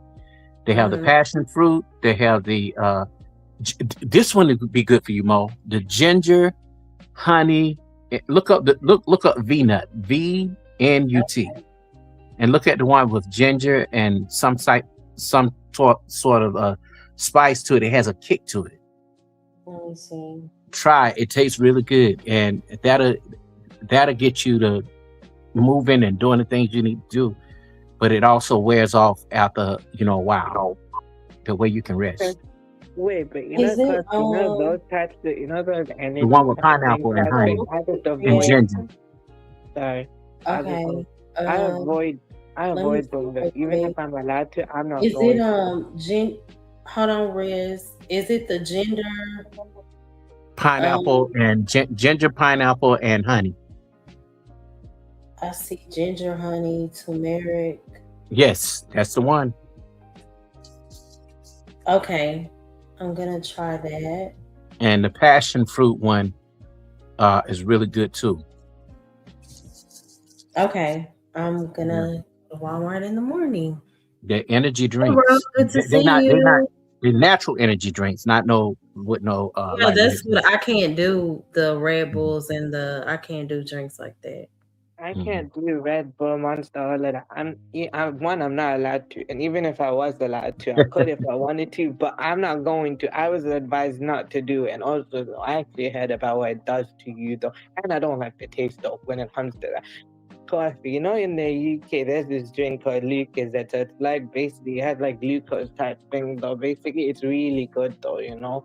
So it's like it's kind of like that. It's like a fizzy drink, though, but it's really good, though, and everything. You should look it up. It's called Lucas, that though. There's two versions to it. Mm. There's one normal one, and there's a sport version to it. You know. Yeah, My turmeric is favorite. great for inflammation too. I heard, Ro. Yeah. Yeah. Okay. Was that Rogue Yeah. C? Hey, Rogue, how are you? Hey, bro. Hmm. I Other thought than Rogue was gonna I, go live this weekend. What happened, I Rogue? prefer I prefer tea though, actually. Milk tea. Milk tea. I prefer chai though. Yeah, tea Ow. is Yeah. good. Yeah, I I like drink a chai. lot of tea though as well, but sometimes I just space it out because it's not actually good for you to overdo it type thing though, you know. I drink It, Chinese plum tea and oolong tea. But okay. Well, sweet I tea, have a like friend. people just go get sweet tea.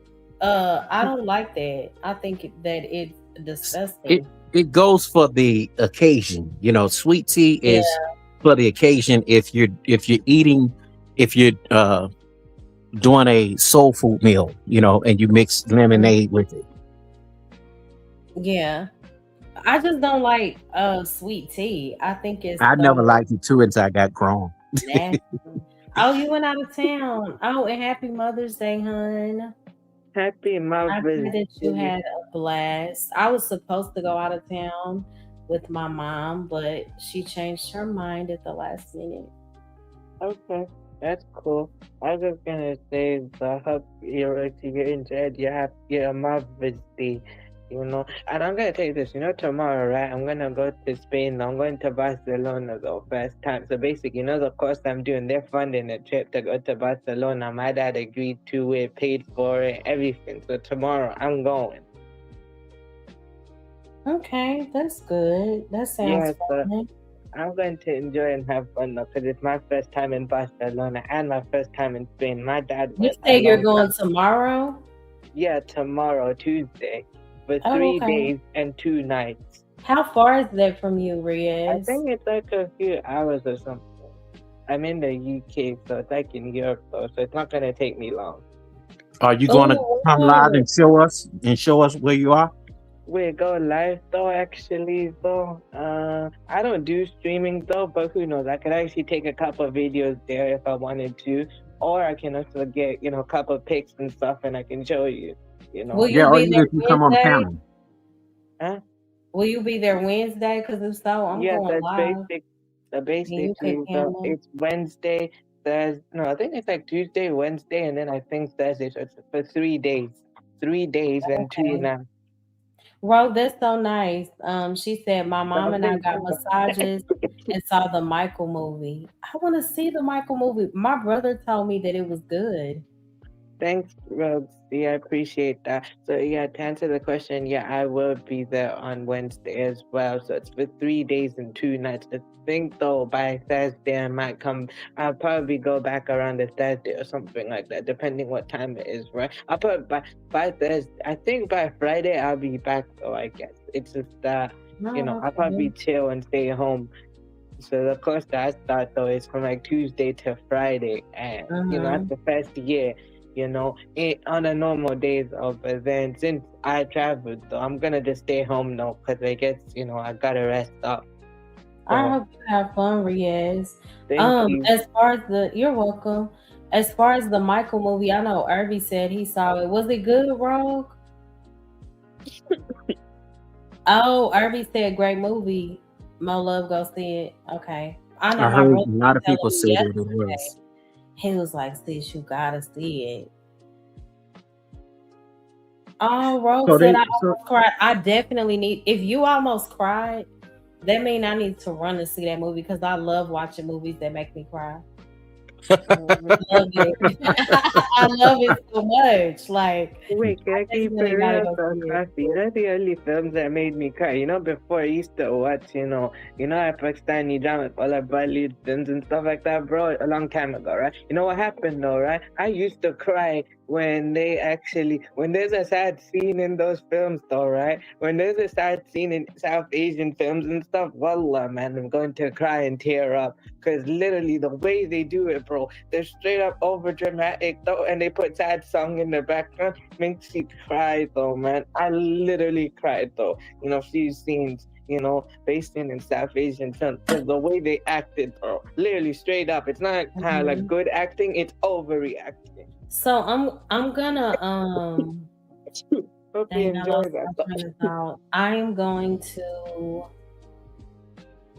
Oh, so can everybody in the chat name like a movie that made you very emotional? Don't laugh at me. I think 12 or 13 when I saw, because I remember we watched some movie, me and my cousins, and my aunt and her friend. I mean, my aunt was just distraught. I was like, why is she crying like this? Like, was the movie that traumatic? So I went to see the same movie the next week. It was Set It Off. When I saw Queen Latifah being shot up like that broke my entire soul. And what's her name? What was the other girl? Was it TT? What was the name of the movie? the one that was dark skinned with the braids going back. That's Cicely Tyson's daughter in It real was life. it was the one what was her name? She had the baby and she lost her baby to CPS in the movie. What's her name in real life? But that movie just told me oh, it was so sad. Mm-hmm. Oh, okay, Latanya's gonna wait till it comes out on Prime. I Yeah. hate to see it, y'all, but the best thing about Set It Off to me was the En Vogue video. Yeah. What's it gonna be? Oh my gosh, that song. I love that song. Yeah, Where he but that scene. Don't tell me the movie, y'all. I'm really I gotta see it. I gotta see well, like a fool, and I know they're gonna tear my ass up for this. it. Period. And I think a lot of us as black men, because we didn't know no better, Oh, the color, Kimberly Lee. Uh-huh.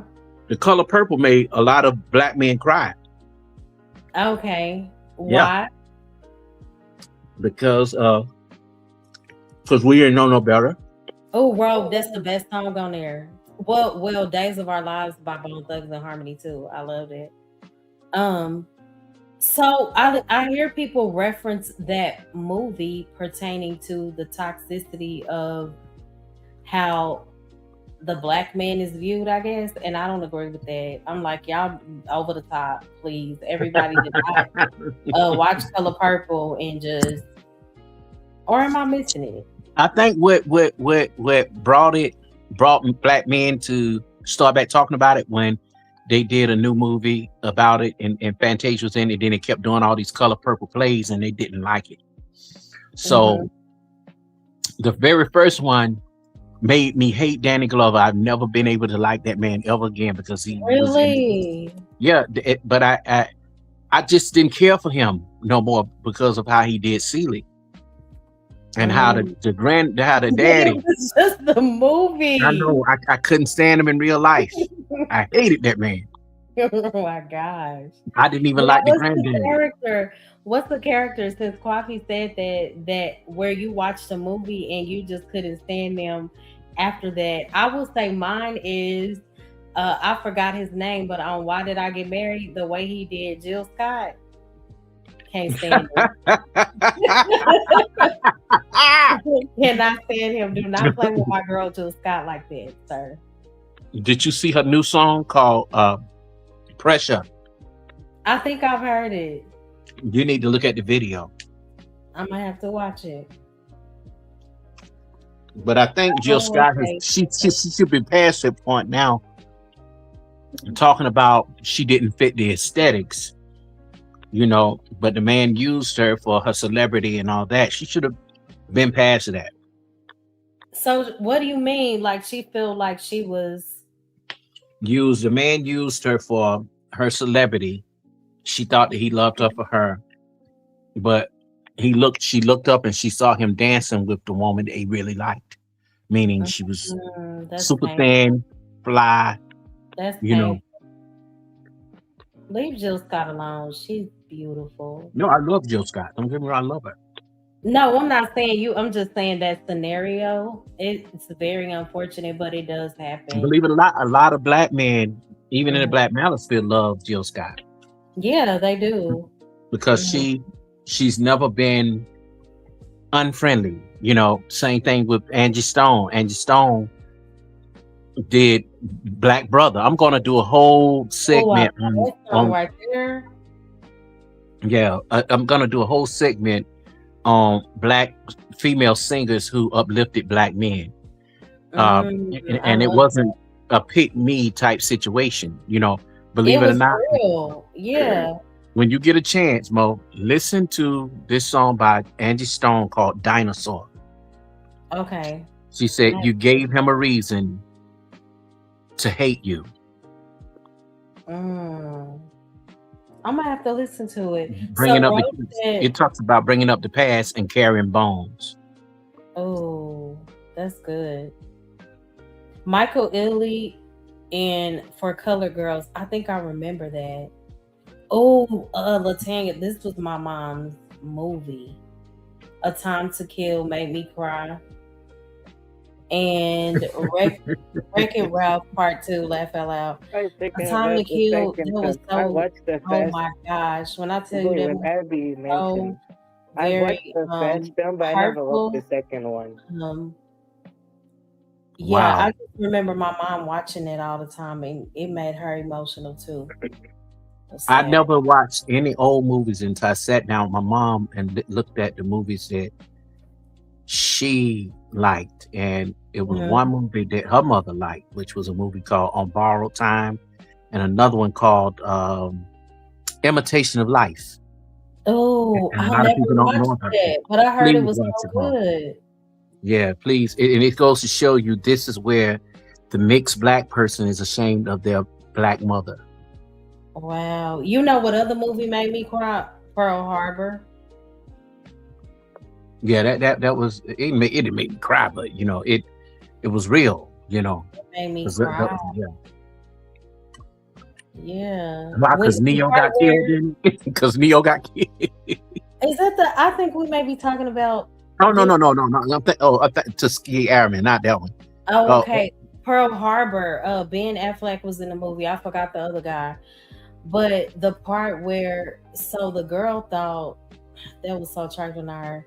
She thought that his name was Danny, that he had died. He ended up not being dead. So she was she got real serious with Danny.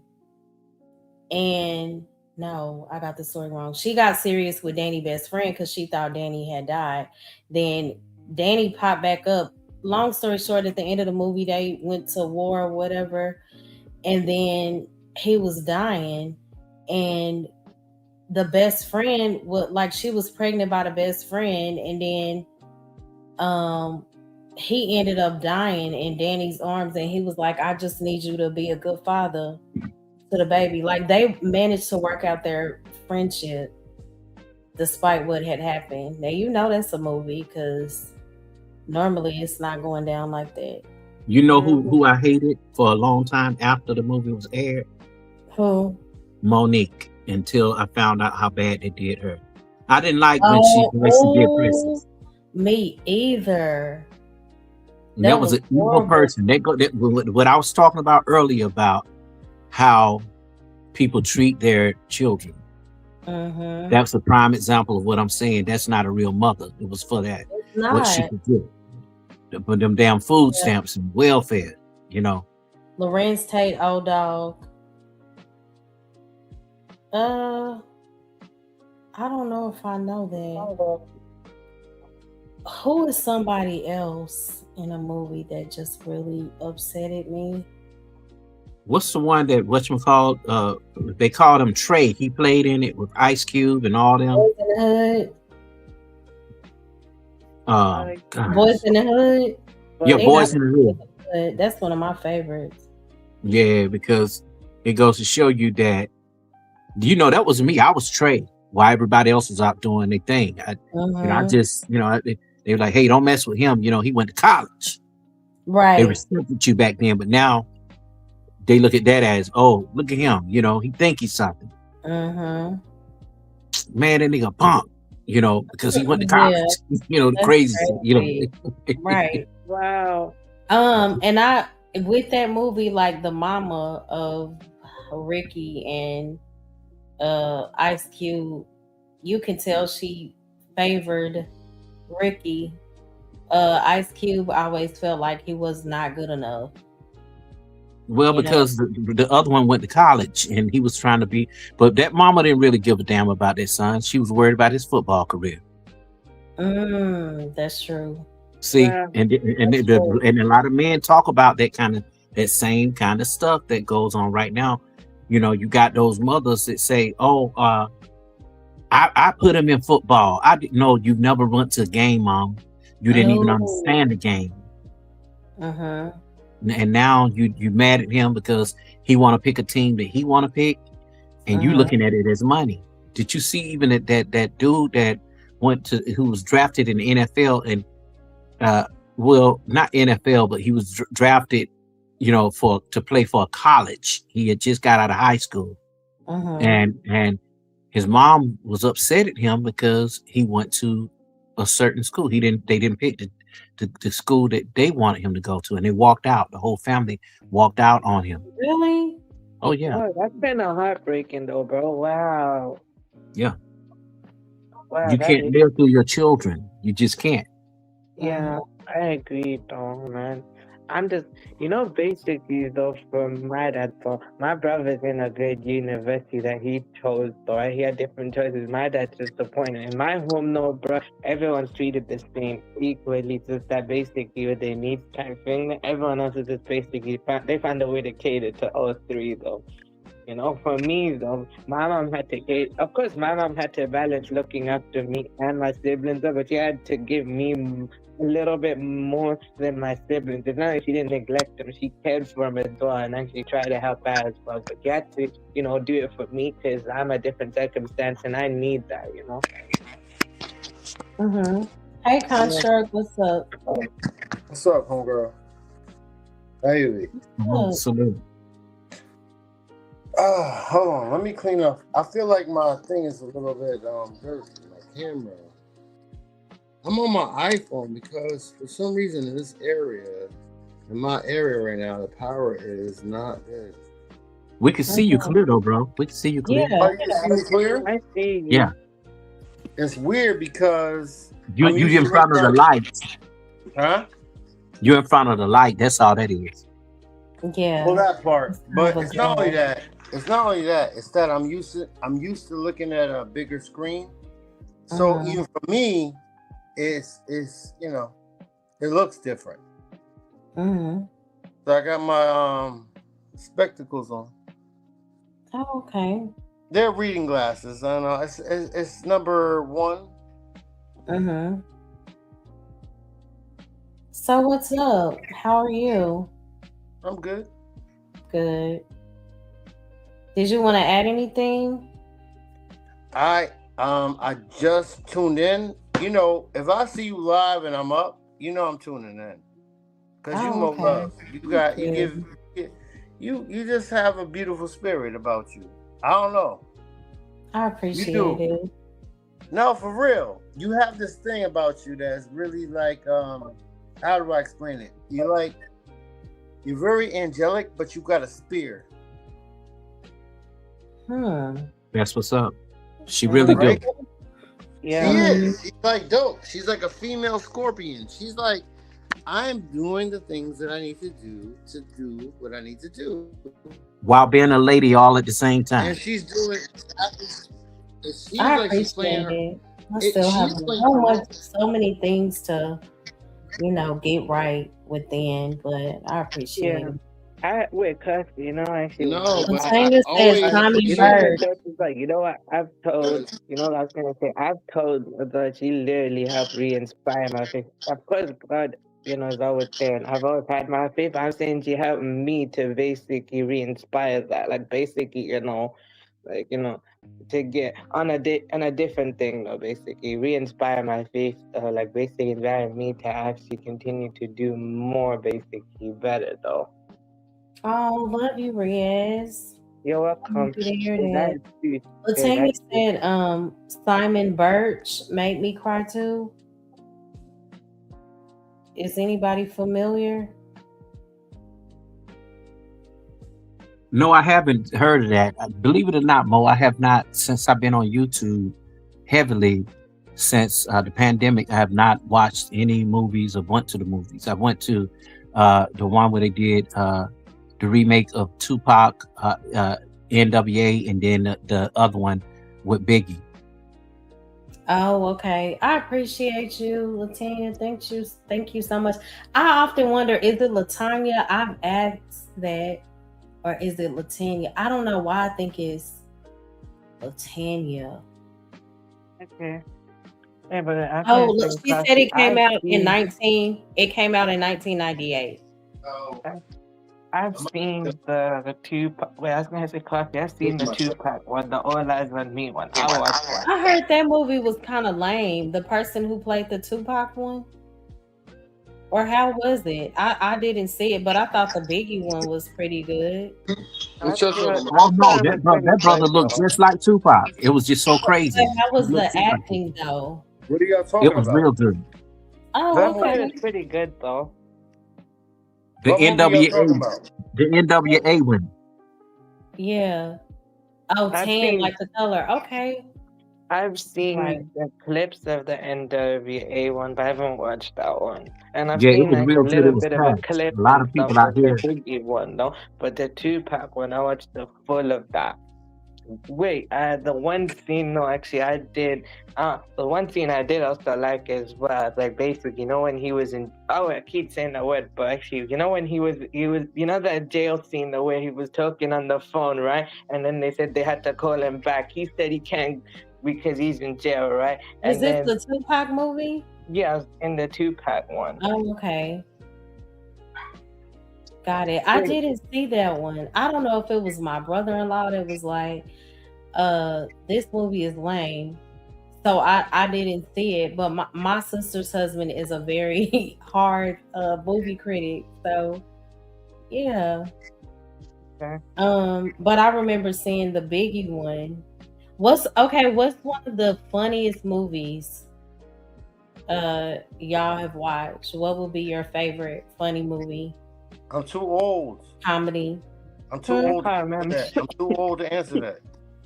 How? Because you're not gonna know this movie. I might. Let's see. How old are you, Mo Love? I'm old. I'm Mo gonna Love, get you you ain't sucker. old as me. Mo Love, I'm are you gonna in your get you 40s? sucker. It's so funny. I'm 40. But hold up, pause. Are you in your 40s?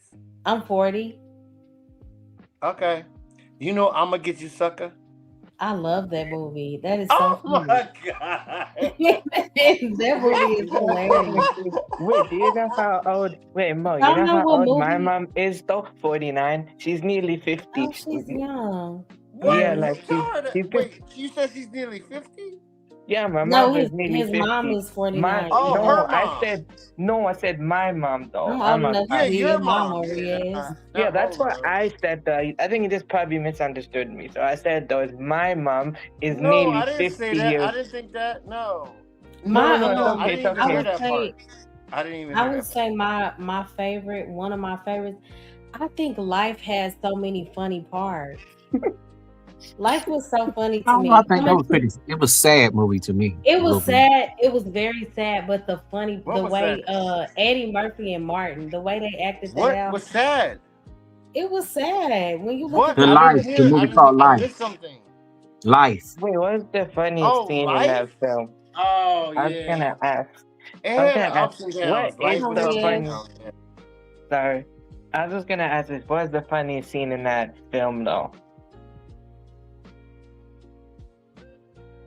I don't know. It was a few. No, he's asking you, Mo Love, what was the funny parts in Yeah, like life? if you had to choose out When of, he was on the pod, when he was standing on the pies.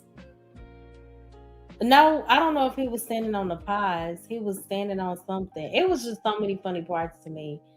yeah, but if you had Uh, to choose Hold up. Let me one, ask you a uh, question, Molov. You it think that was that was funnier? You think that was funnier than Coming to America? uh, it was different. I don't know. I thought Step Brothers was really funny with Will Ferrell. Okay, I'm gonna tell you another one that I'm gonna tell you my age again. Did you ever watch Adventures in Babysitting?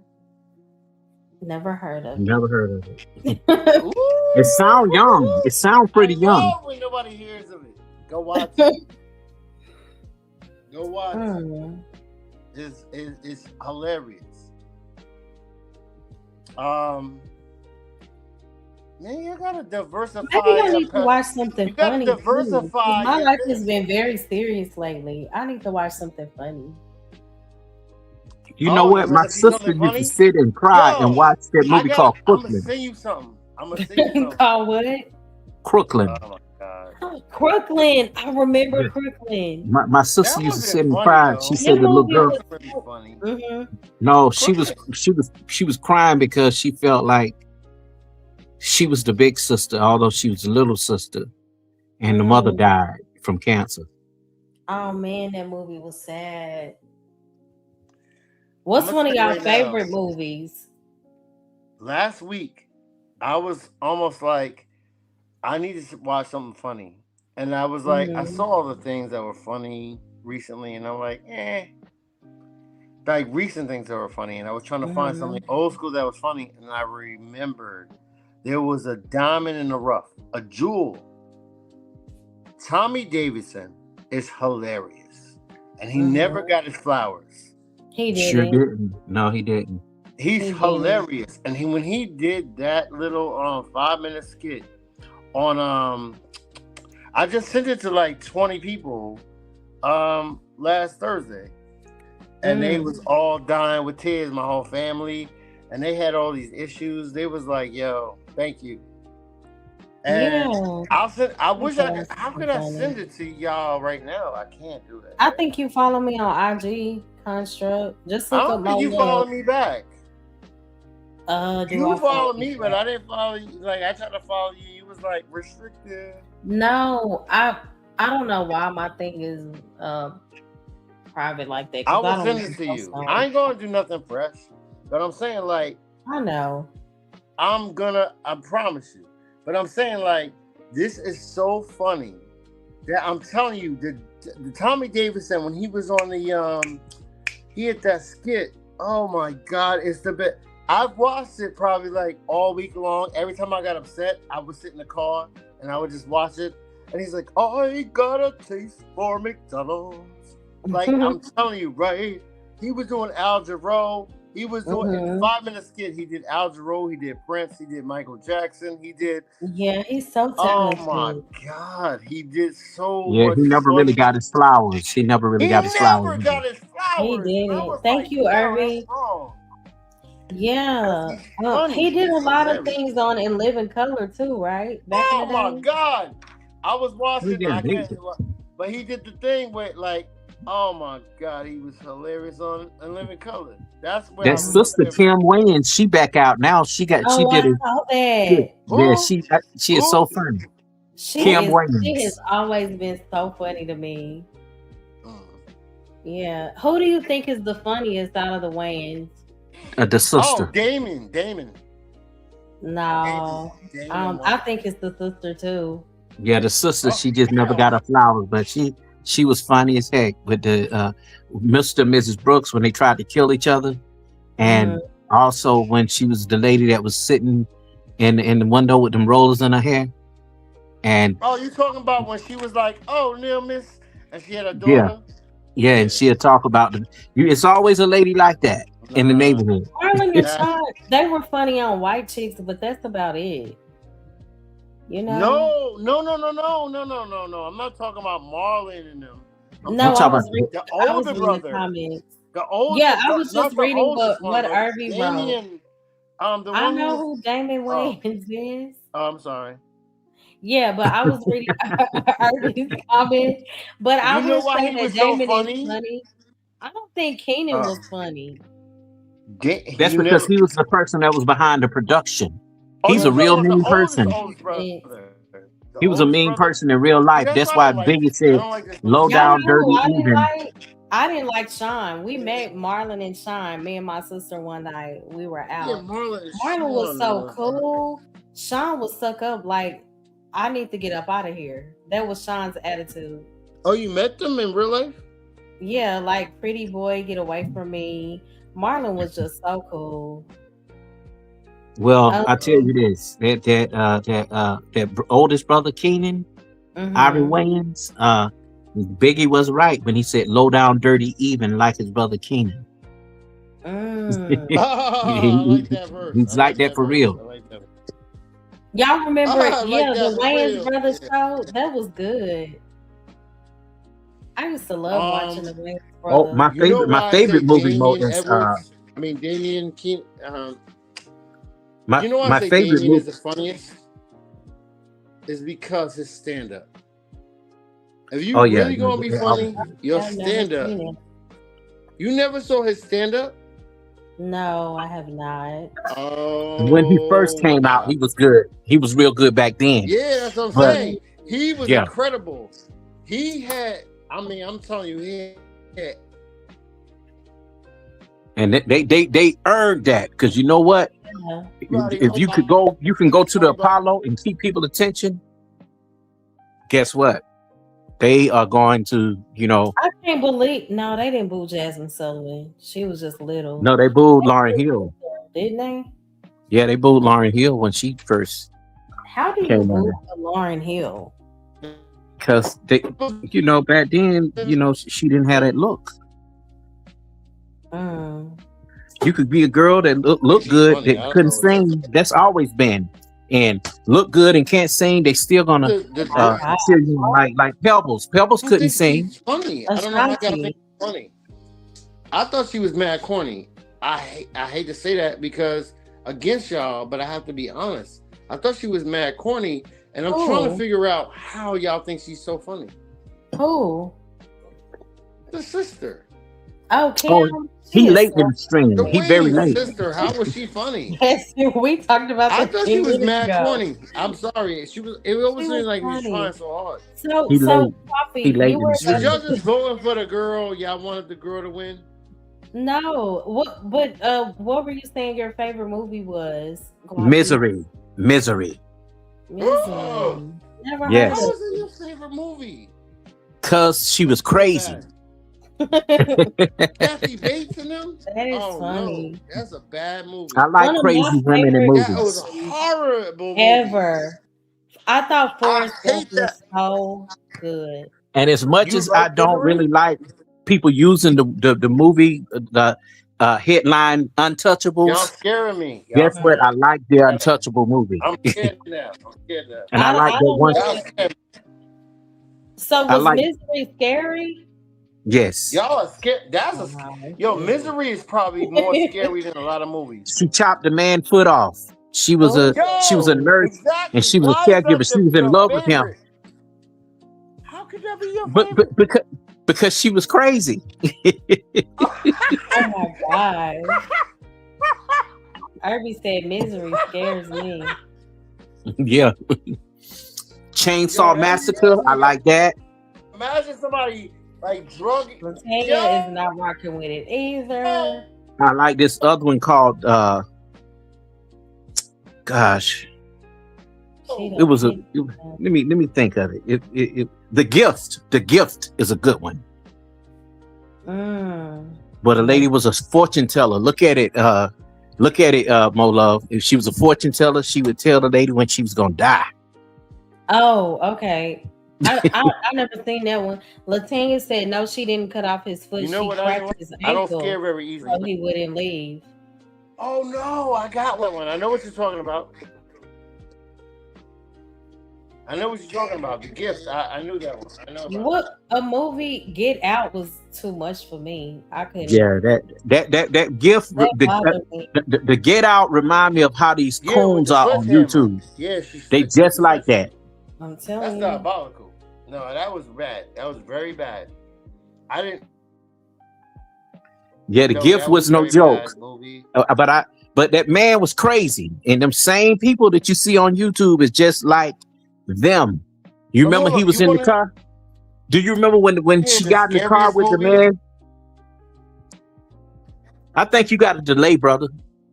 Yeah, I think so too. You got to go down and come back up. I want to hear the scary. You're breaking up.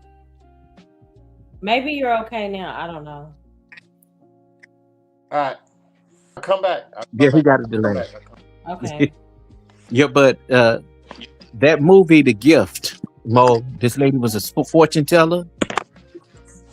She came, she kept coming against her husband Will to that fortune teller. That man caught her, and he was whipping on her and whipping on the fortune teller. Ooh, And you know, yeah, and something happened to him. you know what movie was weird to me and kind of scary? Eve's Bayou. Yeah, I liked it, that one, but I didn't like the fact that Megan Good was acting like she was the wife and she was the daughter. It was weirded out. Yeah, it was very weird. You know, how do you love your dad like he's your husband? That's And you're a weird. little girl, and that mom was like, "I run things here. I'm the wife."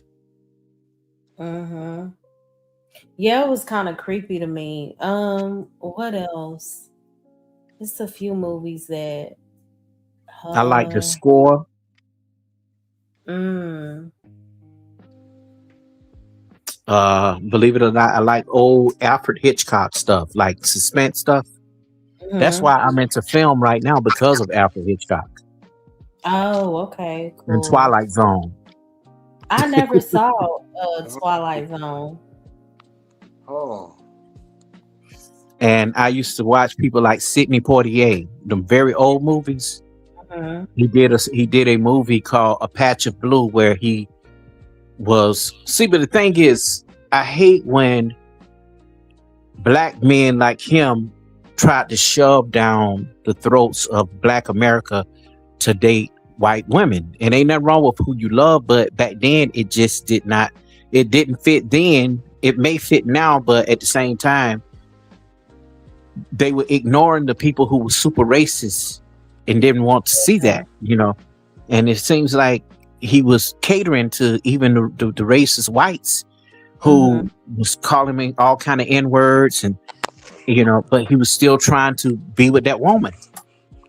And she didn't even know he was black, but once she found out he was black, she had to stay away from him.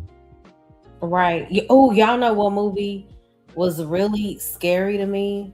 My love, they were a bunch of Creoles in Eve's Bayou. I know, but I don't deal with spells. I understand how they correlate like Creole people and Louisiana folks to witchcraft and what voodoo and all of that. I don't rock with that.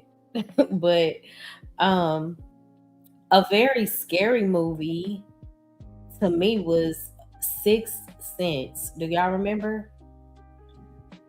I never got a chance to see that, but I do want to see it. I still haven't gotten to Silence of the Lambs yet. I had nightmares from that movie for a couple of years. Yeah, it was bad. I was like, I will never. Have you ever went in the front room by yourself and you had to run back because you was afraid? You know what? Okay, so this is how I deal with that. So I feel like if I run, I'm literally going to scare myself to death. Like start screaming and crying. I can't run. I can't afford to. Like my nervous system can't afford to. But what I will do is like turn every light on. I was sleeping. Molo, let me find out you that white woman that's in the movie that when she see the man coming, she's still screaming instead of trying to get the hell on. Yeah, I cannot like scary movies aren't for me. I just feel like why would I even entertain that? It's enough going on. I don't need I don't know. I don't do well because I saw Texas Chainsaw Massacre and I know that that was based on a true story and I live in Texas. I saw that with my best friend in high school. When I tell you I slept with my light on for a good 3 weeks, I couldn't. I was so scared. Like my dad was like, "Ma'am, the bill is through the roof." Well, then don't watch The Gift then, because The Gift, when they was looking for the man that that woman, he beat that woman and beat the fortune teller and hit the wife for going to the fortune teller and beat the fortune teller. The next day he was found dead in the ocean, and when they looked for him, they pulled the body up and his eye was moving and looking out of the Oh yeah, I would pass all the way out. Latanya said the funniest, scariest movie I used to love to watch was Friday the 13th. It will make me laugh and scared all at the same time. I don't like no Friday the 13th. So I don't like no Jason. Y'all know what used to get me when I was little? This is what's so crazy about me. We would every Friday night we would watch a movie. Sometimes it would be scary movies, right? But my mom, she loved scary movies when we were little. And she used to watch It, the clown movie. That's the one. And that's the one, movie, Mo. No, so Mo. hold on, Construct. Let me tell you how scary I am with stuff like that. I'm talking about It, and then you just busted out yelling like that. That was bad timing, okay? Very bad timing when I'm talking about It. Very, very bad timing. Earlier, I came back on. You asked me what was my scariest movie ever. I was young. That was it. Yeah. Oh my gosh. Yeah. Y'all know what? I have a confession. Y'all right now. And this was so wrong. Okay, like I'm so like God. I'm so wrong for this shit. You know what I like the burning bed. My youngest son was so hyper when he was little, right? I mean, just tear the place up. I didn't know what was going on with him. So I would say, if you do not lay down, I'm gonna pull clowns up on my phone. Oh no, you didn't. You're bad. You're so bad. That was wrong. And he like, no. When I tell you I didn't hear another peep out of him for the remainder of the night, if you don't go to bed, I'm gonna put clowns on. And I had to go back and ask God to forgive me because that was creating so much trauma. Well, he laughed about it now because I told him it was, clowns aren't real. He's okay now, but he was just too. I never liked clowns either. He's like, ah, yeah. But it was just. Oh, you loved it, Latia? You see the dim lights? You're all gonna float down here. Hey, Georgie. Hey, Georgie. I'm telling you that one when I wasn't afraid of Jason. I wasn't afraid of Freddy. I was afraid of Freddy. Oh, Candyman was scarier than me back in the day. I like the miniseries. I never saw it. Did y'all ever? Was that the thing where you got to turn the light off and say Bloody Mary? Was that Candyman? No, that's Candyman. You have to say Candyman. Same thing with Beetlejuice. I would say. What's the Bloody Mary one? No, it was you had to go. It was the Candyman was. No, something was Bloody Mary. I thought that. No, that was Bloody Mary. That was Bloody Mary. You know what, Mo? I want you to watch this other movie called Carrie. She was the prom queen. Oh, I hated that. I hated that. That scared me too. You know what?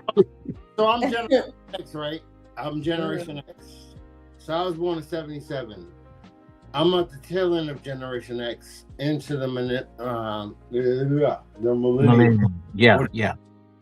But everybody before me, before that, like 10, 20 years before that, the scariest movie to them, and that didn't scare me, but Carrie was, and not only that, The Exorcist. They were like, The And I don't want to see it. Exorcist. And I'm like, I watched this. She's like, her hair was spinning around. I'm good. I switched her Mo, I don't know if you watch The Birds by Alfred Hitchcock, that'll probably scare you too. Yo, The Bird. Y'all know what was a scary movie to me? Hold on. What's his name? Quantify? Quaffy. Don't ask me how to say it out loud. It's Quaffy. Quaffy. Okay, cool. Yeah. Quaffy. That I read that book. I watched that movie. And then I watched Alfred Hitchcock. As soon as I was trying to say something, it died. There was another one by Alfred Hitchcock. I read a lot of his books. The only man in town. You walk. Imagine you waking up and nobody is in the whole world but you. I love stuff like that. That would drive me crazy. One time you said, I love Cujo. I think Herbie said it too. Always as a child. I loved all Alfred Hitchcock. Twilight Zone. Would that scare you if you woke up and you were the only person here? You know what? That would. But I had to think about that because I felt like that before in real life. It's a different person. Yeah, you're right. But hey, bro, let me ask you something. Construct. Now you're a man, so you understand this. Why the hell these dudes on YouTube? They hate anything gay, but they love The Wire. Wait, what? That's true. They hate anything gay, but they love The Wire. What are some of the prison episodes that used to come on TV? They love those. I can't speak for all straight men. Yeah.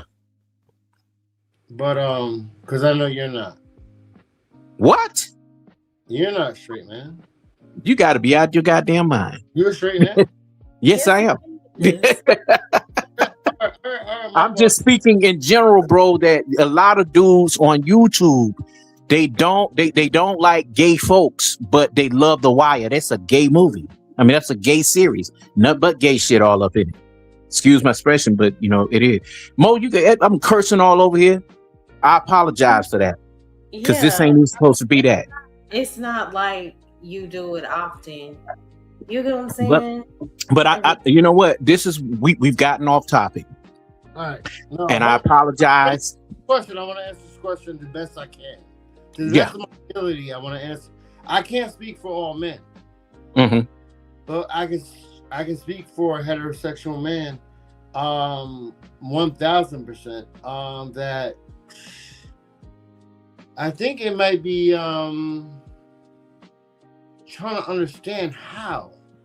His question was, why do they engage in certain I don't think that's all they talk about. Shows that promote gay scenes, but they seem to be so against gay people. Well, hold on. I think there's a difference. Now, if you want to get into this weird ass realm, but no, it's not real. It's not weird. We need to be talking about. You have to apologize to her because it's weird. But what I'm saying is that if you're a straight man mm-hmm.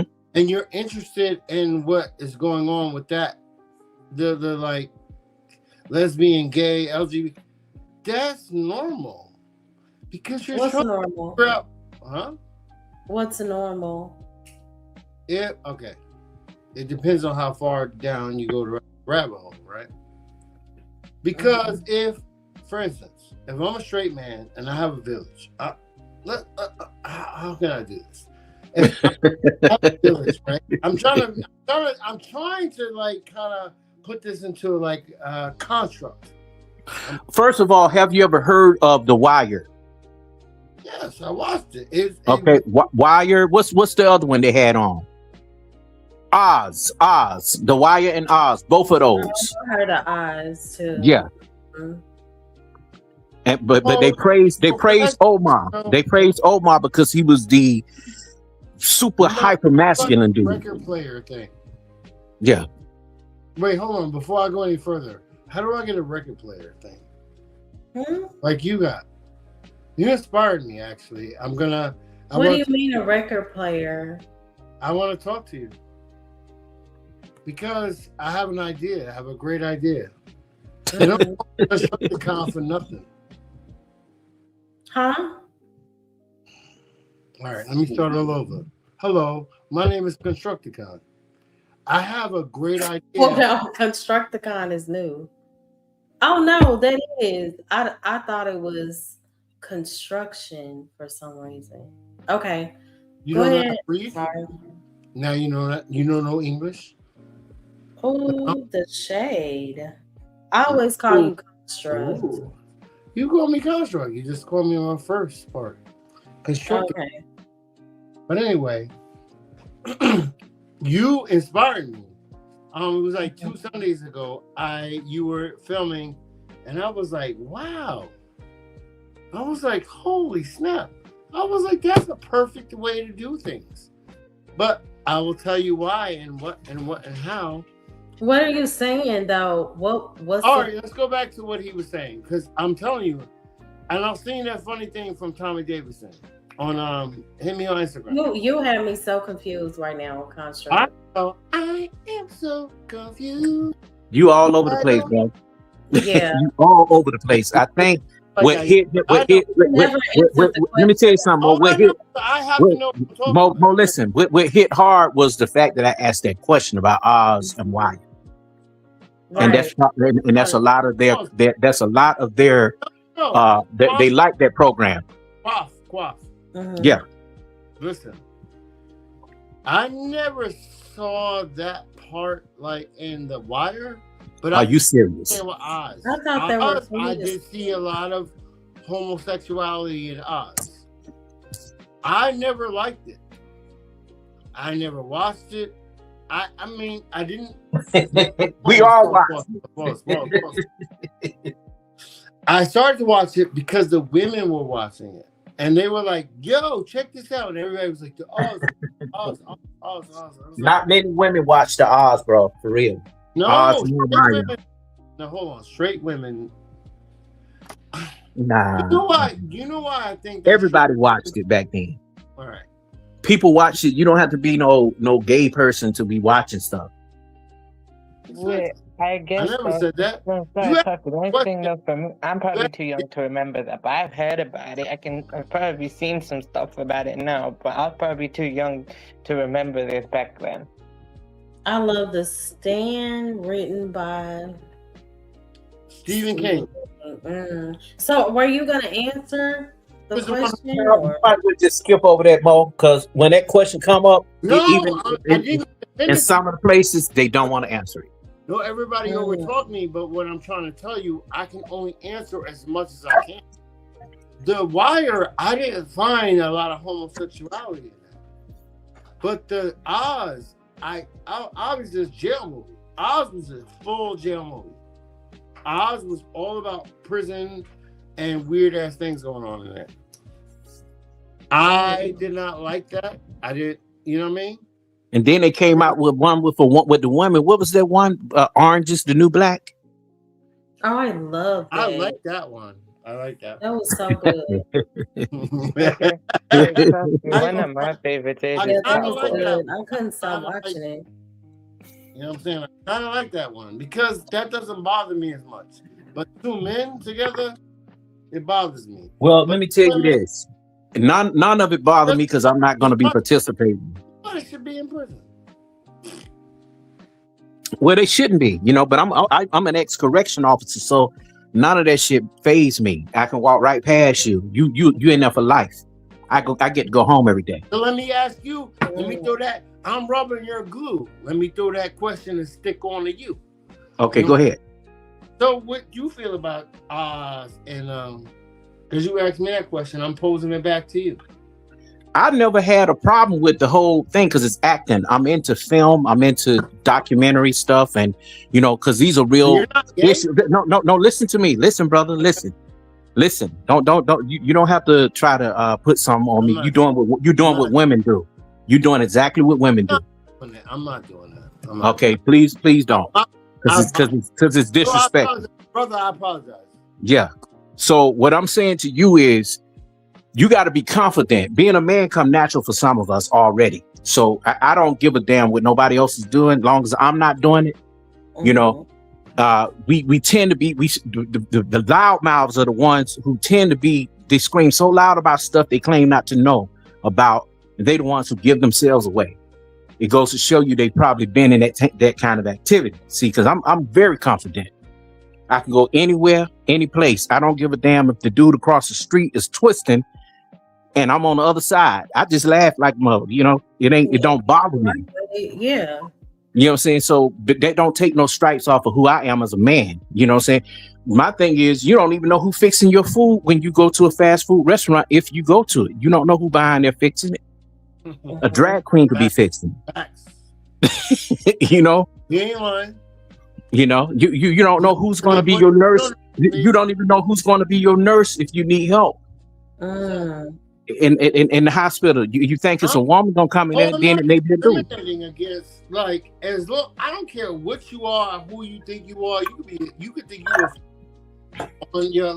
think you're a frog, but as long as you take care of things in the morning, I'm cool with it. You know what I'm saying? Mm-hmm. Like, I don't really care. Just take care of your business. Handle your job. Handle your business. I didn't watch them either.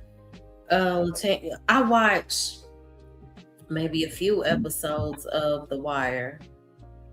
I heard about that's a question, Mo. That's a question that I never asked, and I guess tonight was the opportunity to ask. See, because trust me, I seen all of it. You know what I'm saying? I did not like certain parts, but hey, it was acting. But what I did see was they gave Umar a pass because he was a very masculine man, and he was not. They were going to show you that it doesn't come all the time. Like him. Yeah. Say it again. You're talking about him because he was in both. He was in both of them. Oh, I didn't know that. And then when Snoop, then they had a gangster chick in there. What's her name? She was a rapper. What's her name? Snoop. Lady of Rage? Oh no. You said a female rapper. Lady of Rage? Yeah, Snoop. No, you going way back. I know who Lady of Rage is. Wait, but wait, what do you think of Top Boy? I don't even know who that is. No, Top Boy is a TV. Top Boy is a UK TV show on Netflix. So basically, it's a crime drama. Oh, okay. No, I haven't seen it. I need to check it out. You should check out Top Boys. It's like basically what life is like in London. So basically, it's like the realistic aspects though. But then of course, some things is overacted though, because it's acting though, bro. But actually, Top Boy, the original Top Boy from seasons 1 and 2 and Channel 4, actually depicted about the what life is really like, the realistic aspects of it. The realistic aspects, though. I forgot about your voice, young Riaz. I'm soft-spoken, about bro. What? No, huh? What did you say? Hey, Zone, good to see you. I forget about young Riaz. Zone said, "I love The Wire. I don't care." Laugh out loud. I don't care. Yeah. Shout out to Zone. Riaz, what's up? I'm good, bro. I forget. I was talking to you one time. I forgot. Where you from again? I'm from the UK. Huh? I'm from the UK. You don't sound like you're from the UK, and I said this before. Oh, wait, because I got a multicultural accent, though. My accent is a mix of UK, American, and Pakistani all mixed together, and I got the new accent, though. It's called the multicultural accent in London, though. So, there's different slangs, though, the way people speak, and I'm from East London, so it's not how they used to be. People used to think people in the UK talk. Nobody talks like that anymore. That's 30 years ago. Wow. I honestly, I don't know. Yeah, just like young New York people from up north, whether they're in Philly, they're in New York, New Jersey, they don't speak like how they used to. They speak I more don't like the same appreciate- language. Yeah, Yeah, and I don't appreciate Zone. The last time he was up here, basically saying us Texans are slow. Oh, Texans. Okay, sorry. Anyways, though, that's what I was saying. So basically, coffee. For example, some Oh, you people from think Texas? people Always, from West always. London, though, right? Texas. Oh, I'm from okay. Texas, but That's we are cool. not I ain't mad at Texas. slow. I'm like, why is that the narrative? Do I talk because slow? Absolutely, but on an intellectual level, I mean, I can hang. no, I think intelligent, though. Of course, that's what I'm saying. Period. Just because you're from Texas, that always. Some people think because I'm from the UK, I'm supposed to speak posh. And it was a joke. Zone know I'm playing. Nobody Yeah. in the No, boy, UK talks I know like what that. they do. Nobody I know. talks like that in the UK anymore. It's like a 30 years out of date thing. And the part of London where I'm from, they talk really fast because it's like a big place and they gotta be what they gotta be. So they gotta talk really quick. It's like a formal coding type thing. So it's how they talk. Hey, 84. I thought you just did 84. Yeah, so Zone I was said, looking at "Oh that Lord, stuff. he." Hold on, Riaz. Give me a few minutes. Okay, sorry. Oh Lord, here we go. Laugh out loud. I'm from South Carolina. If Texas is slow, then that means I'm slow. Pretty much, we're in the same boat. Well, let me say this. Mo, let me say this. No, This that doesn't mean. Hold on, pause. All right, never Hold mind. on, Construct. Let Coffee go. Riaz, give us a second. What were you Okay, my saying? bad. I think that what Zone is saying is you have a cute way you talk. You got a cute way of talking. It's He soft and didn't make sweet. it sound that way. It's soft and sweet, but at the same time, at the end, a lot of girls from where you're from, they drag their I do. words at the end. At the end, it ain't nothing wrong with that. I used to be way worse. And I notice when I say things like why, I don't say why. I say why. Why? That is country. No, but you don't sound Texas. You don't sound like Texas. You don't. Your I sister think do, but not you. sometimes. Really? Nah, you know what's crazy? I'll be on these So 84 said, nah, NYC still got our slang. People from Texas are never 84. If you want to fight, I mean, sometimes just I say don't that. say my teeth though. The way I say it, I keep it real though. Coffee one time though as a kid though, right?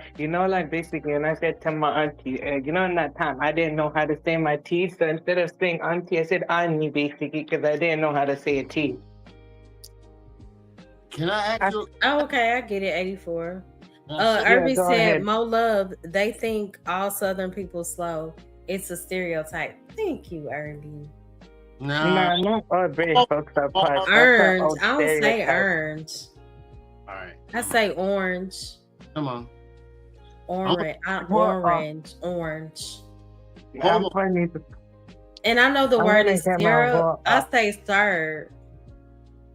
Huh? Ask me to serve. Is this some? No, like basically, this joke thing is from. No, I'm saying that's what I say. And another word that I have to work on is when I'm just in my comfortable Texas bag, I will say I'm finna go to the store. I'm fit. And my mama will be like, "Don't you ever in your Texas life, okay? Don't you ever say that." I will say, "Oh, I'm finna go to the south. Y'all going?" My That lady is so mad at that. Talking about Bo? You talking about finna? She wants to hear. I'm about to go to the store. Would you ladies like to go? Look, my great great grandmother wasn't educated, so she used to say stuff like, "Boy, I'm flexing to whoop you." Oh no, she used to say what? Boy, I'm flexing to whoop you. Flexing time. Did you PLI flexing time? You didn't say F as in Frank. You said she added a whole nother letter, P. Yeah, P. I'm flexing to whoop you. Yeah.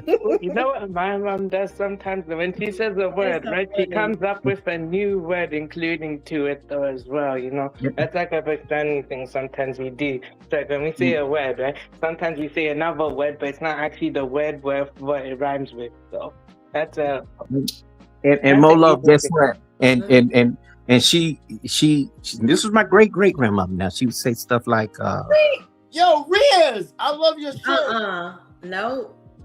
Riaz, I love that shirt. I don't know what type of timing construct is on. What? Yeah. You don't like that show? You are loud. Reason, but see, this is what we're talking about, panel etiquette. This is exactly what I'm talking about. Construct is always. These are the people that will talk over the money. They won't wait their turn. They will cut right in. All of that. Mess the whole show up. Harvey help my love out. But yeah, I do. Like one of my favorite things is Mama, I'm finna go to the store. Now I know correct English, but I have my Texas comfortable moments. And that woman ain't nothing wrong with that. You do that around your folks, and that's cool. She hates but don't change in front of people. Aren't you cutting in on her? Folks? Hey TMKC, good to see you. Hey Bolo, good to see you. Oh, hey TMKC, what's up, baby? Yeah, what up, TKMC? What up, though? Shout out to y'all.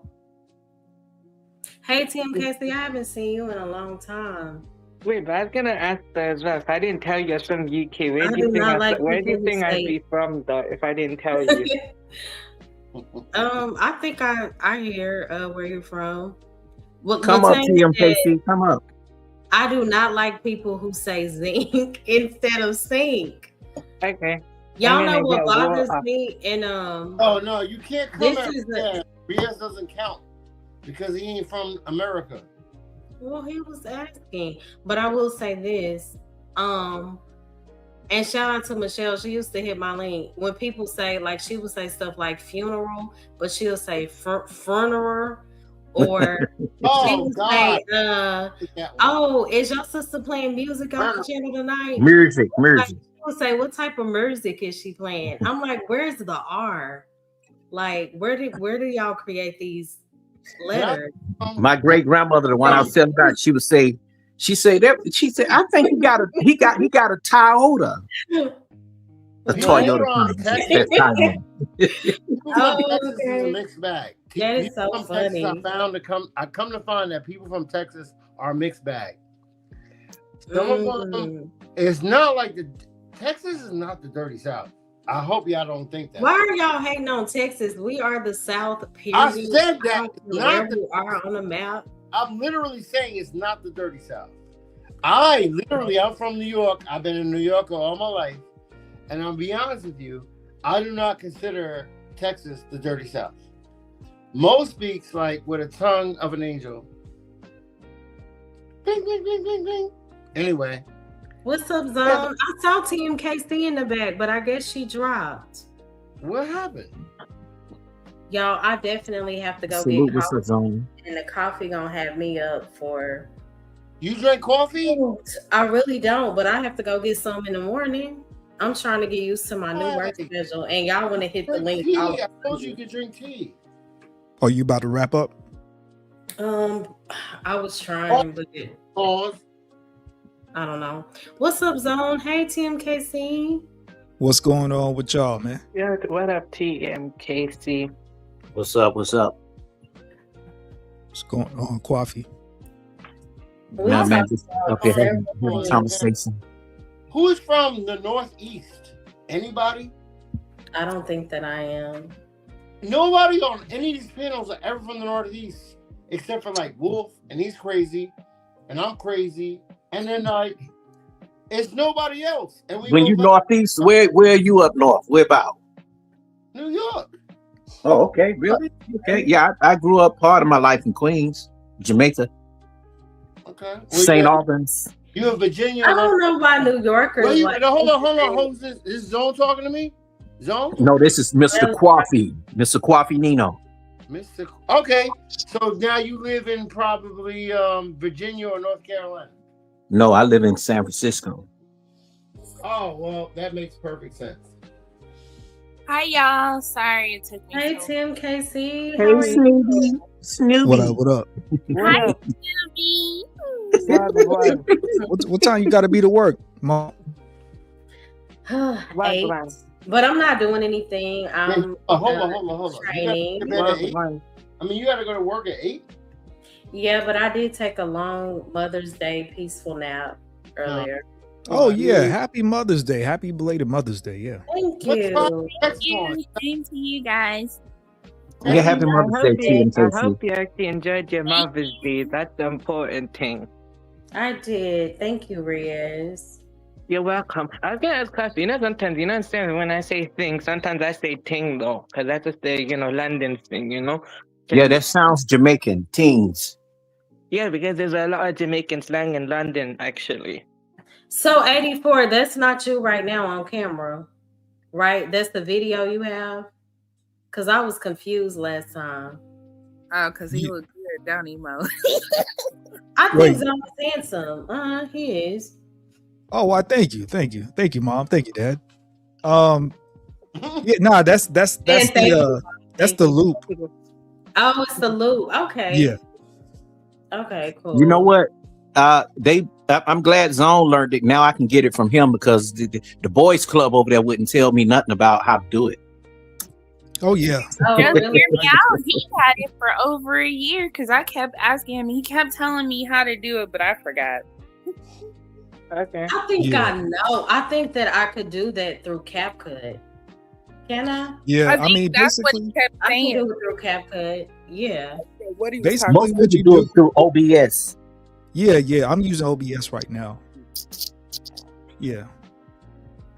So Whatever. basically, 84, stop. all you gotta do is download OBS, and then you have to just screen record, 3, 5, 10 minutes, whatever you want to use, and then you can upload it into OBS, and there's a loop setting, Mhm. and then you just start your virtual. Maybe I'll make a tutorial on it. That's what I'll do. You Okay, should, 'cause cool. nobody really uses that. And then I isn't think it I could free do it too? though through CapCut. You know what that is? Oh, scrimps instead of shrimp. That's Yeah, not a scrimp. that's another one. What is this? Does anybody know what this Yeah. Please, is? some And guy. everybody- Is it free? Okay. Sometimes I say around This. Yeah, Sometimes TMKC. Yes, OBS is free. They have a free version, but they also have a loaded version. Oh, you use Mhm. the loaded version. Yeah, I don't know what version I'm using. I just downloaded it. What is this? You don't know what this is?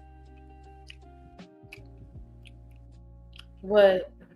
I don't know. You know what Is this that strawberry? Strawberry. Oh, so what is this? Kiwi. Kiwi. How old are we? 8? Yeah, kiwi or either monkey fruit. That is not no monkey. Oh, monkey fruit. Wow. But isn't there a fruit called Let the monkey monkeys fruit? out. too? Hi, Chatter King. Tablet. TMKC, have you been around, or did you take a break? I just haven't been in this area. Oh, I definitely took a Oh. break, but I yeah. normally go to Nightish, Stanley. Oh, okay. I was on somebody's channel today. Creative Shout out to somebody. Steenie. What's her name? Oh, Creative. Creative Solutions. Yeah. Yeah. Yeah. Yeah, she's. But I cool. wasn't there long, and I've been on her and Candy Cane's page. Those are the newest. Oh, shout out to Candy. Okay. Yeah. Chai candy though. Yeah. No. Yeah. Thank you, Irby. Good night. Thank you so much for Sorry. tuning in. If you wonder why I'm eating, this is chewing gum though. But it's sorry, hold on a sec. This right here. I'm eating one of these. This is a Pakistani brand actually, but they're very good. Y'all know I like the Mexican candy. It's like watermelon and it has a lot of I don't know. I forgot the name. of it. Cayenne pepper on it. Yes, it's so And good. lime. Okay. Yes. It's Yeah, I really like a lot of Mexican things out here too. I like their birria. Mm-hmm. Yeah, I like birria that. tacos. What you say, TMKC? I was saying I like that dulce, that Mexican candy is called dolce or dulce or something like that. Yeah, But it's dolce. like it's almost like icing Mm. with a little stick in there, and it tastes so different. Like it almost kind of tastes like what is the tres leches cake? Yeah, like a I don't like caramel this with cake. cream. Why you don't like it, Lolo? It tastes like a Mola, sponge. are you from? It's Are you nasty to from me. Texas? Mola, are you from Texas? I am from Texas. Where's your family from? My parents are from Louisiana. So how can they correct you on your English? Oh, the insults. How can they No, not? I'm being fair. But my mom has been like they've been in Texas so long, they don't have the accent that most people from Baton Rouge or New Orleans carry. Say, baby. That's Say, baby. That's interesting. Yeah, baby. That's interesting, man. I was talking That's about interesting. yeah. Yeah. Yeah, baby. Wait, but you know the reason I don't have that full UK accent when I was young, but I did have it, but then I lost it because I lived in Saudi for 7 to 8 years. And then everyone else there, though, they had an American way of speaking, though, basically, the way they used the words, the way they talked and everything.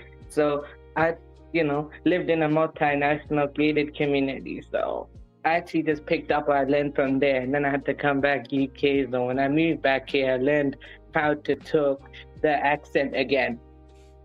Do we have closed captioning on? No. Why? Why? Because I only understood half of that. Construct. You gotta stop. I'm from New York. Wait, would it actually make it better if I spoke the way you spoke? So I can do that. I can try.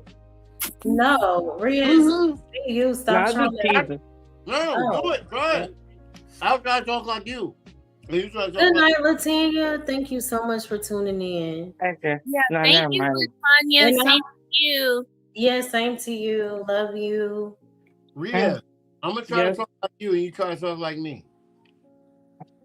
Yeah, No, thank bro, you. I'm teasing. So it's okay. I appreciate you. That's Shout like out. that. That's all right, man. I like to sound like young Riaz sometimes with tea and crumpets.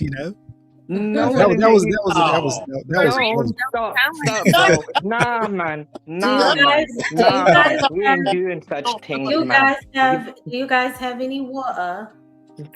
Nobody, no, that's West do London, say- though. you That's do a say stereotype. You Look, say I'm gonna what? tell you this though. Don't- Zone, don't. nobody in London I talks like like that water. anymore. I like that, Riaz. No, I know though. But I was trying to tell Zone, nobody in London talks like that anymore. That's 30 years ago, bro. Nobody know. talks like that. They No, got I English know. and slang in there, I- though. So I'm they a talk horrible something impressionist. different. They talk I'm different. not. Y'all If you would be watch surprised. I the can God of really War, I'm impersonate so many people. yeah, man. Riaz, have you ever heard of an artist named? Allow people to see that side. Yes. My mom. and Well, my- sorry, I gotta listen to Coffee at 6. All right, continue. Sorry. No, Yeah. you just gonna cut more love off. Huh? I'm just teasing. No, Hey. no, I wasn't gonna cut her off. I just wanted to Riaz listen always to I'm what just- you I'm have just to like say. messing with right now I'm talking and Riaz is talking.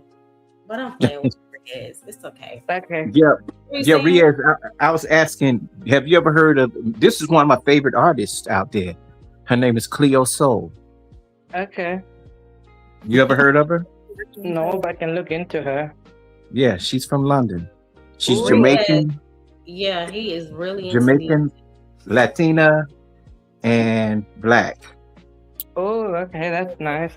When Young she's Riaz beautiful. has no picture on, and I just listen, it sounds like either West Indian woman or African woman trying to learn American. I don't know about that. I don't think he sounds like a woman. I'm That's not. what I Oh my hear. I God. just have a For soft. That's real? what I I hear. have a New soft Yorker, voice. that's what I hear. I mean, that's how we is. I promise you, you know what? I'm getting tired. I'm getting sick and tired of it all of this madness, right? Because talking about I'm tired of the madness. I'm starting to learn something about all these panel things. That I am the odd man out. Because every time I talk to everybody, they're from everywhere else but New York. Okay, get over it. No, this is weird to me. I talked to, and New York has such a diversity, right? Within New York, we have such a diversity that all within itself, it has such a diversity. We probably have the highest amount of people ever to live anywhere. And I like to talk about New York City. You could be a city boy and a country boy in New York City. Because but y'all got a lot of rats. Y'all got a lot of rats. New York City is the size of your pinky. New York City is the size of your pinky, right? But the whole New York State is the size of your hand. Who cares? I'm gonna be honest. With all that, y'all need to take y'all diversified minds and figure out how to exterminate all them rats. Because I ain't trying to get bit and get some hantavirus and all of that. You know what I'm saying? Like, did you see that where that man died from? That man died from that rat virus? I went to New York. I went to New York in 2016, though. Actually, Manhattan, though. It was a good experience, though. Actually, Manhattan's nice. Hey, Zone, did you hear about that rat disease that man died from? What? Recently in the news. Yeah, it's a real rat disease. Yes. Yeah, could have had the virus. I heard. He was rat infested, and he was breathing in all of the.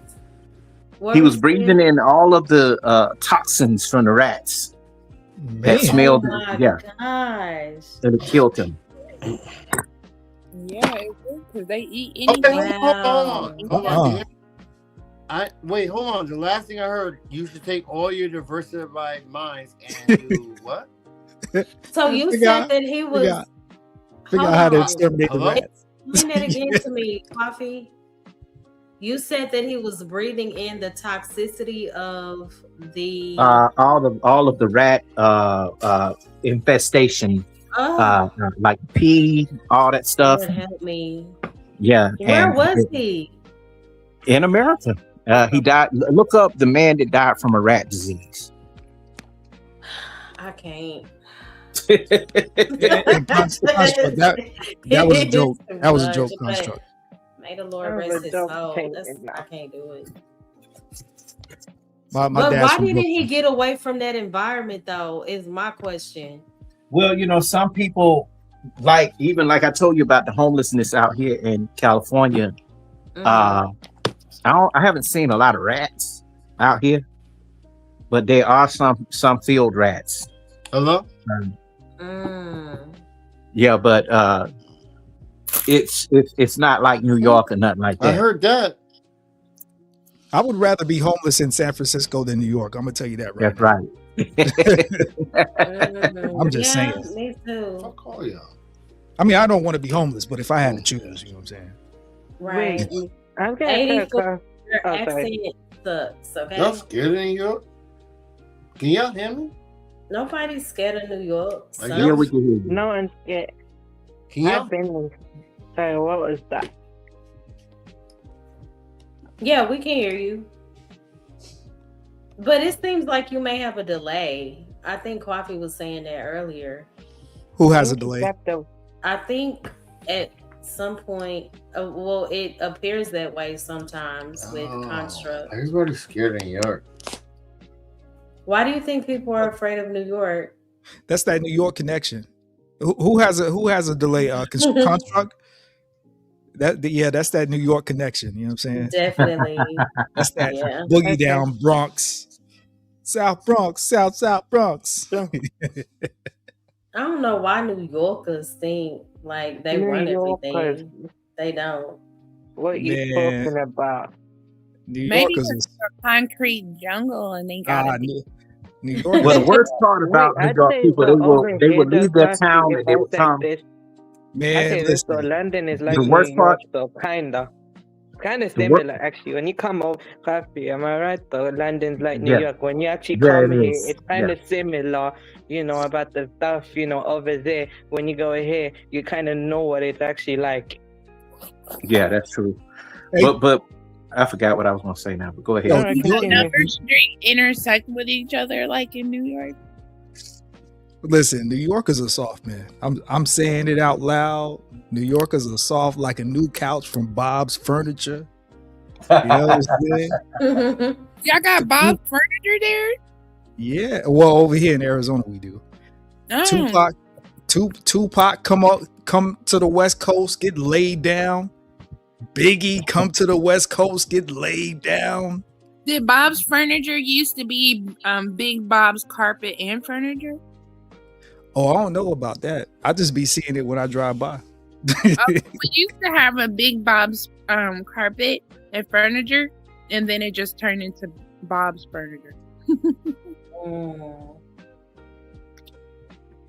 Yeah, man. Snoop Dogg and Dr. Dre go to New York and say, y'all don't got love for Snoop Dogg and Dr. Dre. And they Then walk out Dr. of Dre there. got I remember pulled out of that. his record label. You forgot that That part. was so We crazy. can't get no love. We can't get no love out here in New York on the East Coast. Y'all don't love That us. was crazy. Y'all don't love us. But you forgot the part where Dr. Dre got punked out of his record label. But that's West Coast, though. That happened on the West Coast. That's what I'm saying. West Coast is different.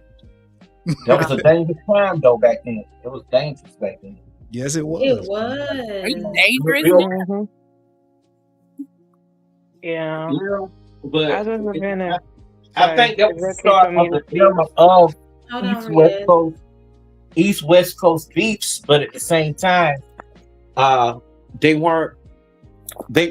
Before then, when people battled, they battled not in fighting or nothing. They battle rapped. Yeah. You know what I'm saying? But some of these battle raps can get very intense when they have, like, you know, the ciphers, you know, and these dudes that get up in each other's face, and next thing you know, they fighting. Mhm. Most of Diddy's beef is because he stole something from them. But what's so crazy is, isn't Diddy is behind Tupac and Biggie's deaths, right? Allegedly, that's what they're saying. Yeah, he didn't know how to keep his hands out of stuff, just like he couldn't keep his voice off of people's music. Well, I wouldn't. Allegedly. I wouldn't put Diddy behind Tupac. I would put I that would. more behind. I would put that more on definitely put Suge. Diddy behind it. I would put that more on Suge, though. That Like- hit him up right before he died. When that came out, he talked about all of them. I will put it more on Always that Suge. MTV. Wait, I was that still the remember MTV? putting that as my MTV, pager the way song, he went in hard Take door. it What did down. you say? Oh, what you say, Team KC? I said I still remember putting "Hit 'Em Up" as my pager song. I was like 15 or 16. Pager Mama was song like, is "Take it hilarious. down." I was like, I Look. pay that bill. That's my pager. I will Right. put Pac more on Suge, only for the simple fact that we seen Suge run somebody over in real life on camera. Oh, that was so tragic. Oh, he was vicious, though. But they remember. still, though, Suge got that title, you know, coming out of college. You know, because Suge ain't originally from LA. You know, He's but still locked up, right? yeah, he had that very bad boy image back then, to where I guess, you know, he joined in and became tough because of his size. But they say he was just like the movie was. They say he was like that in real life. Yeah, so was Dr. Dre, and then he tried to turn into a good guy. He was just as bad as good. Right. The Well, way Dre- Dr. Dre treated his wife. But Dre, he just got caught up in the He life just had talent. That's all. because here's the Michelle thing. beat her I up. think what people don't understand about the West Coast is, and I spent a half my life on the West Coast. One thing about the West Coast that's different from the East Coast is, and when I said that joke about, you know, New Yorkers are soft, you know, everywhere got soft people. That was just a joke, but I will say this: the New Yorkers in the East Coast will embrace you more before the West Coast will. Really? And I say that because the West is very territorial. This is why when people come out West, this is why you run into problems. This is why you know what I'm saying, you get in certain territories and it's hard for you to get out. The They need to entire ask West you where you Coast, from like and why you England. here. Yeah. Mhm. The West is different. From Arizona to New Mexico to California to Oregon to Utah to Nevada.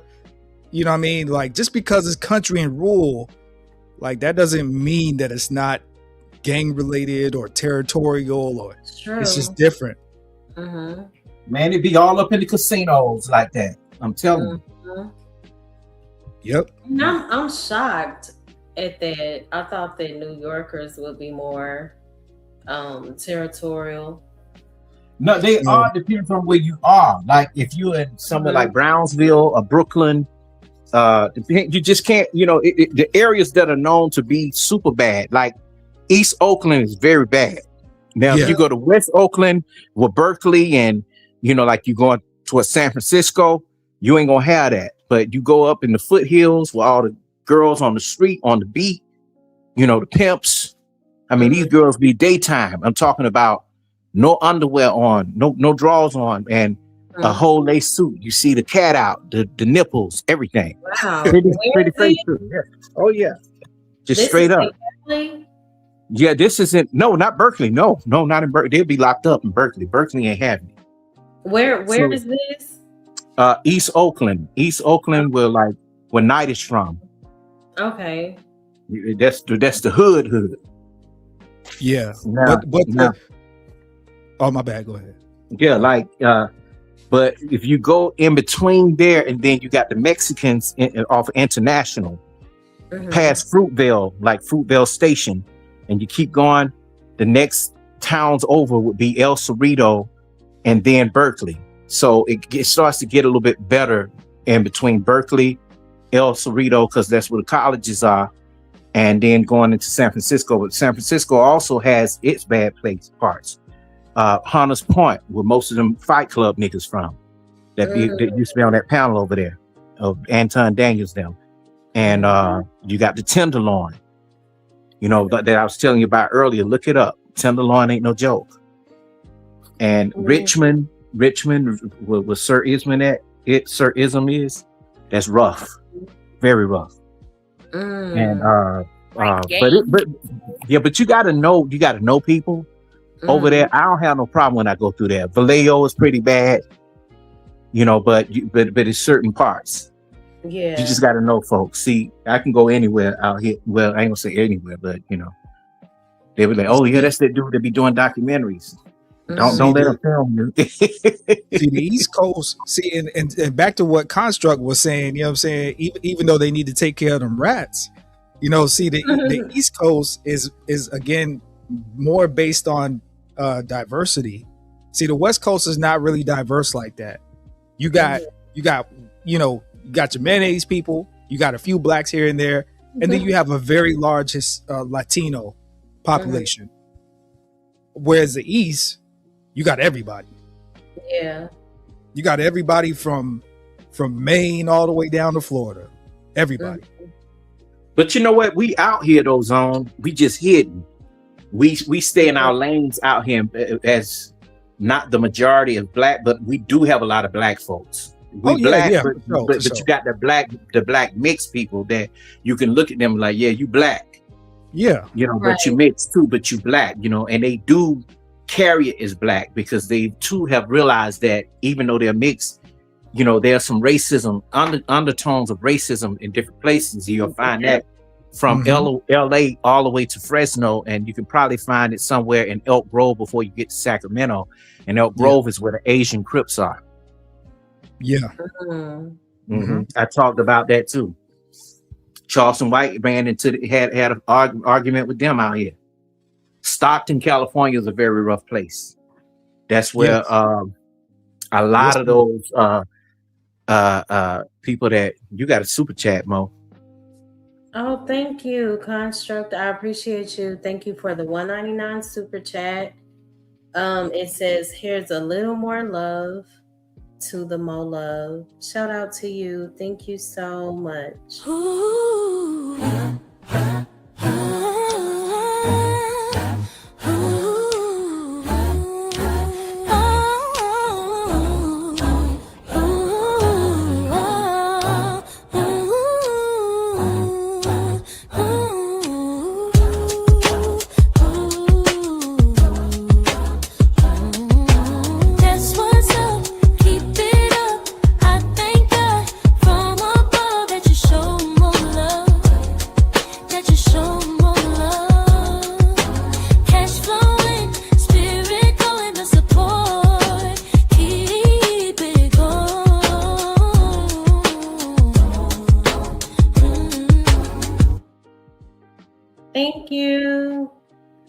What were y'all saying? Is that what you singing? That's not me singing. Why? But she can do it though. I sing on my shorts. I'll start posting more singing songs. Just don't have the time. Man, if I could sing well, I would be singing all the time. I'd be like, I'm going to the I bathroom. do. She got a voice. but TM Casey, you do have a voice where you could train. Yeah, that was kind of cute. I could sing better when I was younger. Mm-hmm. Not now. Oh no. Okay. Everybody be like, I boo! actually sing all the time in real life. I do too. In real life, Mo. In real life. Yeah, I like your voice. I love it. I tell her all the time that she should be doing voiceovers and she should be doing like a news. Yeah. You know. Yeah, in today's news, there is an ugly motherfucker sitting on a bus. And I'm just like, you do have the voice, though. You really do. She's very good at what she do. She speaks well. Do you go live, TMKC? I did at first, but ever since all that crap happened in the summer, I just kind of lost all But we getting that back, so don't worry about that. Yeah, I don't really know much. These are the two ladies up here that I really rock with. People know more about me than me. Wait, what happened? What happened a little bit? I know that happened. I don't even know everything, but what happened? Did something happen online or? No, yeah, but don't mention it here. Yeah, let's not mention it. Let's put it in the back chat. Okay.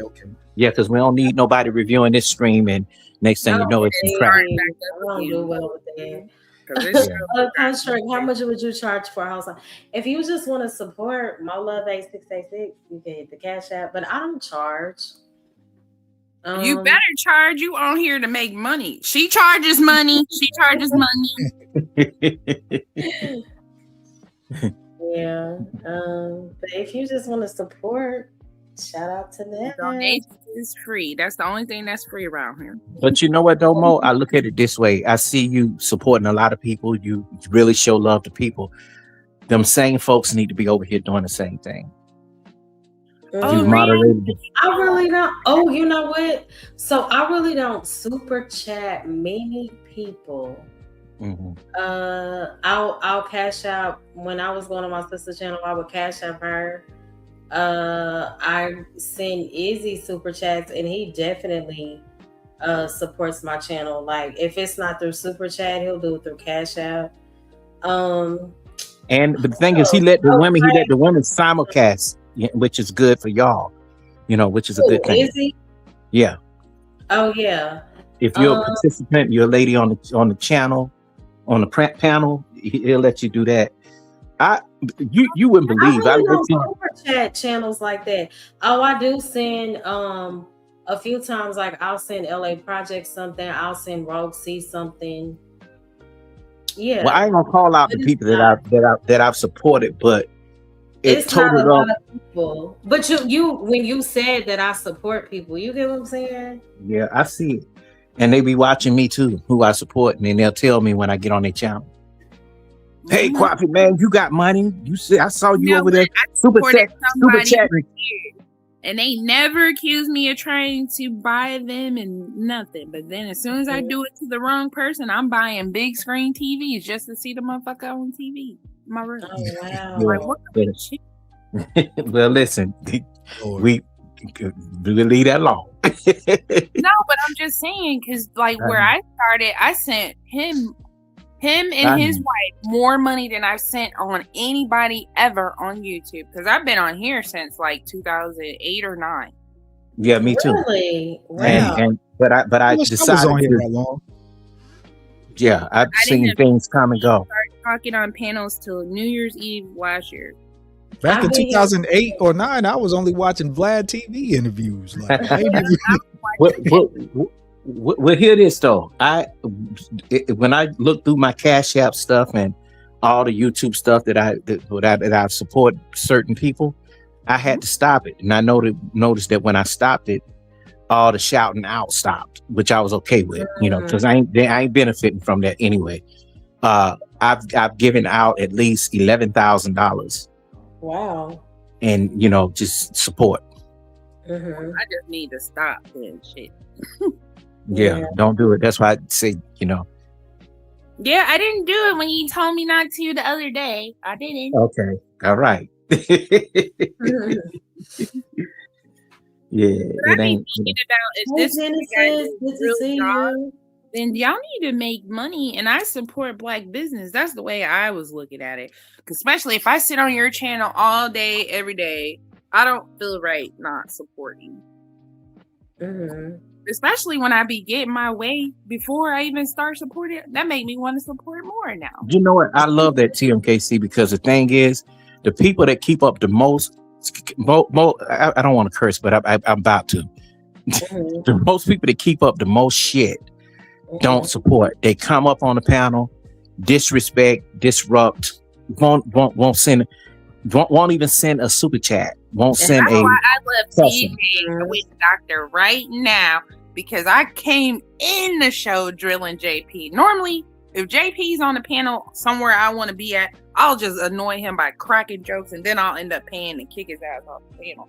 But well, the thing is, if you're a woman, you can get that kind of treatment over there. Almost in tears, and DJ Witch Doctor, he was just like, okay, like, and we don't have no, like, he was saying something like, we don't just have selective people who can stay on the panel. She pay to get you off, you gotta get off. But most people keep him though. They won't get rid of him. Well, a person that's a nuisance, especially a loudmouth, type chick. Try not to mention him on my channel. Oh, I'm sorry, I forgot. Too many live streams on me. He spread too many rumors, so yeah, I try not to mention him. I knew that he would. I should have never.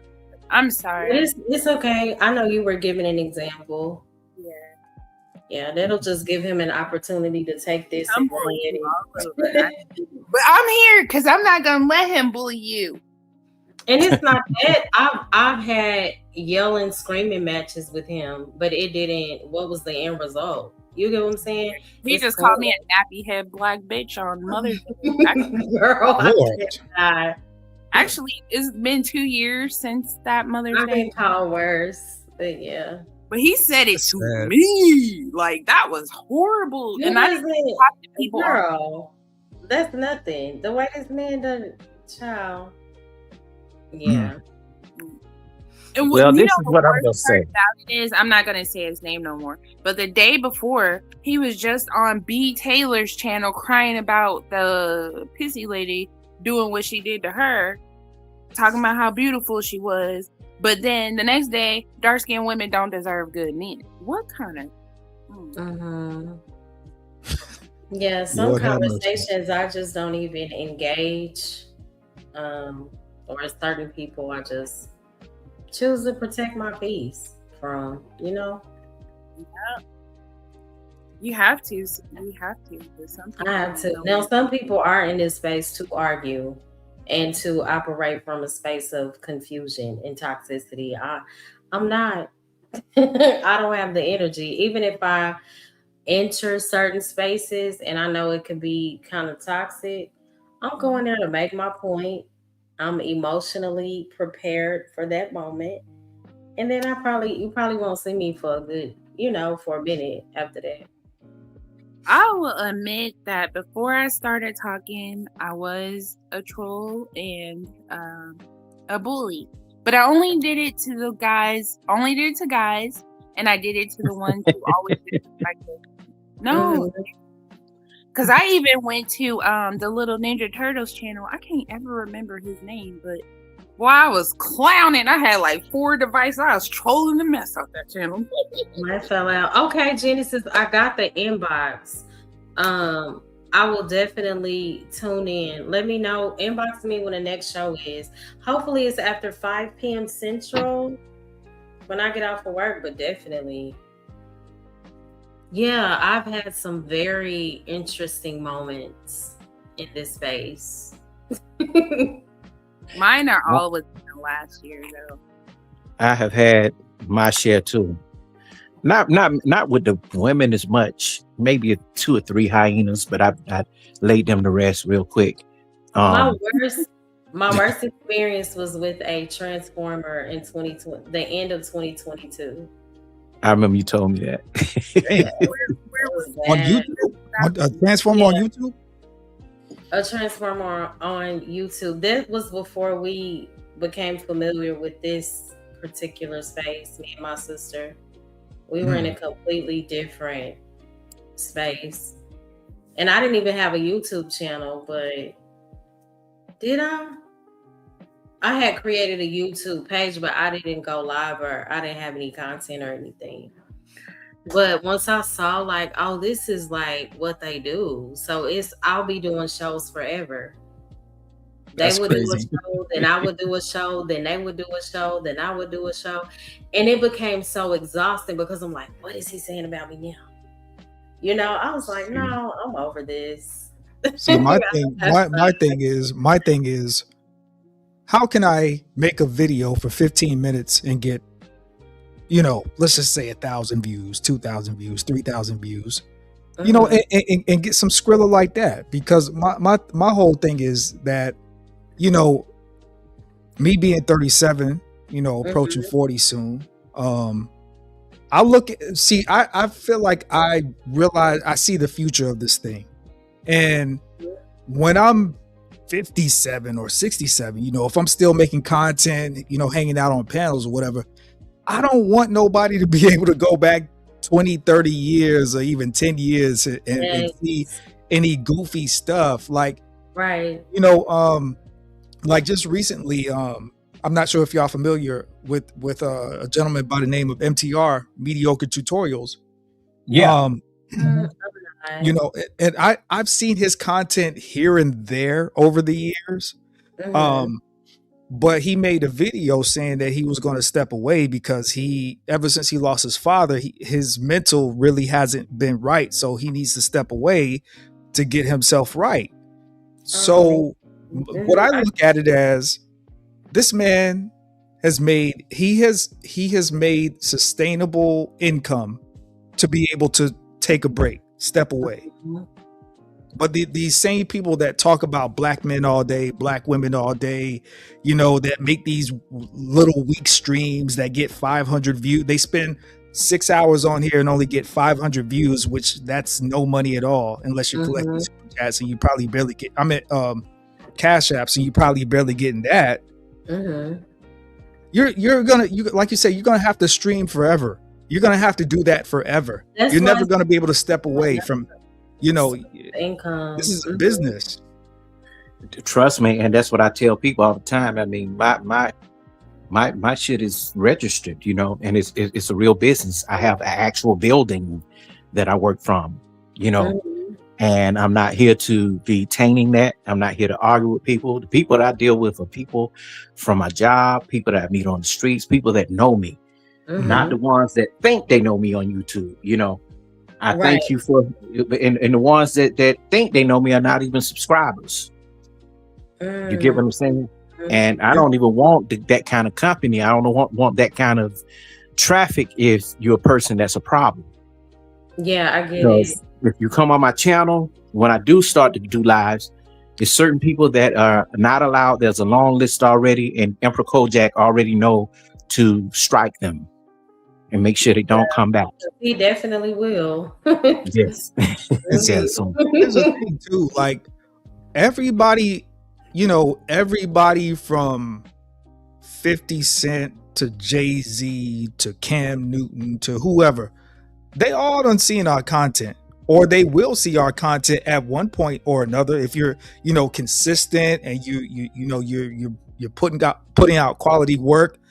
Every, you know, even what is it, the Grammys or the Oscars, one of those award shows, they're coming to YouTube. So this is the future. Like yesterday's celebrity, you know, where they gotta go on set and put makeup on and do all that. No, we're the new ish. Like we the new its.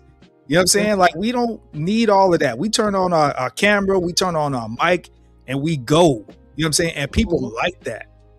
Hey man, look at IQ Speed. The young boy don't have to do nothing in a millionaire. He's doing something. Hey, have you guys? I'm trying to find this one content creator. He keeps doing these skits like every single time. What did you say? I don't know. Not Drewski, right? No. It's another one. He's kind of built like Drewski, but he's shorter, and he always has the microphone pole, camera, and lights, and he goes to random people and make them finish the TV or the movie skit. Like one at a time, he went up to this woman, and she was supposed to act like the lady on The Baby Boy. And then she was like, they gave her 3 tries, and then the third try, she was like, "Oh, I hate you, Jody," because he was like, "Yvette, where's my son? Where's my son?" And these just like random people, and he keeps doing it. Like he goes to different people and make them just be a star all of a sudden, and they don't know him because at first they get mad. Do y'all know who that is? I have no clue. No, I don't know. I want to see it so I don't bad. know either, but he sound like he's fun. That's real. I know he got this rich girl to get out of her big old SUV, said that she's gonna be a star, and he made her act like Yvette from Baby Boy. And then she was like at the end, like, "Where's my money?" I'm gonna have to find it. Now, Maybe that's- I've seen it. I just don't know. And there's a crazy dude who go around and say, "I instigate girlfriend and boyfriend," and say, "Will y'all swap phones? Can y'all go through the phones?" I think I seen that. I think I Yeah, seen he be starting some crap. He do be starting some real shit because he be having to take it off a video. I'd be like, "No, I wanted to see it." Did you see the one where he had the daughters fighting against the mama? The daughter got pregnant by the mama got pregnant by the daughter's boyfriend. What? In Texas. Was she a big lady, like a really big butt and really thick? Yeah, she's a pretty woman. You know, her daughters are pretty too. But if the daughters was calling, "You're my mother," BITCH. Wow. It was just crazy. Dang, that is so toxic. He had the mama had the daughter call the boyfriend, and the boyfriend said he was doing something, and then next thing you know, the boyfriend just showed up right next to the mama, and the daughter found out. Oh man, that was crazy. Yeah, she's like, and how the daughter found out was she found a pregnancy test in the room. That's crazy. You know, she had heard rumors that she was sleeping with a boyfriend. The daughter said the mom was, and she's like, "You should be ashamed." She's like, "I don't care." She said, "Y'all grown. You know, I sleep with whoever I want to sleep with." Oh wait, that's crazy. That's the mom. Yeah, yes. She was willing to give up her daughters to. But do y'all think that some of this is for just views? Is it really? No, this one was real. Oh wow. Okay. But the mama sitting there pregnant and the daughter pregnant by the boyfriend. By her, yeah. Unfortunately, that's actually more of a reality these days. Yeah. The mama and daughter being pregnant by the same guy. Yeah, but it was the son-in-law. You know, and I'm quite sure she probably enticed him when he came over, and you know, nobody ain't got to know. Let's get it in. But is that common? I know it happens, but I think it's more common today, like in these day and times. And I say this only because the majority today, I just read something on ABC or one of the New York Times or something that said like for the first time, I think it was either last year or 2024. The majority of the women having babies now are like 37 and up now. So it's just playing off of that. Yeah, it wouldn't be too far fetched for an older woman that's like, oh, if you found him, you know what I'm saying? Like, especially if she looked young, Well, yeah. And that's happening a whole bunch, But I think it was stupid for that mom to get pregnant. I'm gonna be honest with you. Very. Because he told both of them, I want neither one of you BITCH. Oh no, they should have felt so stupid. Yeah, the girl was crying, you know, and he was mad that the guy put him on camera. So was he with the mom first or the daughter first? Well, he told mama he loved her, you know, so that is crazy. Yeah, so she's gonna leave. She thought she was gonna ride off into the sunset, you know, like a young woman. He loves something else. Yeah, he loves something else. Exactly. Like, please. Folks will lie. I mean, it's so easy. Hey, True Bleed, good to see you. That was insane. But who took whose man? Like, was he dating the mom first, or it was the daughter? It was the daughter's long-term boyfriend. Wow. Tall dude, about 6'2". You know, wasn't a bad-looking dude. You know, and the daughter's a nice-looking girl. You know, mama ain't bad-looking either, but the mama's to the point to where, like, bro, I need happiness too. Let mama get some. There's so many men in the world for you to do that to your daughter. She don't want the older men. She want the young one. Like she want. I'm gonna tell you what the problem is. The problem is that these grandmothers don't look like the grandmothers of yesteryear. That's what the problem is. Yeah. That's you know what I mean? Like if a woman be 60 years old and you think she 40. What's that one that's a podcaster? Real pretty. And they say she's 60. I can't believe it, man. Ask Ashley or something. I never heard of it. I mean, I could believe it. I could believe it because I mean, again, like, hell, a lot of young women call in and tell her, "Hey, you got your whole body done over. You fake. You this." They jealous of that woman. Beautiful too. I don't know who she is. I mean, I'm gonna find out who she is. I could believe that though. Again, because we have reached a time, where the grandmother in the 70s, 80s, and even the early 90s is you know what I mean? Like the grays ain't gray no more. You know what I'm saying? Like the grays ain't graying. Let me tell you something. There's a Shaka Khan got a new album out, man, and she looked real young on it. I think she never ages, it seems. But and the thing is, when she went on that tour with Patti LaBelle them and Stephanie Mills, I think that brought them back to life. Stephanie Mills looks good. Yeah, I love Stephanie Mills. I think she's doing a lot though, but Stephanie, she be like, but I don't know. But Stephanie act like a lady. You know, she's a lady. I know her ex-husband. He's really cool people. Yep. And he's an actor. He was one of the first GQ models. One of the first GQ male models on GQ in the 90s. Okay. Yeah. And he's an actor. Real cool dude. Yeah.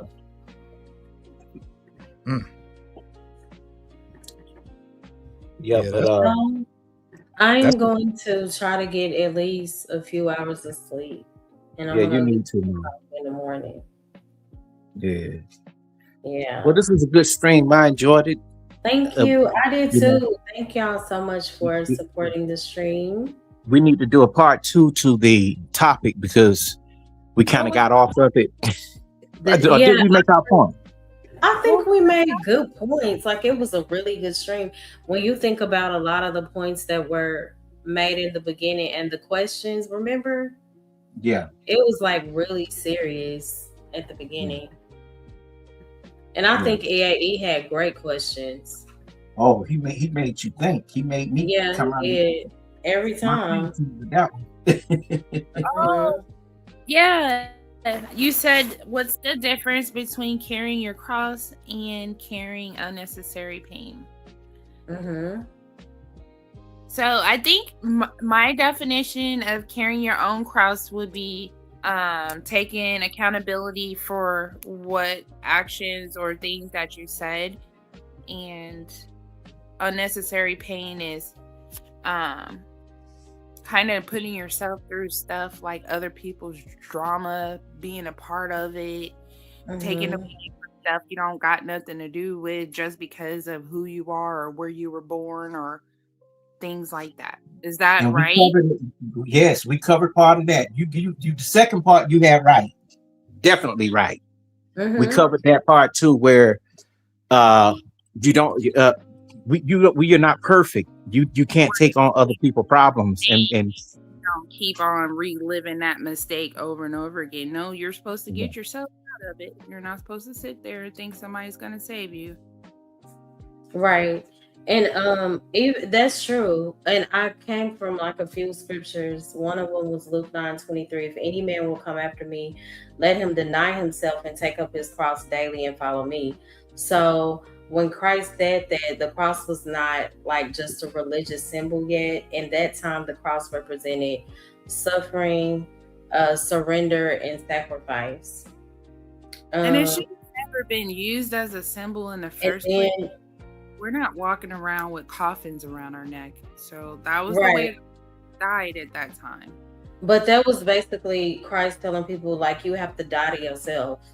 Like those fleshly desires, those things that you battle with, pride, bitterness, lust. There are so many factors.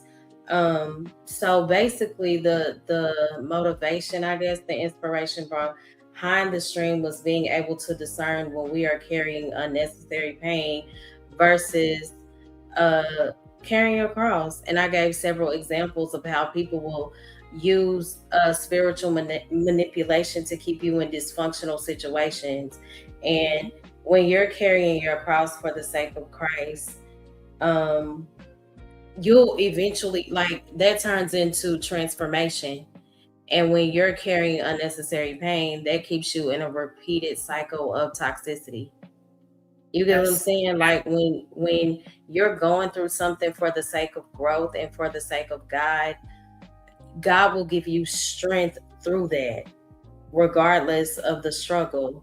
But when it's just, again, self-inflicted, or you just suffering, we're suffering because we don't want to let go of certain things or certain people, those things will drain you and you'll see the difference eventually. Oh, I'm definitely seeing the difference. Like, just because, when you love your family, it doesn't mean that you let them walk all over you. Ma'am, that could be a topic all by itself. All by itself, girl. That's because all my life I've been doing that or running. I did it, and I finally stopped within the last. When 6 you stop, it's a problem, girl. Yeah, I'm like, I got a curse. That is so true. But yeah, I do agree. We should do a part 2. Yes, please. I want to. And I think you should incorporate what TMKC says. Really? I'm about to hang up on you right now. I'm done. I know. I almost said your name. I didn't want to say it. You know what I'm saying? So that's why. You know what I mean? Yeah. Okay. That's why I said it. I don't believe in telling people names. Yeah, but I'll definitely do that. 84, not 84. I'm looking at 86. 86, and I said 84. Did you want to add anything to that, or did you? I'm gonna do final thoughts after. I don't know if you wanted to add to what was said. You know what? I don't want to add to what was said because I don't want to butcher it. But I will say this. I get, and this could kind of be my final words, I guess, or whatever. So Mother's Day was yesterday, and so for people that don't know my story, I was raised by my grandparents for the first half of my life. That's because my mom and dad, they were young when I was born. They were in high school when I was born. So when you're that young, you don't really have the foundation to raise a child. So Right. my grandparents took me in as the noble people that they are. And so because of that, my mom, he was around, but she wasn't Monday through Friday. She wasn't there Monday through Friday. She was a weekend mom, basically. Mm-hmm. So I called my mom today to wish her a happy Mother's Day. Oh. And she said, well, I have a younger brother and sister. Mm-hmm. And me and her have been the most estranged only because my grandparents raised me. And you have to build a relationship when you're not around your child all the Right. time. Mm-hmm. She said, you're the only one that called me today. Interesting. So, moral of the story, right? I'm not here to try to be like, yo, you got to just love your mom, love your dad, whatever. Mm-hmm. But specifically for your mom, Mm-hmm. this is what I come to the conclusion of. She had me. Yeah. That's it. She could have made the decision to do whatever she wanted to do with me. Mm-hmm. Like And, do drugs. and you know what, John? It takes time, and healing. And you, even though I know that your grandmother and grandfather didn't turn you away from your mother, because they're probably not those type of people, but at the same time, sometimes it's guilt. And me and Mo Love was talking about this earlier about part-time mothers, part-time fathers, and some people that grew up without mother or father, and we have that, and that's why I try to give people grace as well, because you don't know what they're going through. You don't know, because they would look at a person like, even if you didn't tell your story, they would look at us brothers like we just that dude, the pie in the sky, and it's not always what they think it is. I got my stuff, but I will cover it later. I would talk about it. Yeah, and just hearing stories like this, and to see that you're still very grateful, like that speaks volumes. And it reminds me of just how my mom sacrificed so much for us, how she loved us so much, no matter how difficult it was. So that's why I'm so big on not just on a man-made holiday, but just showing my mama the love and support that she deserves. And I don't know, I get in my feelings when I feel like she doesn't, receive the love that she deserves all around when pertaining to family. But I'm like, how can you not honor a mom consistently that has sacrificed when you hear other people's stories? I just don't get it. I just thank God for my mom so much. Like I could not ask for a better mother.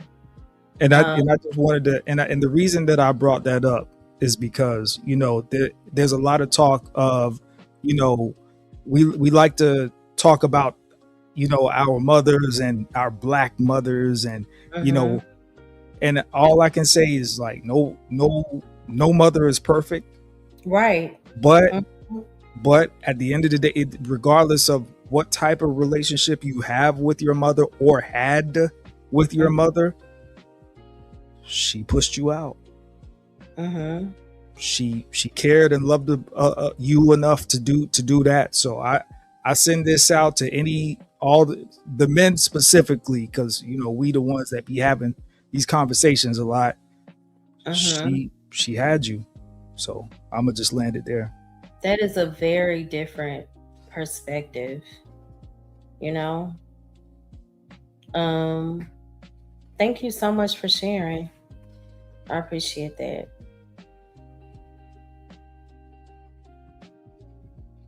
I got kicked out. Sorry about that. Oh, okay. It's okay. But I know y'all going. You about to go. But yeah, I mean, these are the stories that we need to hear. We do. And to know that people do have real life problems. Everybody ain't perfect on this piece. We definitely, we're not perfect. But I tell people all the time, speak out, but don't in the wrong hands of people. That's true. Over the internet, And like Zone said earlier, and I seen it happen. I woke up in the middle of the night and this man got over. I seen over about 5,000. It looked like almost 5,000 people in the chat. Who? Zone? Yeah. I saw that. I saw that too. Shout out to Zone. And the thing is, we've all been over there, like on the Four Brothers podcast, and all men's channel, just serious channels, and we sat and talked about how we wanted to do our content, and we maybe didn't have no more than about 8 or 9 people in the chat, because we're talking about something that's productive. People don't like that.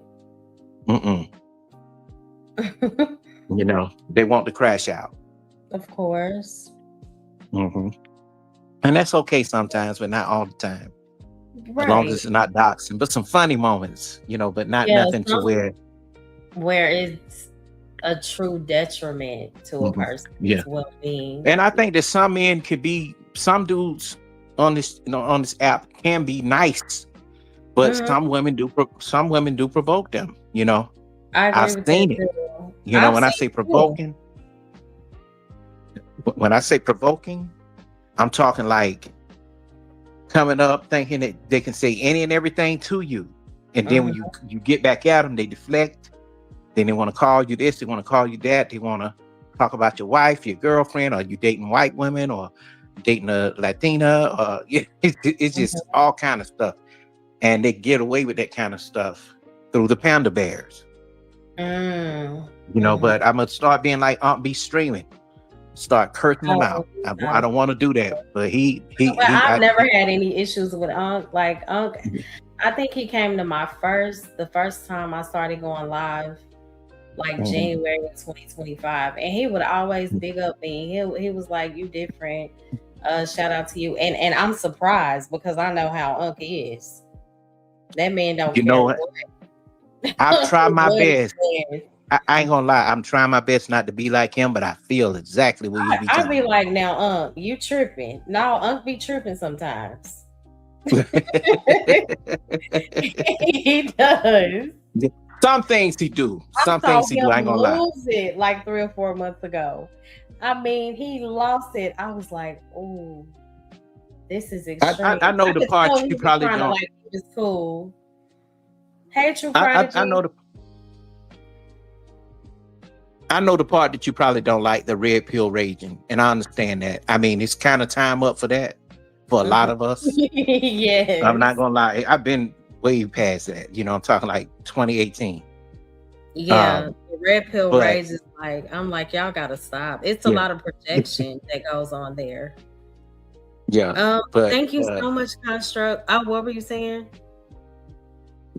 No, go ahead and reach a super chat. Thank you, Construct, for the $4.99 super chat. Mo, you should make your own coffee, but this one is on me. Thank you so much. I appreciate it. Ooh.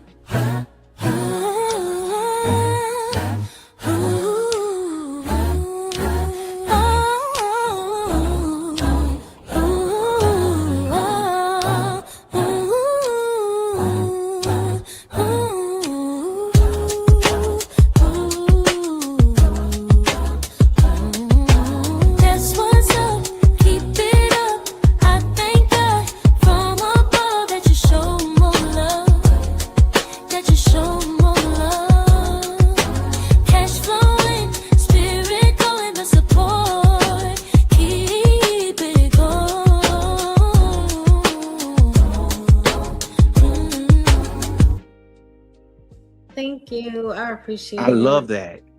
I love that song. Thank you. Show more love. And shout out to Izzy talking about, oh, that song, I don't know, it's too long. I don't like it. Well, buddy, you're gonna hear it. That song is nice. Man, Izzy's songs be an hour long. I'm like, sure do. Okay. Don't be hating on my little 35-second song, sir. Oh, thank you so much, TMKC. I appreciate you guys You're for welcome. supporting the My show. Thank you. my Thank you, cash app Snoopy. won't card. Thank you so much. Yes, I will definitely need to supersize.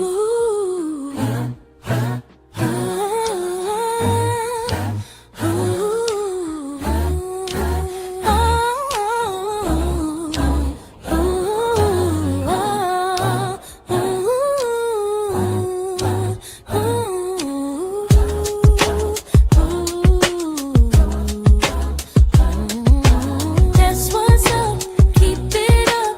I thank God from above that you show more love, that you show more love. Cash flowing, spirit going, the support, keep it going.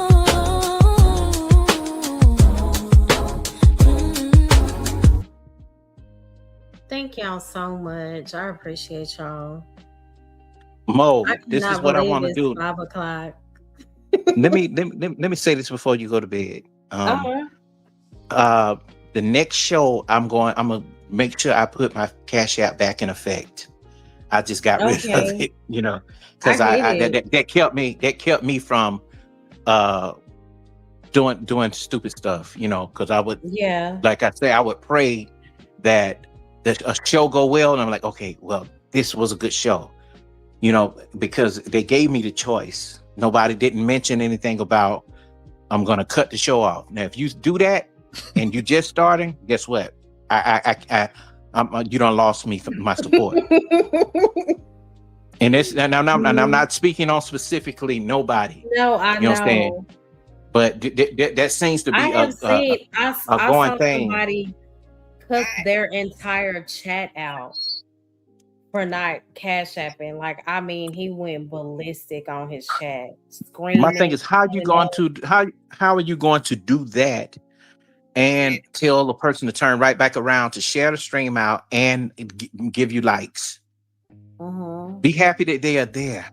And if you get into a good monologue and you got them, guess what? They're gonna, and it's an interesting topic. They're gonna, Yeah, they will. And can I say something? Can I say something right there too? Like, not to. I'm sorry, Mo. I know you're trying to end the show, but No, it's okay. but listen, see, and this is what I was talking about YouTube being a business, about being work earlier. The biggest, a lot of the biggest. I brought up MTR earlier. He hasn't done a live stream in months. All of his stuff is uploads, and in his last video, he says that he makes $50,000 to $100,000 a month. Oh my gosh! I think I want to start doing uploads, with but I no actually super enjoy chats. the engagement.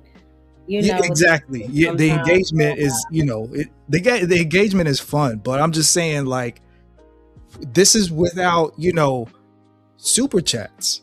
Yeah. So to me, the probability of you getting a higher pay, when you just work on your game and you upload, it's a higher probability you're gonna make more money on uploads. As you work on your craft, work on your commentary, things like that, as opposed to cash apps and super. It's nice. Like, don't get me wrong, it's nice, but all you got to do is upload a video. Guess you never know. It's like really no stability in it when it comes to the super chats, because one live stream you could really get a lot of support. Yeah. Another live stream you may not, So yeah, I get it. Right. And I think a lot of the content creators too, I think that they forget that a lot of the people that watch these streams, these are working class people. Yes. Like, we have children, priorities, responsibilities, car notes, house, insurance, what are savings, investments, whatever. All of that should come before, a super chat or anything like that. But yeah, a lot of these content creators, they forget that these are working class, Yeah, that's true. Absolutely.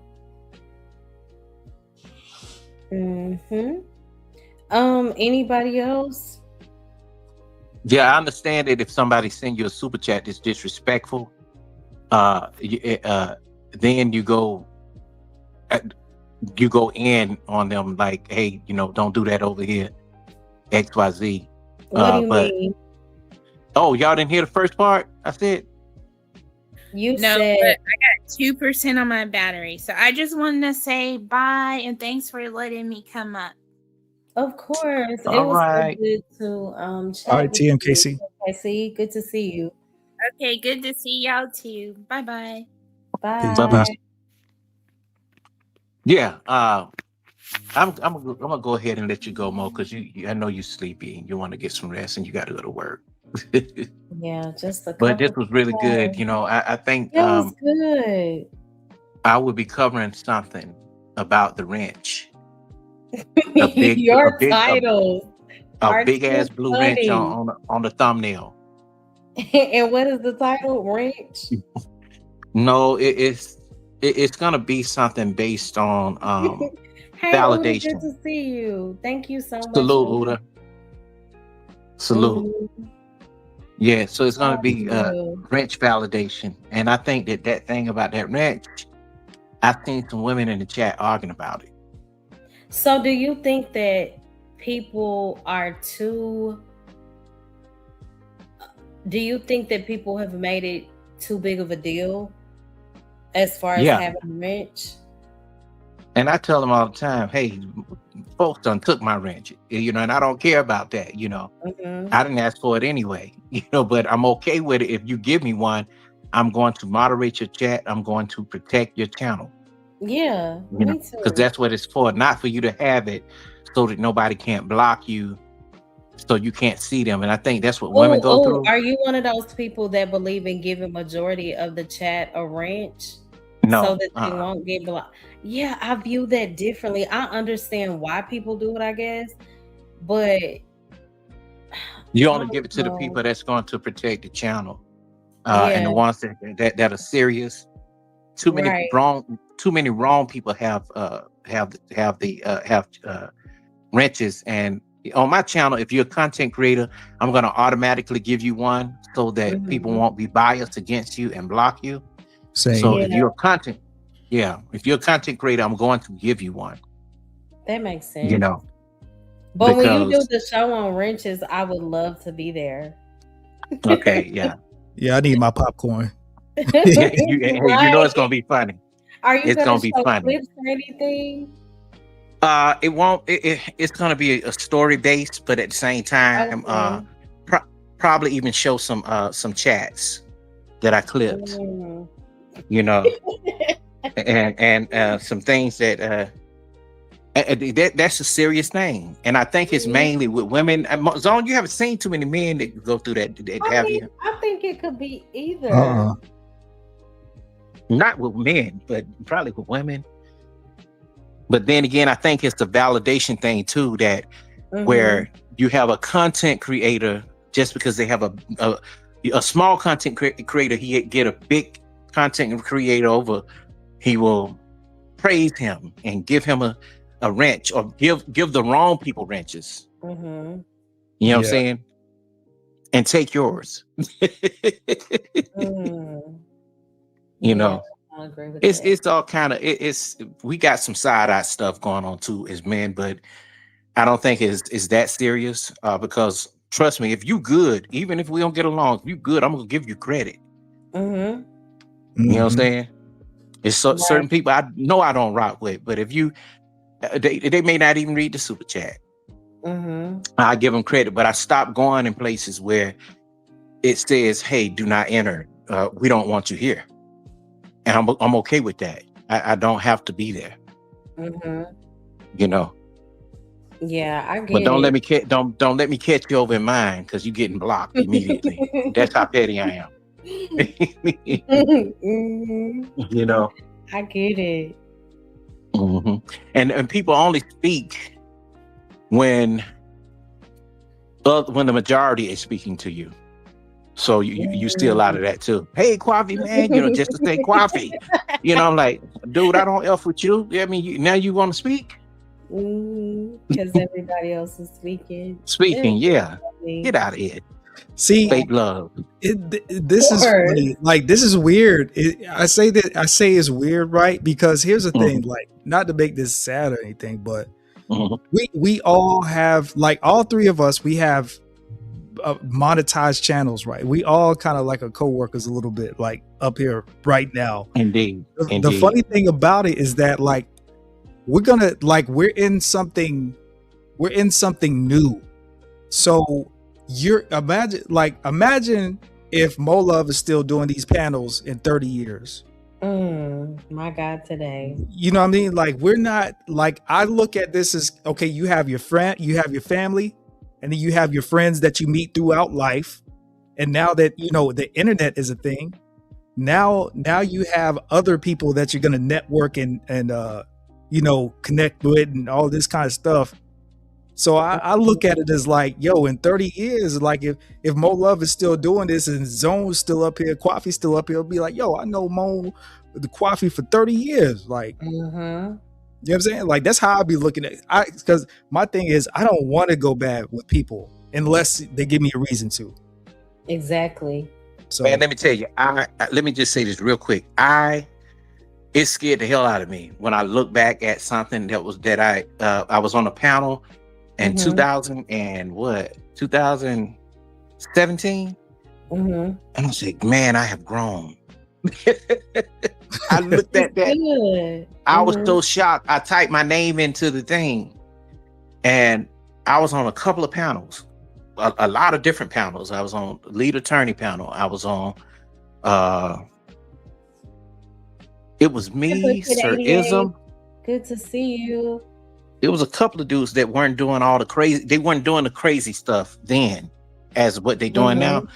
But the conversation was so real and intense. It was a real brotherly. Were there full panels before the C19? Yeah, it was so packed you couldn't even get in. Before I thought all of this came about like during. I don't know. Not with the manosphere. Not with the manosphere. No. But there was already live chats going on. Yeah, Google Hangouts. That's what it was called at that time. What was the thing? Clubhouse. Do people do Clubhouse? Yeah. Well, they do. They do, but that's when they when they really want to fight and disrespect. You know, like them white supremacists. Yeah. Twitter Spaces came and wiped that out. Oh, okay. What Clubhouse? They I thought Clubhouse was popular during COVID. So you can say anything on Twitter? Yeah, I mean, what I'm saying, well, Clubhouse was popular during C19, but then once Twitter or X, once they came up with the X Spaces, that kind of wiped out Clubhouse a little bit, because Twitter is a little bit more unrestricted, and it's a larger social media system. Man, I don't even know how to work Twitter, but I'm always on it. I've been reading stuff. I ain't even gonna lie now. I do okay on TikTok, but I know that also they gender bang very heavy even on TikTok. Yeah. Ooh, when I tell you, them women on there, they said, kick him out of here. I know who he is. He be on YouTube. Have panels on TikTok? Yeah, they kicked me out. As soon as I didn't know. No. Then one dude, they have panels on TikTok. TikTok, yes. You got kicked out. They said what? I know who he is. He's abusive to women. I said, what?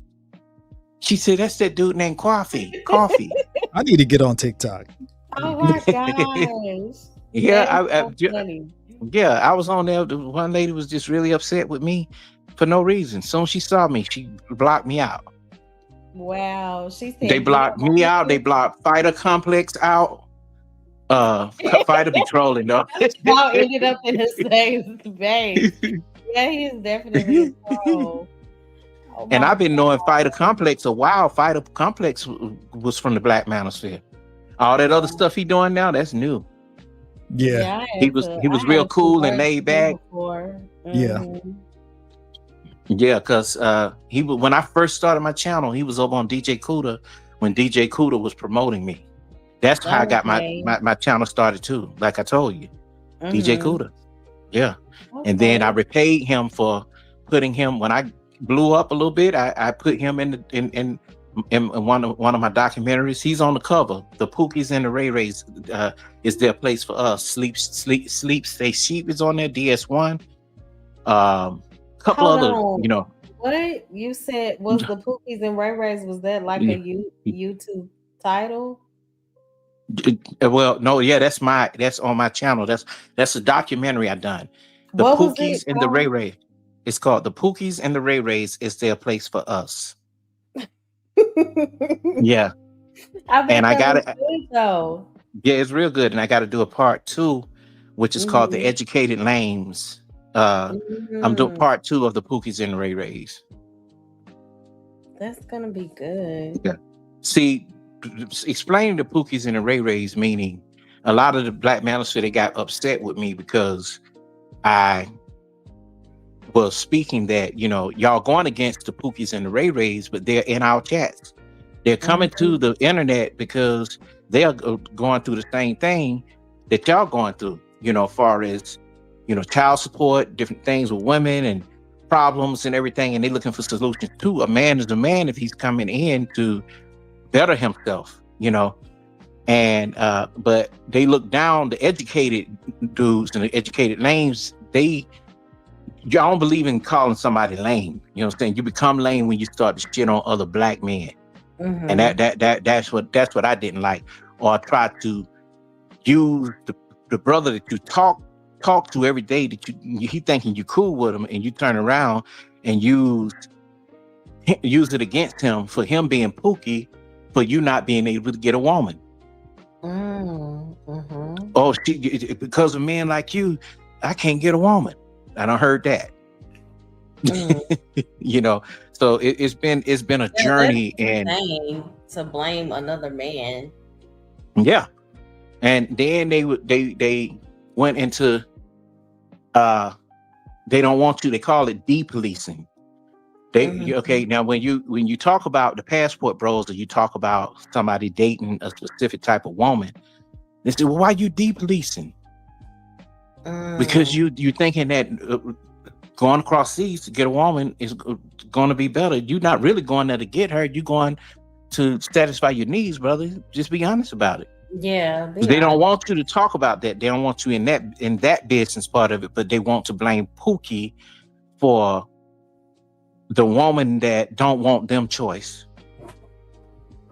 So that's what the Pookies and the Ray Rays is about. And DJ Cuda has a very good part. You should see his part. You can skip it. Oh, okay. On that particular, got it. Yeah. On that documentary, but it's really good. And I had another dude from the Black manosphere that was on there named Sunclaw, and he did a I've used him part of the soundtrack for the documentary, and on that you'll see the soundtrack where it says the Pookies and the Ray Rays, and he's speaking. It's a song. It's a song, and him just speaking, and it's funny, Yeah, I'm definitely gonna have to tune in. Shout out to Construct. He said, fellas, y'all are very insightful, but let the lady go. It's okay. But thank you for supporting the stream, huh? No, that's fine. If he may be right about that. Did the coffee wake you up, or? Oh, I didn't get the coffee yet. I'm going to get the coffee in a few hours. No, but I think you need to go to bed then. But I just wanted to explain what that Pookie and Ray Ray is about. I talk about the incels in there too, but I don't call Black men incels. I call them black cells. Because we talked about Frank Jones, the one also that used to be in the Black manosphere, who blew up the New York subway, shot up people in it. Oh my God. He listened to Wanna BGS and went there and shot up that train. He used to be over there in that chat. I saw him.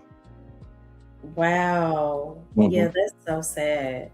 And I also talked about the trolls who, and I talked also about the white woman who was, she was trying every way she could to get into the Black manosphere, but I'm the one who was blocking her. This is the one that was stalking me. So I used her to say, okay,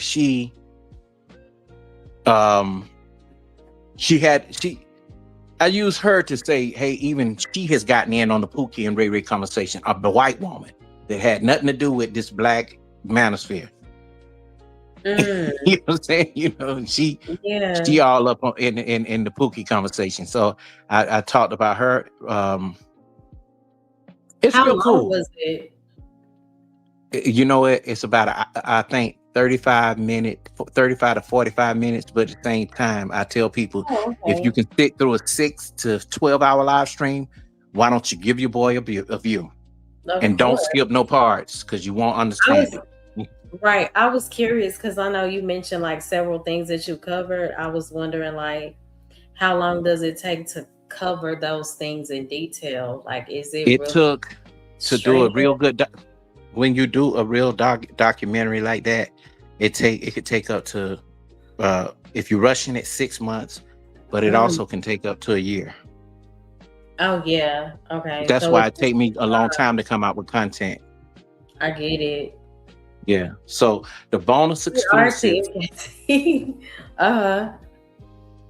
Yeah, the bonus exclusives are the mini docs with titles and everything where I promote the content creators. And that's just a bonus exclusive. It's not on the lineup for the year of what I'm doing. They just extras. That's all that is. Got it. Yeah. Well, go ahead, Mo. Get you some rest. I really enjoyed this. I did too. Thank you so much, Coffee. I appreciate your support. Thank you, Construct, for the $1.99 super chat. I appreciate you.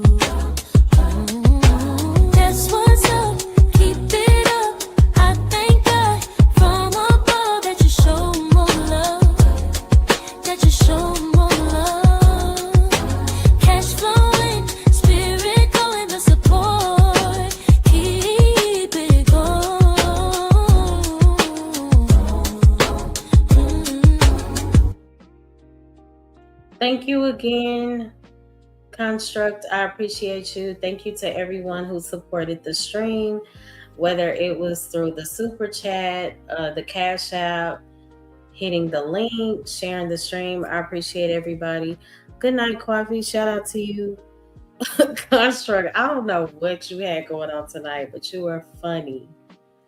Yeah, if you guys have time, I would say the first 2 to 3 hours of the stream was a more serious portion of it geared towards the topic. Again, I appreciate everyone. I pray that everybody has a blessed week. Yeah, I plan to go live Wednesday around 9:30. It'll probably be 10:30 again, but I'm shooting for 9:30. All right. I love everybody. Have a blessed night and a blessed week.